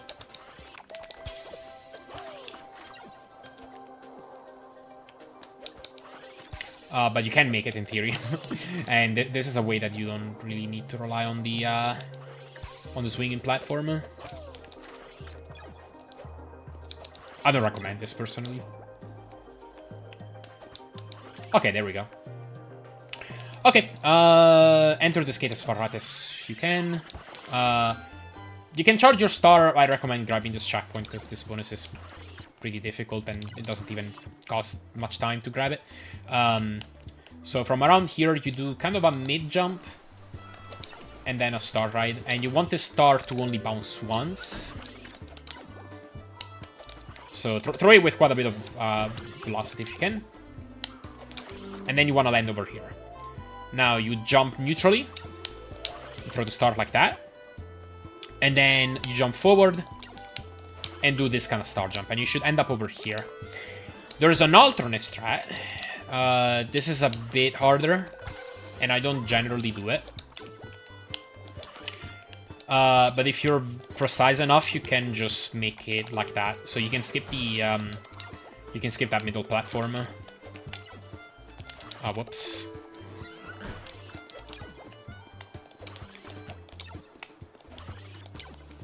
Yeah, this it's difficult. I might not get it at all. Oh, I landed on the star. But yeah, you can make it up there. In theory. Alright, I think you get the idea.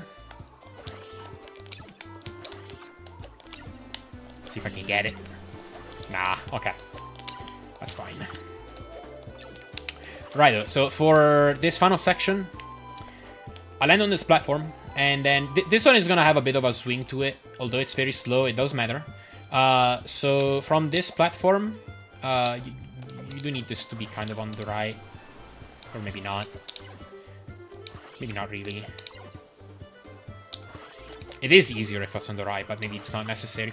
Anyway, do kind of a small jump, And then, right as you're starting to descend from the jump, you wanna slam the star. And then you wanna ride it. And then shortly after the star hits the left wall, you start running right, and then you're gonna try to jump on that platform there in the bottom right. So, looks like this. There we go. And then you just make it across, neutral jump, get those crayons, use a bit of that speed. So you want to grab that door kind of on the left side. And then enter, go through the gate, go through the pipe, and we're not with any percent. Okay, if you're feeling cheeky, you can do this. you can make it to the third platform. I don't do this in runs. It probably saves a pretty decent amount too, but honestly, I found this way too dangerous. So I just kind of go across. And you want to grab that key. And then on your way back from the key grab, you have two options. You can either go on this platform and then try to make it across here. But you can only do it if the platforms are swinging towards the left. This matters, because if they're swinging towards the right, you can't make it. Like that. So you have that option. Just kind of watch where the platforms are going. If they're not favorable to you, this wouldn't be favorable. Just go back and try to make it across from there. Although this too, you need the platforms to be favorable because they can be very far apart. This won't work, yeah. So make sure to wait a bit if you need. Once you're on there, it can be faster sometimes to just wait on that platform. For the platforms to start swinging left and then make it. If this platform is already on the far right, you can jump straight into the gate immediately. Like this. Otherwise, land on this platform first and then make it. Make your way through these platforms. For this screen, start charging a star, jump here. And then you just jump on this block and make it through. You want to make sure that you are canceling the star and jumping on the same frame, or jumping after you cancel the star, because you don't want to have any momentum as you get off the star. Okay, for this screen,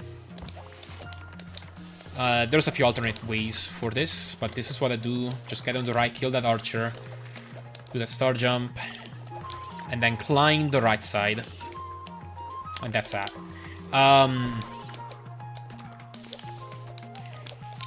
If this platform is on the right, this swinging platform, you can also do this.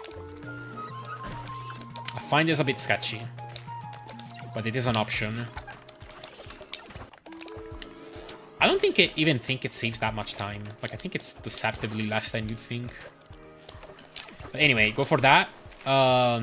Make your way up here. If you end up falling over here, you can just do this. Okay. Right side climb. This is difficult. You want to make full jumps and like throw your star kind of late. This one is harder. If you're kind of slow on this spear huggy might fall onto you, and then you have to deal with it. If you find this too hard, I think you can do something like this. Is this smart? I don't know. You can also just step on the platforms if you prefer, or even this. But yeah, right side climb is fastest.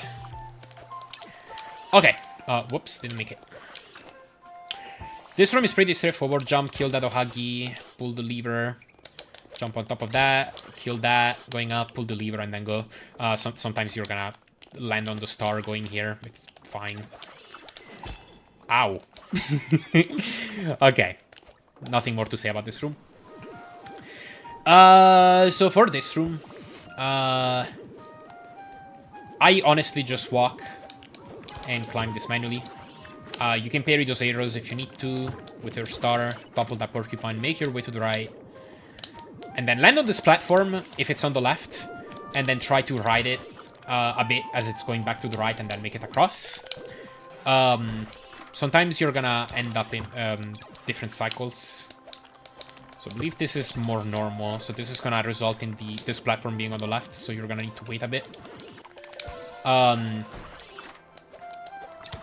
Sometimes you're also gonna end up on a cycle that looks a little something like this. And then you can do something like that, which is faster. Okay, I didn't actually have much more to say about that. Actually, I do have one detail. Hang on. Can I find the checkpoint? Actually, let me make a position save state. Oh, there it is. That was quick. Okay, you can also do the star ride. Or actually, I think it's this. Well, there's some stuff you can do here. I think you might be able to land on something early, but for some reason I didn't end up liking that very much. Okay, that's about it for this room. Now, for this room, there's a few things you could do. What I personally do is a way around here towards the middle of this checkpoint, and then right as the top platform is close to its leftmost point, I throw the star, land on this, write it down, and then try to land on this. Sometimes you're gonna end up in other cycles, and you might want to do the same thing, but looking at the platform on the bottom. So you go a bit earlier, like somewhere in between the middle point of that platform and the leftmost point. Something like this. Should be the same thing. I guess that's a bit too early. Something like this.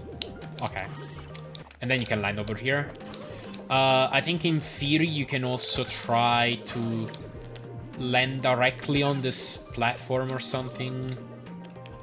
I guess you would land on this first. And then wait this cycle out. And then go.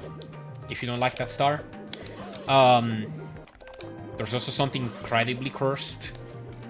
I think it's a smudge. I don't remember exactly. It's a small jump to get directly onto there. It's very difficult. I don't do this.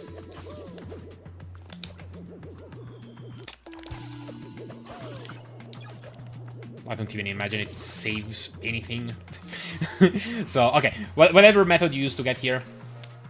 Jump, jump, jump left. Throw that star into the star slot. That's gonna trigger the green bodies. And then you can use this to boost across. So you would wait there, jump on its head, and then dash across. That saves 0.3 compared to just going on the bottom, which would be this. Okay, that's it. Just the boss left. This boss is very short. If you get the quick kill, I recommend throwing a star before you enter this pipe, and then doing this. Stay neutral, land on the star first, and then hold right to get off of it. What this does is it allows you to get a bit farther right before the boss spots you, and you're essentially buying just a bit of extra time to allow this quick kill to work on more patterns than it usually would. You can also do it without doing that, so you just land and attempt it, but you're gonna run into issues. Sometimes the boss will just try to attack too quickly. Anyway, the way the quick kill actually works. Right around here, if you do the start tech, right around here, you would jump. Do a full jump. Then turn around, stay neutral. You want to try to land on the right side of that ledge. And then if you do this right, the boss should attack late enough to where it'll target you and fall off to its doom. Sometimes you're gonna get hit by its mace. That's perfectly fine, so long as you don't get knocked back. And I think if you land in the right spot and stay neutral on the D-pad, you shouldn't get knocked off. So this should be 100% consistent if you send the leading star into the spy. I haven't gotten hit once yet.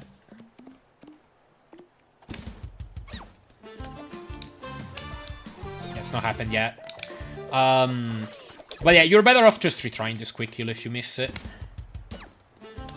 than actually trying to fight the boss legitimately. Okay, there's the mace hit. So, should be fine, so long as you land in the right spot and let go of the D-pad early enough. Okay, once the boss has jumped down, there should be confetti pretty soon. I used the music to get an idea of when confetti will probably happen.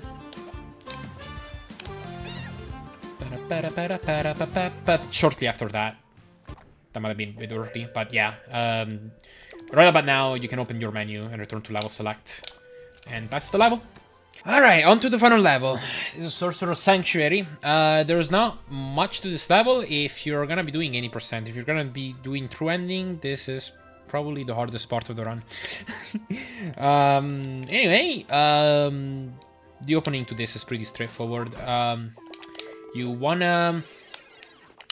You don't want to start holding right immediately or you'll just fall. You start holding right right around there. Like here. So, right there. Charge a star. You can throw a star as you're approaching that Ohagi just to alert it a bit sooner. And then you get a running start as it's jumping off of that platform. Hit it into the star slot. You can skip the star throw if you don't like it. As you get past this gate, start charging a star. Throw it as you get past the slope. And then that should hit the mini-boss over here. Charge your next star. You can hit him 3 times over here. So you want to stand just left of the pillar in the background. And then shortly after the boss disappears on the right side, you can start throwing your next star. So now jump over the thing, throw it, and then throw it there. You want to make sure that your hits are optimal, otherwise you're not going to get this 2 cycle. He's always going to appear on the left on the second cycle, but after that it's going to be random, except I think he can't appear in the same spot for more than 2 cycles in a row. So this is like, the 3rd cycle would be 50% odds on the left side and then 50% odds on the right. So you can throw a preemptive star. If he's not there, then try to immediately throw a star from there.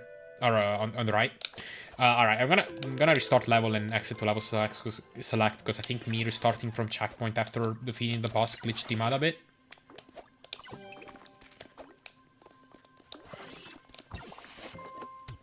So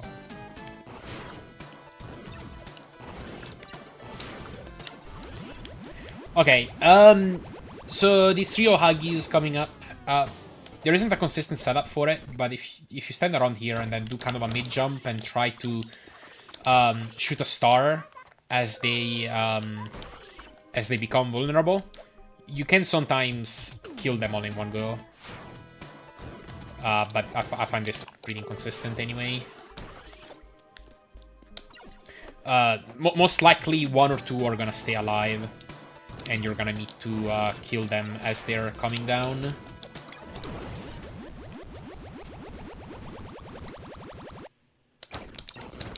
Oh, there we go, I got it. If you don't get that, just want to show it properly.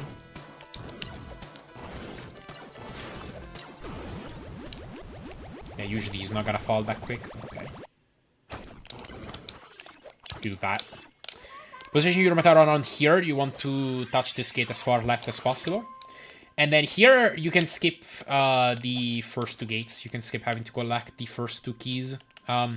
Fastest way to do this skip is to jump up to this platform. Try to land as far right as you can over here. And then do that.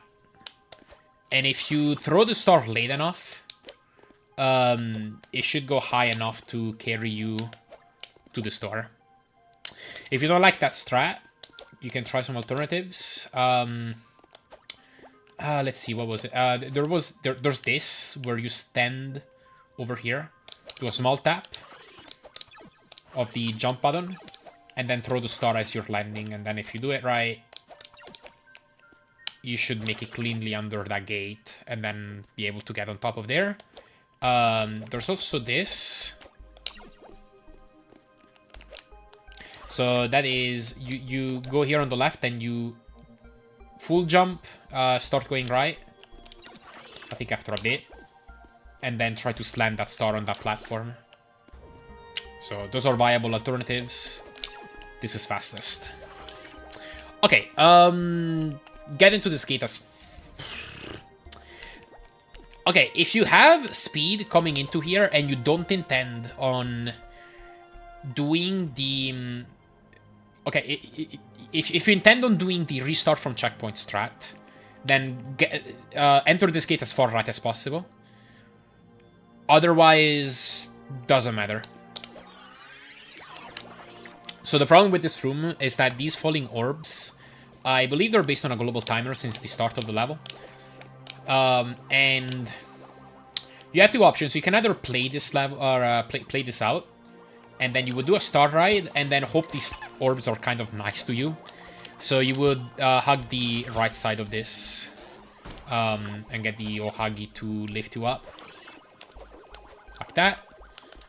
And then continue on. Slide down these platforms. Go, go, go. And then we'll talk about the ending later. Otherwise, the more consistent strat, which is honestly what I do when I've made a mistake somewhere in this level and I won't know what orbs I will have ahead, and usually they'll be unfavorable. Restart from checkpoint right as you hit it. Actually, not even right as you hit it. You can do this right before, because Yumetaru is going to be able to touch the checkpoint during the fade out. And then here you can do some very consistent strats. So first of all, this Ohagi is always gonna be alerted and go to the left. And you're gonna be able to use it to jump up here faster. And then you can do the star ride. And then these orbs should hopefully be consistent too, if you do all of this pretty quick.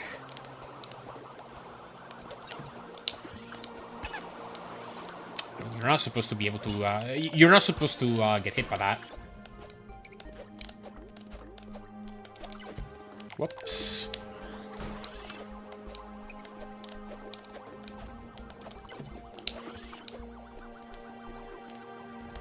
Okay, like that. Now, this Pirohagi kind of does what it wants. If it's far enough right and you land here and make it to its right quick enough, sometimes that Spirohagi can turn around and it can allow you to skip the platforms here on the right. If you don't get that, or if you don't like that strat, jump across, jump over here. And now, again, from this ledge, you have a choice. You can either... And I would recommend trying to jump up all these upward slopes. You can either try to make a really late jump and land on that ledge.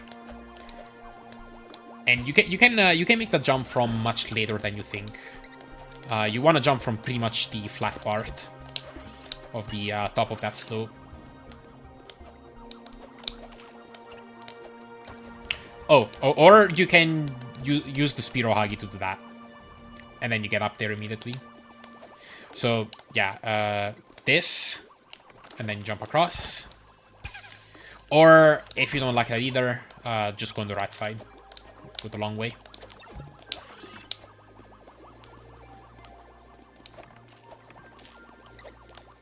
Whoa. Interesting.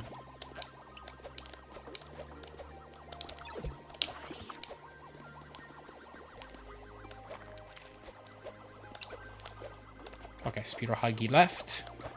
So yeah, this would be the safest way.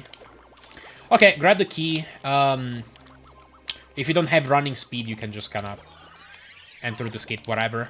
And then land towards the middle of this gate, like right around here. If you're closer than that, you're gonna get slammed by the gate and go all the way back. So, around here is the sweet spot. Jump forward. And then, I will showcase 80% first this time. If you're doing 80%, this gate will open immediately. Position yourself around here. Then you wanna charge a star. And then as you're going up these steps, throw a star right around there, but before you land. And then you should hopefully land on the star and be able to get a quick hit off. You can also do this if you prefer. But yeah, that's just a quicker opener. If you miss that or don't want to do that, then this is perfectly acceptable too. Okay, however you open the fight, this is Manto. Takes, I believe, 9 hits.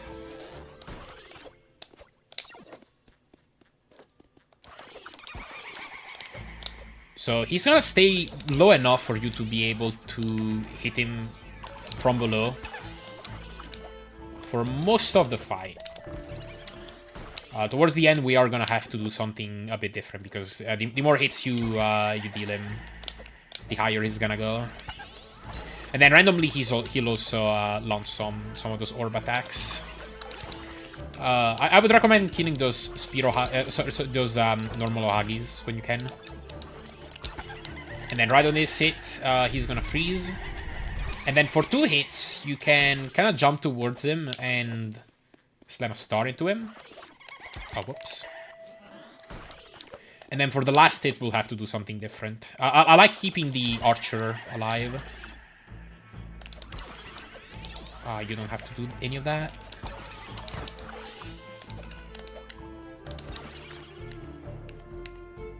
Right here.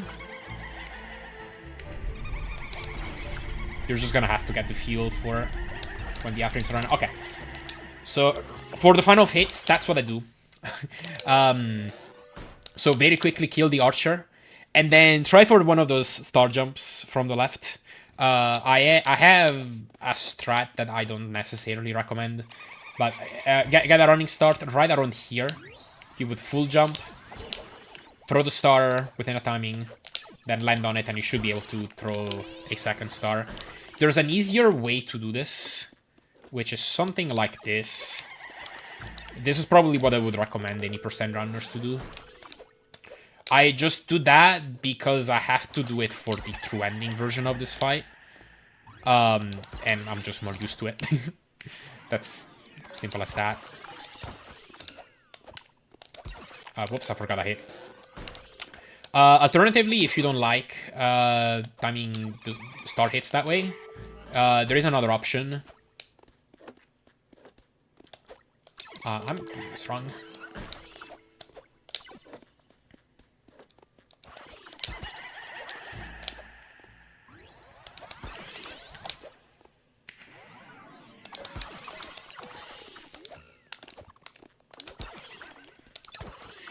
So the option would be you wait a little longer right here, and then as Manto starts to cross the middle, you would jump forward and try to hit him. A bit slower, and I also found this a bit more unreliable. But that's another option if you don't want to bother with those double star jumps.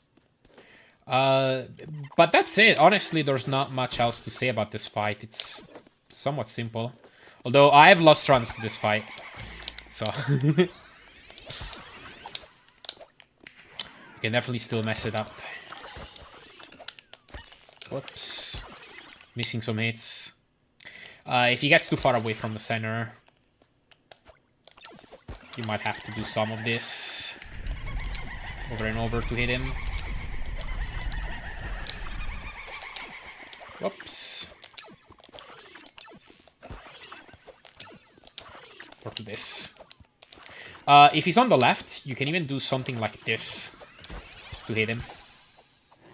And then obviously don't get knocked into the spikes. But okay, I think that about covers it for the stuff that I want to talk about for this fight. So let me just beat it one more time, and then we'll wrap it up.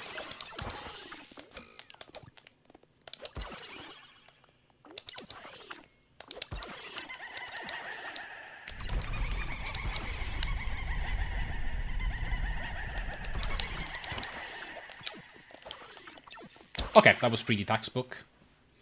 Awesome. So GG. This is the end of the run. Just let the confetti play out, and you should get the credits. Congratulations on any percent. Nice ending.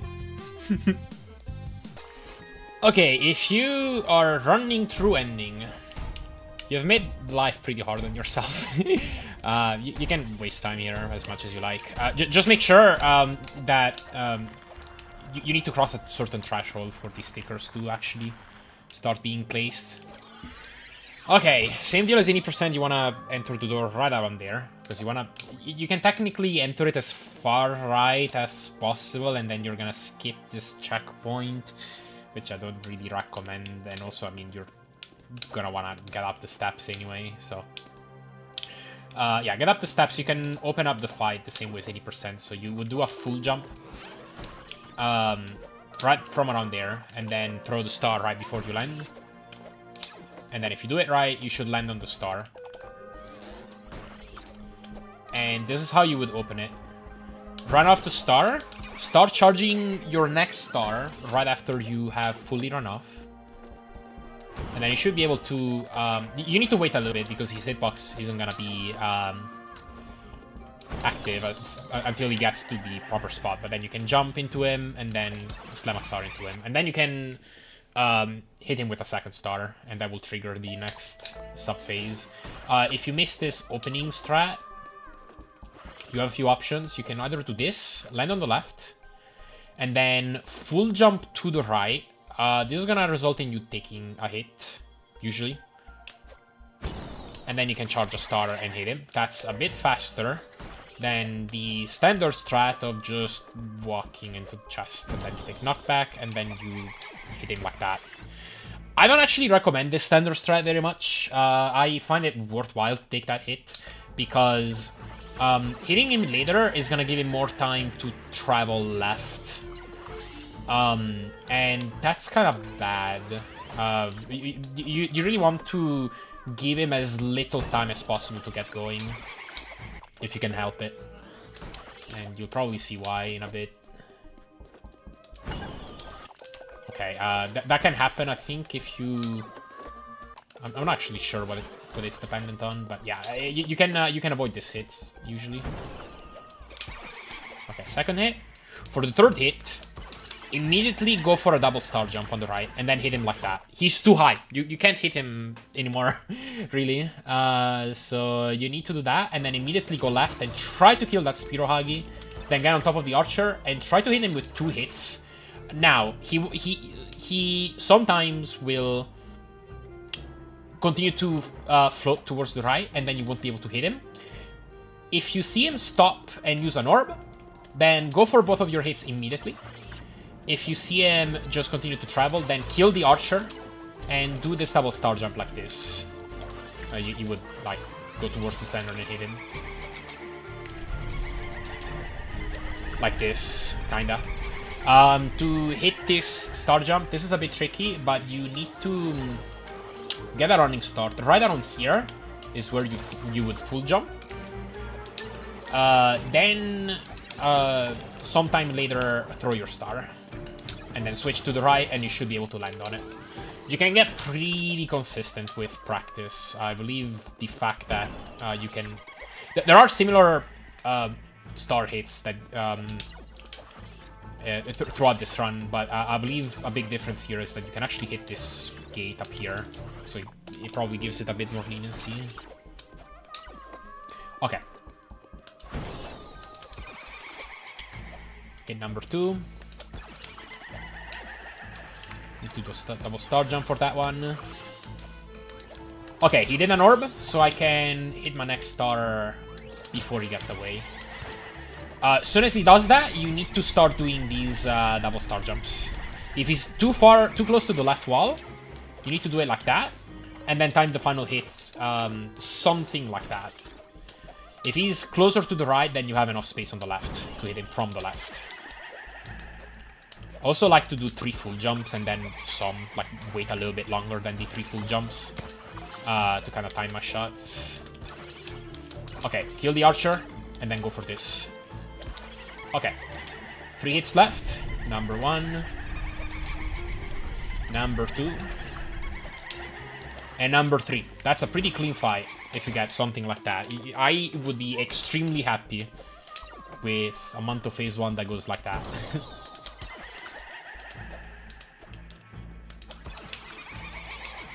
There is a decent bit of improv that you're gonna have to do. Yeah, sometimes you're gonna fail to kill this Pirohagi.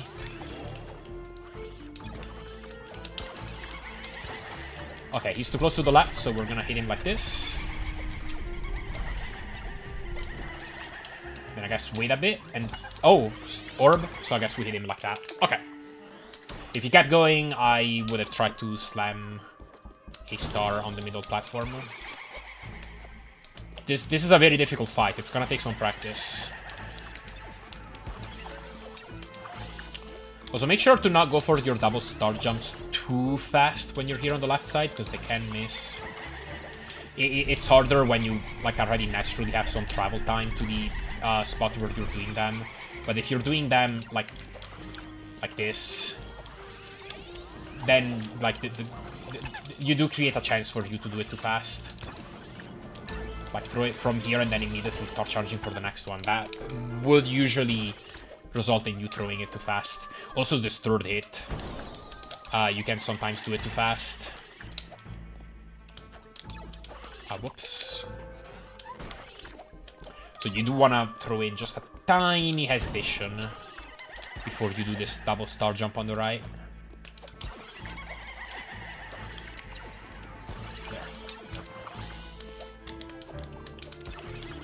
Putting on the right, kill the archer, and then hit him like that. And then if you hit all the double star jumps, you should be good. Now, let's say you miss, or something else happens. You can retry if he's far enough. If he's too close, you probably just want to wait for him to get away, and then try again. Or, you just wait for him to use the orb attack. And then you probably wouldn't do something very reckless like that, but you do have an opportunity to hit him right there. Alright, I think that's about all that I want to mention about this boss fight. As I said, very hard. I just missed a hit. It's gonna take some practice. If you miss a hit early on, you're probably gonna have to kill the archer and then start doing this.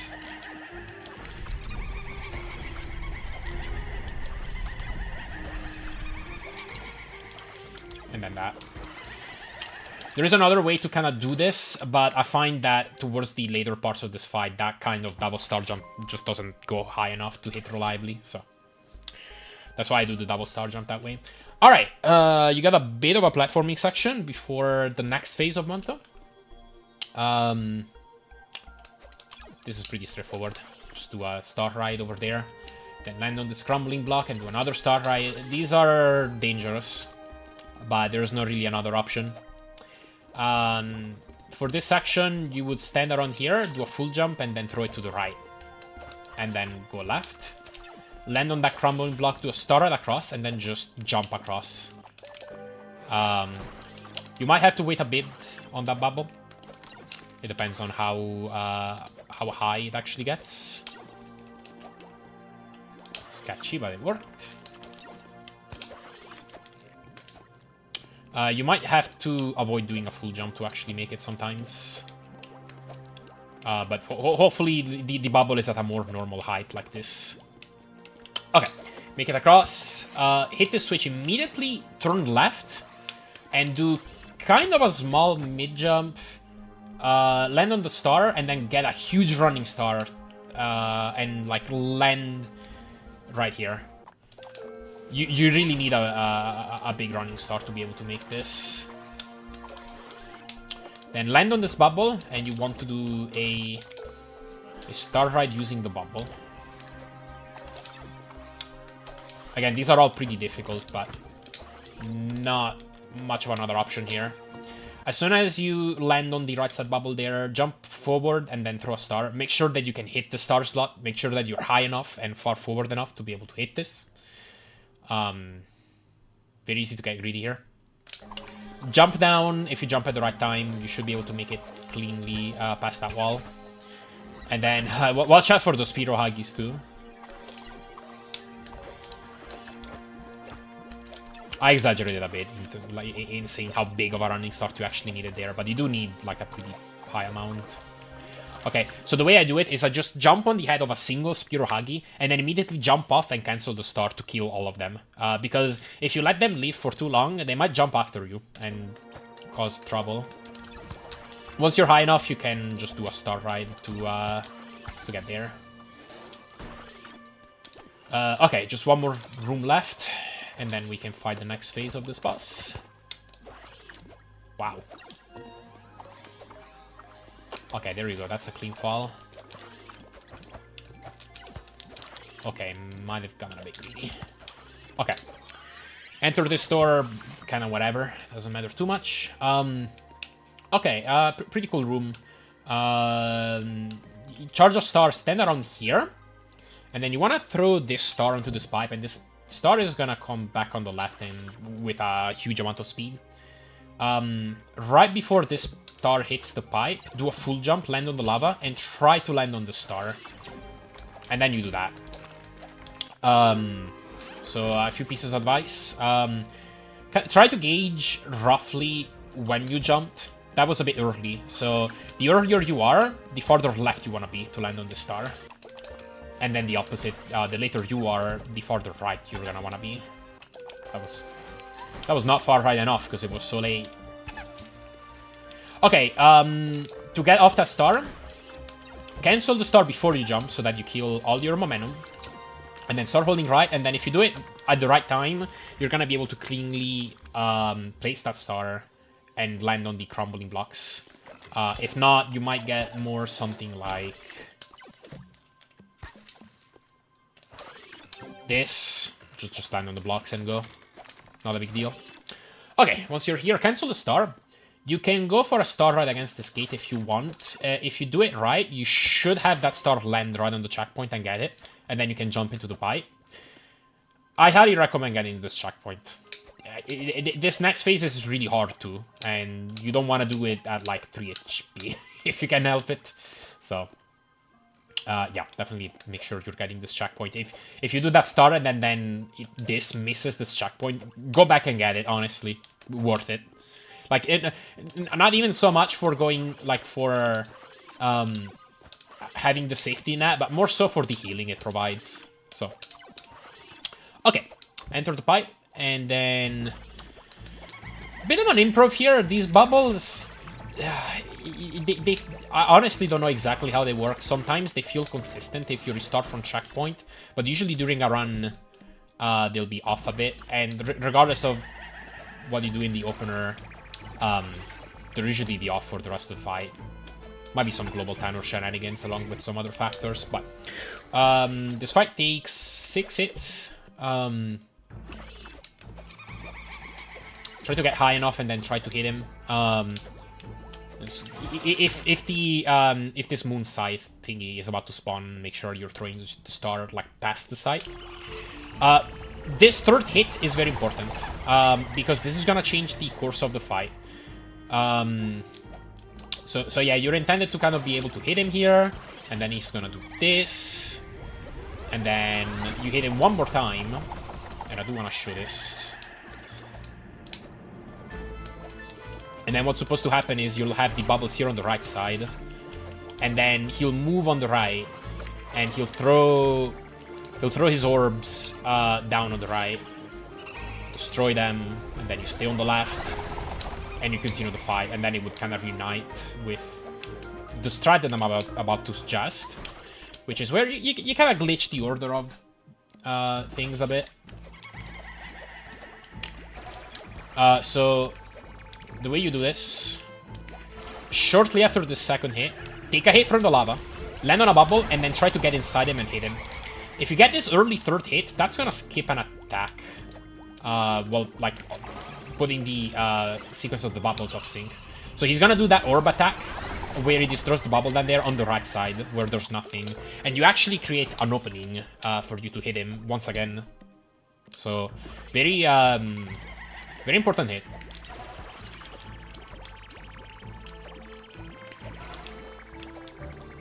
Whoops. Okay. Lava. And here, hit him. Yeah, for these things, honestly, I prefer just standing here and then just not even trying to watch where the opening actually is, because it's just so hard to like at least when there's 3 things rotating, it's just so hard to actually time this properly while considering your exact position. When there's only 1 rotating thing, is a bit more doable, or 2. But yeah, once he does this attack, you can immediately just try to hit him again. And then for this attack, if you have enough health to be safe, which I would consider 3 HP, try to get hit towards the top and see if you can land on a lower bubble. And then go for another quick hit before he regenerates the shield. Because that would save you some headaches. Something like that. Lava boost. Good. That's good too. Hit him there. Okay. Try to take a hit here.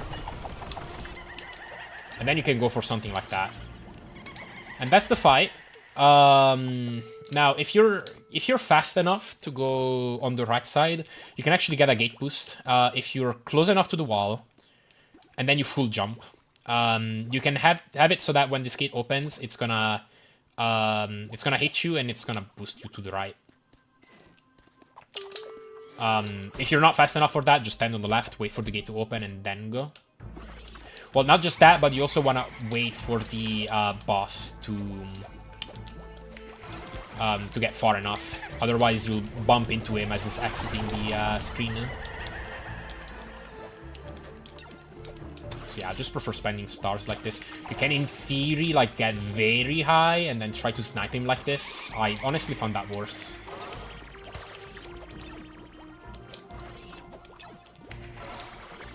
Okay, maybe if you're already that high, then maybe you could try.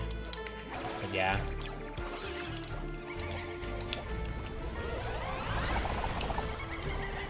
That. And then let's try for this again. You could also, if you fall down here and you still have health, you can also use the lava to get on a high bubble early. That's another option. Watch out for the 3 sides thingies. So that's the risk. If you still try to get the gate boost while you don't have enough time, you'll just get smacked by the gate and get hit by the lava. So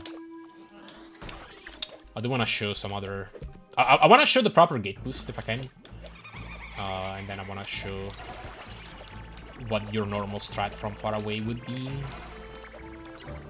Oh goodness.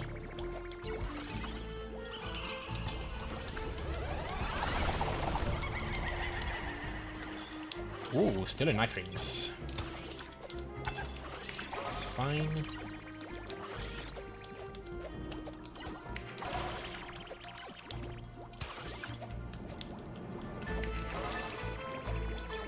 Oh my god, I'm really bad at this game. Okay, those are situations where I should try to snipe him from up top.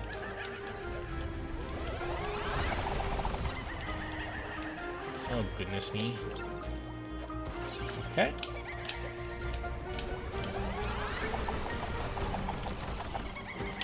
I could have gone for a lava hit, but okay. Okay. If you go too fast, you're gonna get hit by him. So that's what could happen. Now, let's see if I can get a good example of the gate boost. You need to be already pretty far into the right of this screen to do it. Once you're there, like the actual execution of the gate boost is not that hard. Oh, whoops, I missed. Okay, I guess I can show an example of a fight where it goes more normally. If you're really confident in your health, you can do the stack again. Otherwise, just try to dodge the fireballs. Or wait, no, the bubbles are on the right. Never mind. So don't do that. Just dodge the fireballs. Oh goodness, 1 HP. So yeah, you're missing an opening here.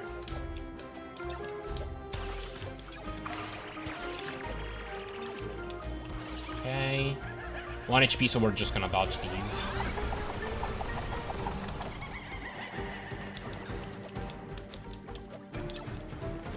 Okay. Maybe get boost, but yeah, this is something more normal. You can actually kill them as he's vanishing. It'll just kill him in 1 hit.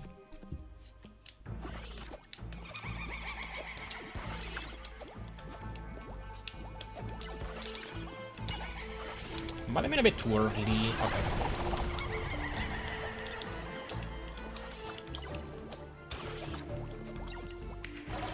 Whoops, that missed.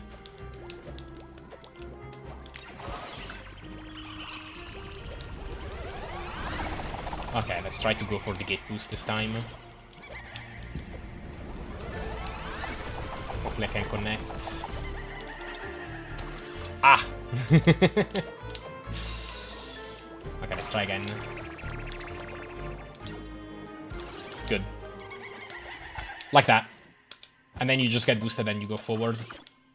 If you don't get that, like if you're just coming in normally, you can also do a star ride like this. And then go straight onto this platform. And then go. Okay, silly little glitch. You can do that. It's not really useful, but if you throw a star right before entering, then that happens. Anyway, this is an auto-scroller. Not much to this. Just memorize these spots where you're gonna be able to consistently dodge all these orbs. I do it like this, jump over. Make sure I have enough crumbling blocks to be able to comfortably jump in between that. Stay on this platform to dodge those orbs. Middle of this ledge for these orbs. Stall on that ledge a bit. Now I want to quickly get past this section and immediately just activate that star slot because it can be a bit troublesome to do later. Under those orbs, over those orbs, and then make your way quick. That's it. Nothing more to that. Yeah, make your way to the final phase. Those platforms you can make without turning around. Now, some things to say about this final phase. So it's gonna be one clone, then 2 clones, then 3 clones for each set of 3 hits. Now, if you get this early hit here, he's still gonna be flashing by the time he spawns, so you can tell who the real one is, and then you just need to hit him 2 more times. Now, you're not gonna have that luxury for the next phases, but you can still tell who the real who the real one is. Well, first of all, because the real one is the only one who laughs. So if you look at all of these clones, like we went to the other phase, but the clones don't laugh in between attacks. Only the real one does. So that's one way you can tell who the real one is after they've already spawned. So I can see this top one is just immediately charging another attack. But you can actually immediately tell as soon as they spawn, because the clones will always be in the middle of an attack animation when they spawn. The real one might either be in an idle pose where they have their eyes wide open, or they're gonna be in a pose where they're gonna be laughing. So the first one is a clone. This one is a clone, because it's already charging an attack. And that's the real one. It was laughing when it spawned. So we know that this one in the top right is the real one. And then you can focus your attack on him immediately. Those orbs he throws block your attacks, so watch out for that. I can attack in here. And then there. Now, when they're spawning, you can actually kind of go for a blind hit. Just throw a star and hope it hits something. I don't believe there's like a consistent pattern where there's gonna spawn, so I think you can just throw them wherever. Oh, whoops.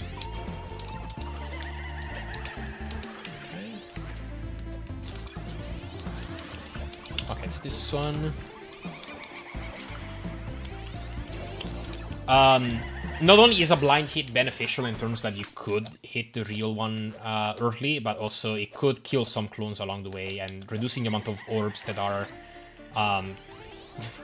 in play can be beneficial, since these can hit you and that can also block your stars.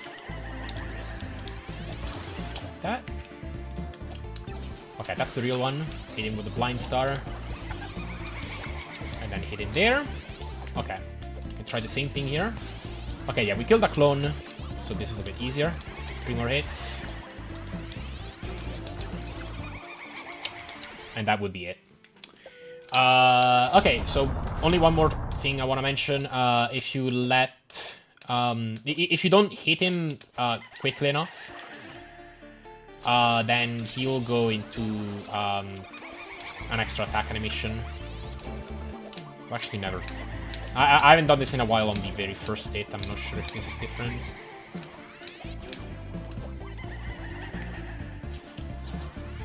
Okay, yeah, this is a different type of attack where they throw from the side. It might be phase dependent, because I think usually it's... I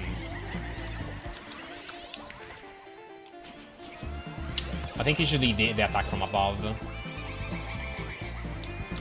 But the boss keeps the same amount of health, so all you have to do is just wait for that attack to be over, and then you can continue hitting him.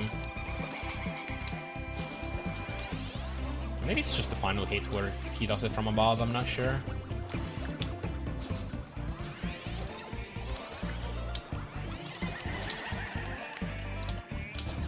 And yeah, also, like, get used to the various ways of, like, hitting them. Rule of thumb is, if the thing you want to hit is directly above you, you can just hit it with a star. Like, from below. If it's on the side, you would want to bounce your star on the platform. Okay, this is the attack. You can just dodge it. Or get hit by it, I guess, if you have health. If the boss is more like here, you can hit him with a straight star shot like this. If it's below the stage, you can use these things, although it's kind of scary. And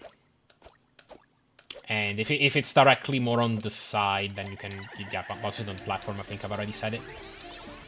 But these are the main ways you'd hit the boss. Okay. I think that's about all. Let me just do this fight one final time, and then that's gonna be it. This guy.